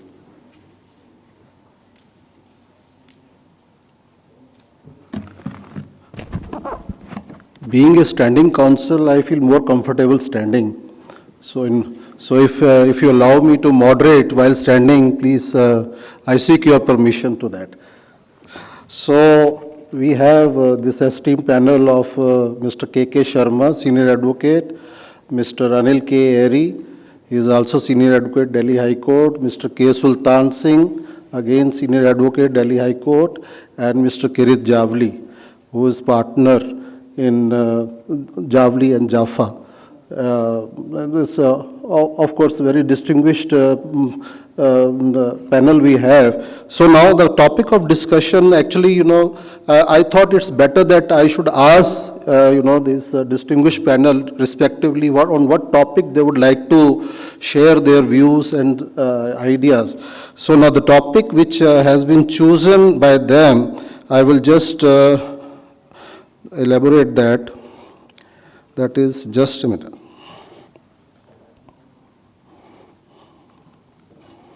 Yes. So, Mr. Kirit Javli will be giving some sort of his own opinion on realizing the potential of emergency arbitration in India, trends around the world, and recent developments in India. Mr. K.K. Sharma, Senior Advocate, will be sharing his views on insolvency of party post arbitration award. Then Mr. Anil K. Airi will be on arbitrator bias, precarious act of balancing. And Mr. Sultan Singh will be on mediation in arbitration. This is a very interesting subject which was broached upon by the Honorable Justice Subramanyam Prasad also, that is arbitration, mediation, then arbitration, then that is called ARB. So this is very interesting topic we have. So to start with, may I request Mr. K.K. Sharma to just say a few words on his topic. So your mic is... Good evening. Am I audible now? Yes. See, my topic, of course, I'm addressing my friends in the dais and off the dais. Good evening to all. My topic, this insolvency and the arbitration, if you ask me, I feel it's a two topic just poles apart. Insolvency is a topic which is to decide third parties' rights. Basically, it's like in the realm. And arbitration is a topic where the parties invoke this mechanism to decide their private disputes. So, but when I was just going through some of my notes, I found that arbitration, this act was framed in 1996, but still it was having one word, receiver. If you see section 41, is it okay? Am I audible? Yeah. In this what I want to tell you is this: there was an old act of insolvency. This called Provincial Insolvency Act of 1920. And keeping in mind that act, in 1996 when the act was framed, the section 41 retains a word which today in my opinion is no relevance. They have kept the word receiver. If somebody might have seen the section 41, the word receiver has been used. That it is the option of the receiver. If the receiver adopts the agreement, he can go ahead with the arbitration.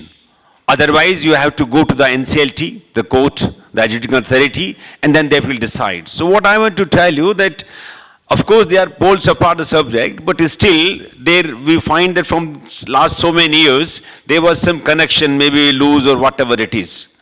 So if you see before I give any questions, before question comes, I want to tell in brief what this topic is all about. And this topic has really taken shape after the judgment of the Supreme Court by 3 judges bench, by Justice Bobde, Justice Bopanna, and Justice, one more judge, I'm sorry, I forgot the name. The 3 judges bench has given the judgment. And that you might be knowing that important case, this is called biotech index matter. Indus Biotech versus Kotak India. It's a very famous case. The controversy started that this Kotak was having some optionally convertible, redeemable preferential shares, about few hundred crores. And they were to be redeemed into equity after certain periods. When the time of maturity came, the Indus Biotech started negotiating and dilly-dallying as usual. When you have to pay the money, you take time and you try to avoid as much as possible you can. Then because of these reasons, the matter went to the court. The Kotak India said that there is a default to the invoke section 7 of the IBC. The NCLT, when hearing the matter, meanwhile the biotech filed application that we have an arbitration clause. So matter should go to the arbitration now. So this topic has come up, and it's a new topic. Law has evolved too much, quite good law, but still it needs some more clarification. That's why this topic has been chosen for this session. Now, it was argument before the court, if the NCLT, the adjudicating authority, is under section 7, has a different kind of jurisdiction to adjudge whether the company has gone insolvent or not. The company must, and there are 2-3 requirements is there as usual, everybody knows that there should be a debt, there should be a default. So they were arguing that default has committed because they have not paid the money. But the petition was only filed. Reply was filed, before reply was filed, the section, the application for appointment of to reference for the matter to arbitration was filed. So on that issue, the NCLT has dismissed the application and referred the matter that the arbitrator has to be appointed in this matter. The matter ultimately went to the Supreme Court, and the Supreme Court has said that three distinctions has been made in this. One is that if a petition is filed under Section 7 but not admitted, then still it is open and there is no default, then because it's yet to be adjudicated, so arbitrator can be appointed and matter is referable to the arbitration. This is one thing. Now, 2-3 questions have come up in that matter. Suppose, at what time the arbitrator can be appointed, matter can be referred to arbitrations? Before the commencement of the insolvency proceedings, after commencement, or after the adjudging the status of the corporate? Answer was that if the proceedings has commenced, but the petition is not admitted so far for insolvency, so matter is referable to the arbitrator. 2, during the pendency of the insolvency proceedings also, a latest judgment has come up in 2022, in sometime the month of March. I was reading afternoon, but I'm sorry I forgot the name. In that also, the Supreme Court has said, still matter can be referred to the arbitration. However, if the insolvency proceedings have been concluded and the person has been adjudged as insolvent, then no arbitration can take place. This is the nutshell in the law as on today, and that holds good. So this is the basic concept of insolvency and arbitration as of now. Right. Mr. Upal, I think I have cleared myself what the law on the subject is. That's these all the three things. Probably you was busy, Mr. Sharma. Sorry. Yeah, but I have finished my topic. That this is unless some question you want to put me. That's the first thing I said. I've given the brief background of the matter, the topic. I've given the background. So my question, sir, to you is first that whether an arbitration agreement and or ongoing arbitration proceedings bars the filing of insolvency petition under the code? Yes, of course. Because I have read the judgments also, the number of judgments have come up. Even the award has been given the nomenclature of a debt. If the arbitration proceedings are going on, it does not bar the insolvency proceedings. Can continue. Yes. And is there any effect on ongoing arbitral proceedings and or commencement of arbitral proceedings under imposition of moratorium under section 14 of the code? Yes, in fact, let me rephrase for you. You see, the point is here, if the this is other way around actually. If the insolvency has been concluded, then you cannot go for arbitration for the same issue. But in one of the latest judgment I was just read, about a month ago, there was a small order, not judgment, a small order has been passed by Supreme Court when the permission has been granted to go ahead with the arbitration. Insolvencies are going simultaneously. Okay. Yes. There is. Because unless the corporate body has been adjudged insolvent, you can continue with the arbitration. There is no difficulty. Correct. That is there, yes. Right. Any questions from the audience? This is new subject basically. If somebody has any questions, any doubt, please. Yes. Give the mic to him, please. Mic, please.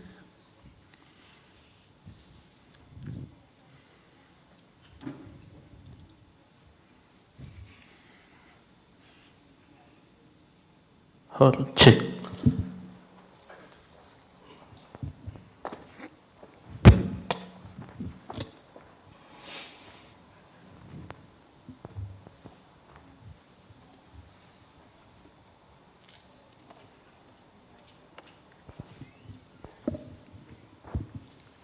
Sir, moratorium provides that proceeding, etc., it means simultaneous litigation and not to go.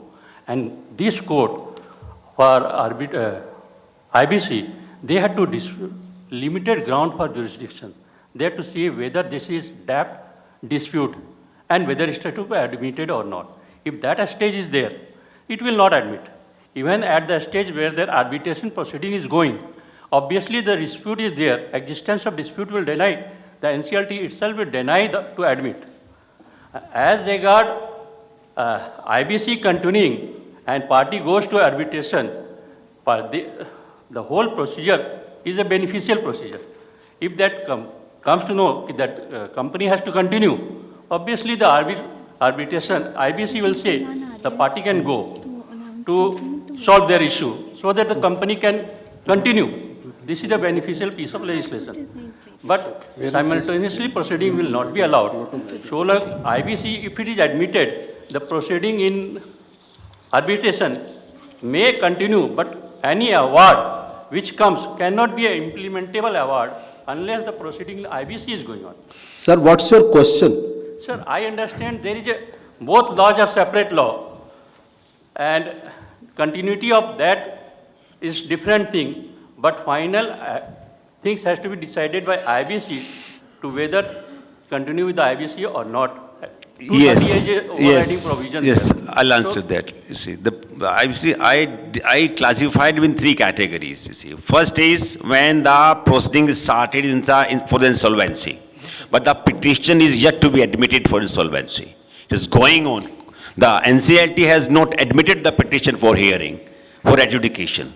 There is no difficulty because you can look into the case of Biotech versus Kotak India. That is there. That's what I'm saying. That is a landmark case by 3 judges in this matter. And that's the only 3 judges bench judgment on this topic so far. All are 2 judges bench, right? This takes a precedence.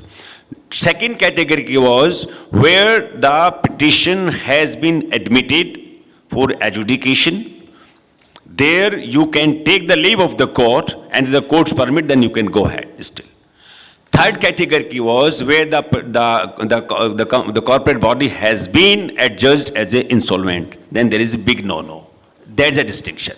And that is the landmark case, takes care of it. Am I right? Am I clear to you? Thank you. Thank you, Mr. K.K. Sharma. Before we go to our next panelist, I am happy to announce that Mr. Justice Prateek Jalan is between us. He is just coming in a short while. He'll be here, so I will request that, maybe we'll have to stop for a while just to felicitate the Honorable Judge in the meanwhile. Just bear with me.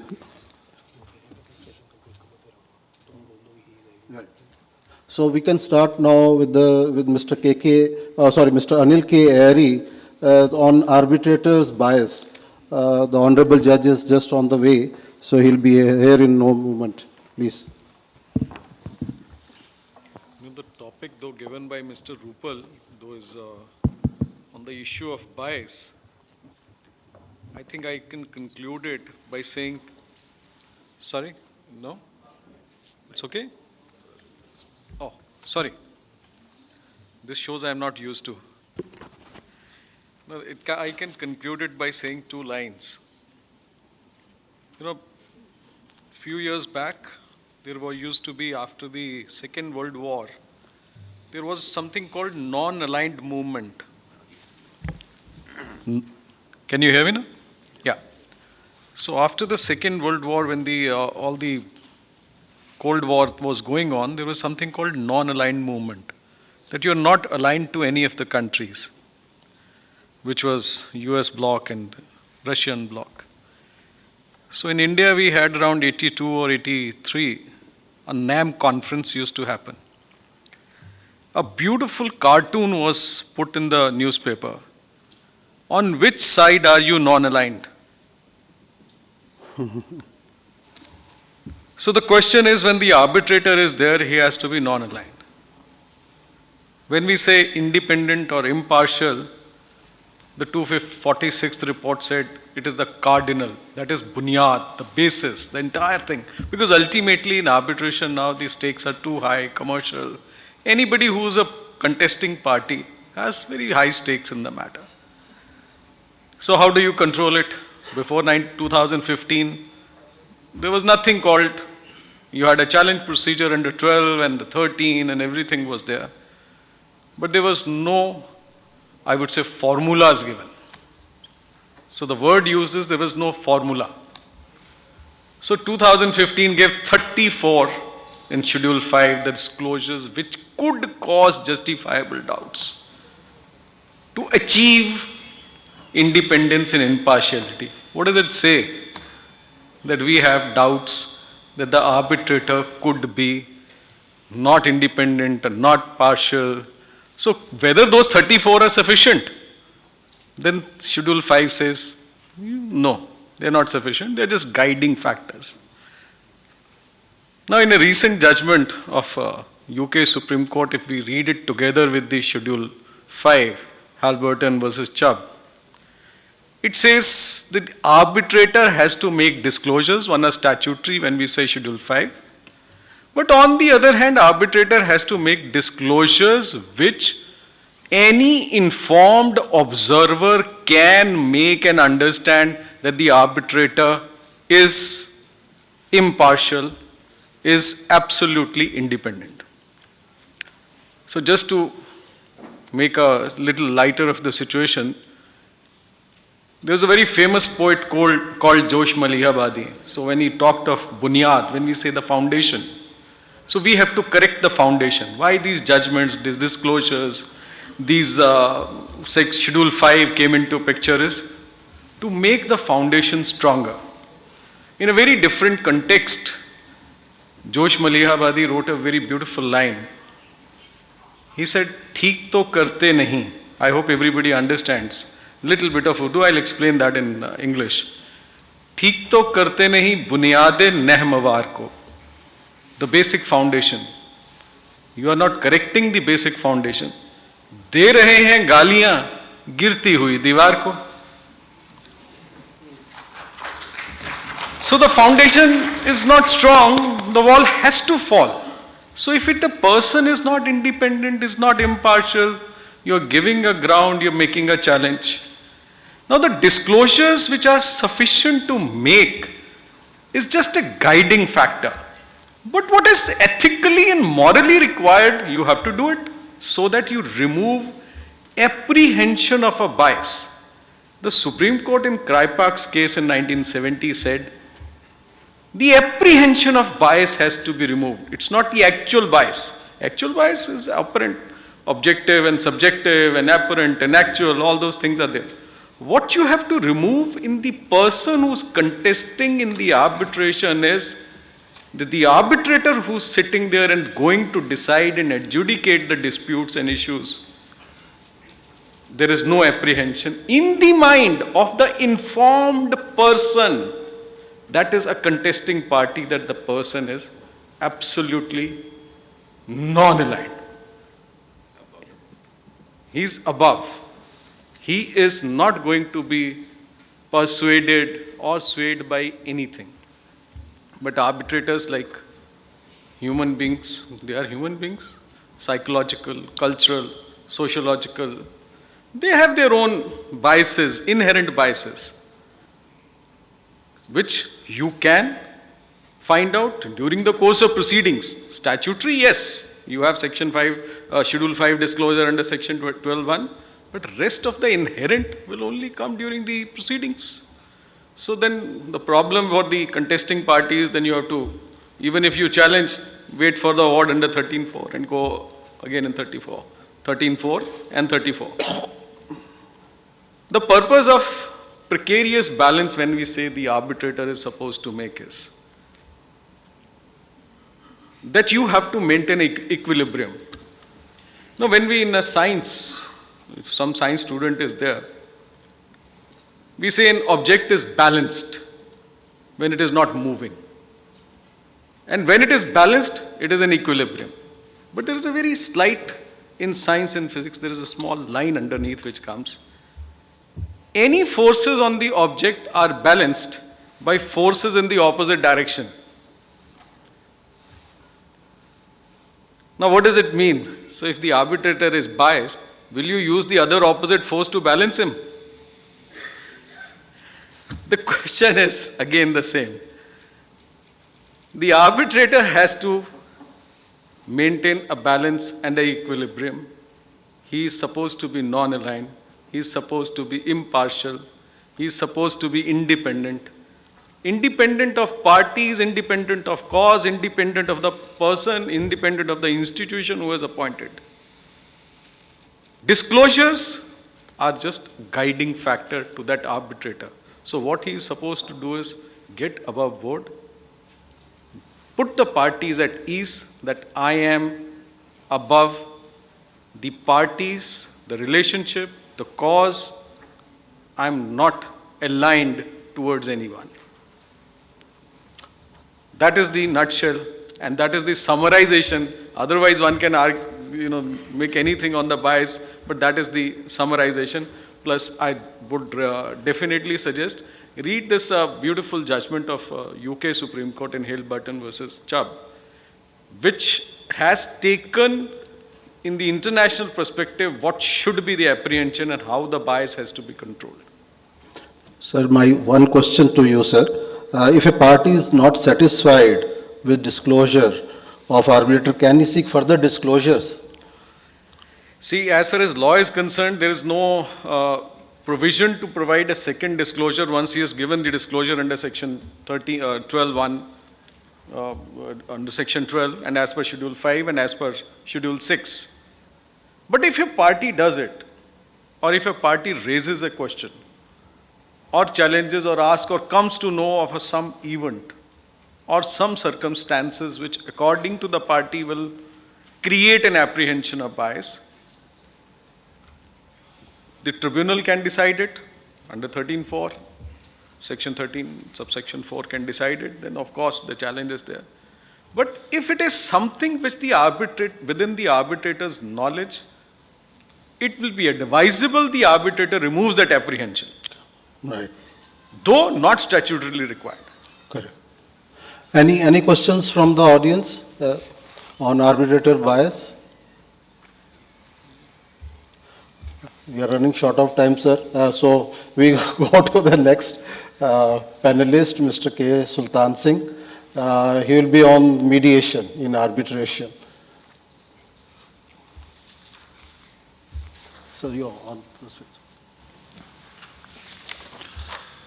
Well, the concept of mediation in itself is something opposed to all throughout that has been discussed over here. Lot of sense, and that actually from the mediation point of view is all nonsense. Why? Because you see, in mediation is basically you deal with a human simulation, a human behavioral concept to settle the dispute. The very basis of a dispute, any claim of a dispute is, and your winning factor over it is only 50%, the other 50% is losing the dispute. He is never happy with that dispute resolution.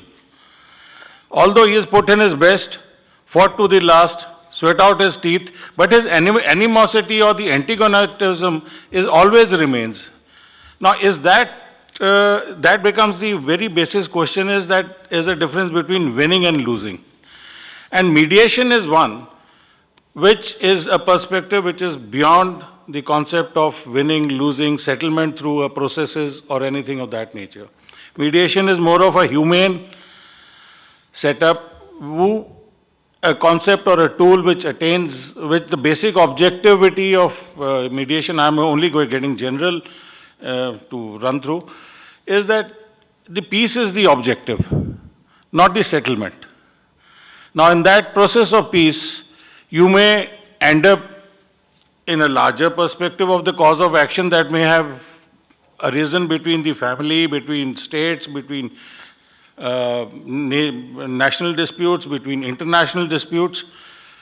And the nature of the causes is also manifold, from relating from family dispute, which also has international ramifications, to domestic problems, which has more or less sustainability and survival issues, the human right issues, migration of human factors beyond boundaries, boundary disputes between two nations, water disputes between two districts, two families. One water tap can actually create as much of a turmoil that it can become a political situation for a moment or anything for that matter. So mediation is a very humane concept, well prevalent in India ever since ages, right, that has been codified, it still has, and it finds itself codified in our Arthashastras, Upanishads, Mahabharata. Lord Krishna was also, he acted as a mediator between two warring factors. Now the best I can only to run through is quickly a couplet from a very renowned Sufi saint, Punjabi Sufi saint, sir. And I'll just explain it, that he started off saying that jit jit dod umar gowai kadi ta har fakira jitan da mul ik lira ta haran da ik hira. Now this is where is the amalgamation of the society and the issues of societies are concerned. That you spend your entire life, because you've been taught to win, and you fight to only win. So the saint says, just hold on, man, just look behind. Think of a situation where between both the warring parties and come about to say that if a settlement can be done, because if all of you in the quest of winning, you will just win a few coins or whatever the material aspect. But both of you join hands. Just see that what you can manage to get. So far as mediation in the international domain is concerned, we are visited by water disputes.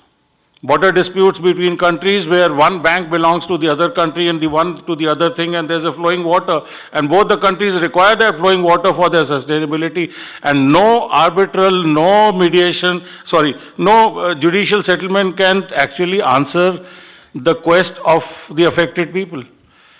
So in this entire process, one has to give a sense of respectability to a mediator who will settle down, who is a person who is above approach, as Mr. Airy was just saying, is you can't, whose honesty or integrity cannot at any cost be challenged, or rather he has such an eye rapport that you can't look into eye to eye with him. And with that trust factor, you submit your dispute to him, who is a trained mediator, understands from all perspectives of settling the disputes, maybe from economic angles, from social angles, from historical angles, cultural angles. There are huge kind of issues which come into play to satisfy a human solution, which can satisfy them from the facet of accepting that particular draft. Recently, we have seen a very successful SEZ coming up between China and Kazakhstan.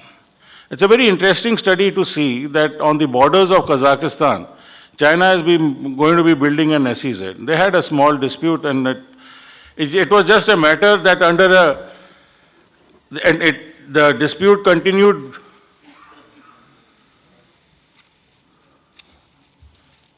Okay. So as a mediator, as to speak on mediation, there's a time as a factor which coming into play. So again, the senses on or the nonsense which is trying to prevail upon, I'll binge into one of them and give my allow sir to take it. So eventually, it is a peace-attaining tool which should be adopted at the venture, because basically either you tire out yourself and come back to mediation, or at the very onset of your dispute, come about and mediate your issues. So this is the best factor, or a very basic tool which should be looked into. And Rajya Sabha has, we have already enacted, our bill on mediation has already been placed, and it is pending, I think, clearance by the Rajya Sabha which has been referred to a selection committee, and we should soon have a mediation act in place which shall cover up all these aspects and take it forward. Just 1 second, I want to add one thing. Because in mediation you have acrimony to harmony. and there's no other system of the litigation, whether it's a tribunal or the court or the arbitration. You don't have acrimony to have money, but here in this you have acrimony to have money. This is what probably Mr. Singh wants to say. And it is before the select committee, because I was called for the parliament, and I addressed the select committee, and I think bill is ready, almost going to pass maybe next session. Thank you. Thank you. Just topping on the cake, and the mediation now has been recognized not as an alternate but appropriate dispute resolution. Appropriate, that's right. So that, thank you, Mr. Sultan Singh. Yeah. Now I request, because we are running short of time and Justice Jalan actually has to go back, so I would request Mr. Javli to please say a few views, to put his views on this topic. Thank you, Mr. Rupal. First of all, I'd like to thank the organizers for giving me this opportunity, especially Karan Singh Rathore, Vice Chairman of SCPC, and Ms. Rakesh Sharma for having invited me over here. Thank you so much. My task has been made easier speaking on emergency arbitration, since we are in an emergency situation and my time is short. I will make it simple. Emergency arbitration has gained momentum in recent times. Supreme Court has paved the way for the recent growth in emergency arbitration. We've had the judgment which just came out on the Amazon case. Before I just delve into that, I'll just mention what really emergency arbitration is. Emergency arbitration really is where parties agree to an agreement and they realize there is a dispute, and even before the arbitral tribunal is constituted, the parties do opt for an emergency arbitration. And it's not that many legislations or many countries this concept of emergency arbitration was there. Singapore, Hong Kong, and a few other countries now are in the forefront. They've amended their acts, and they provided for these in their arbitral institutions.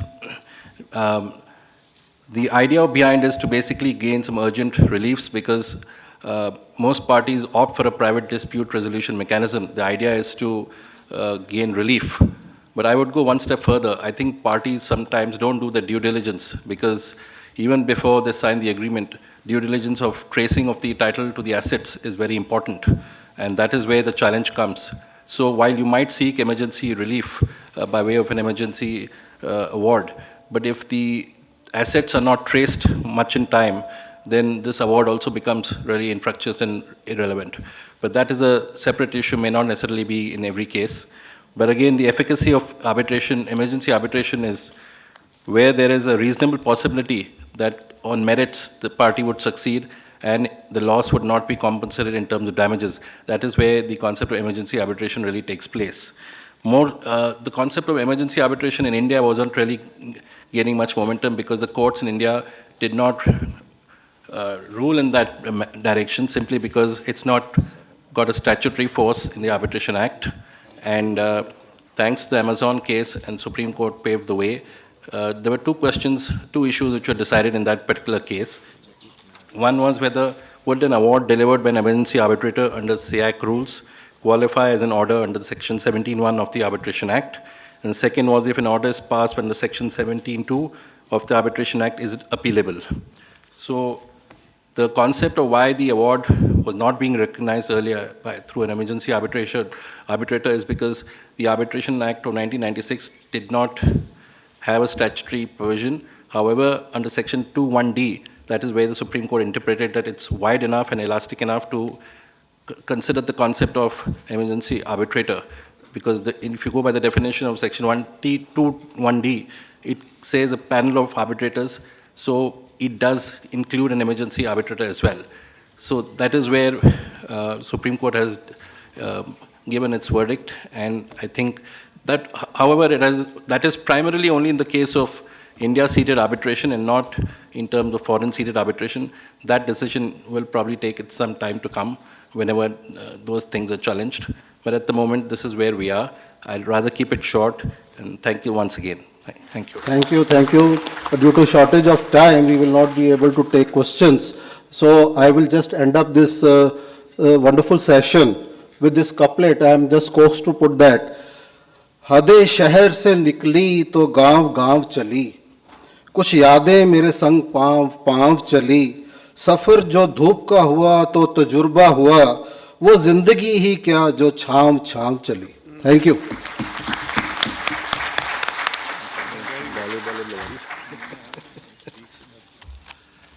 Thank you so much, Mr. Rupal. And I thank all the panelists for the wonderful session and insights they gave us into the various aspects of international arbitration. Now I request Justice, can we please have a group photograph with the panelists, please?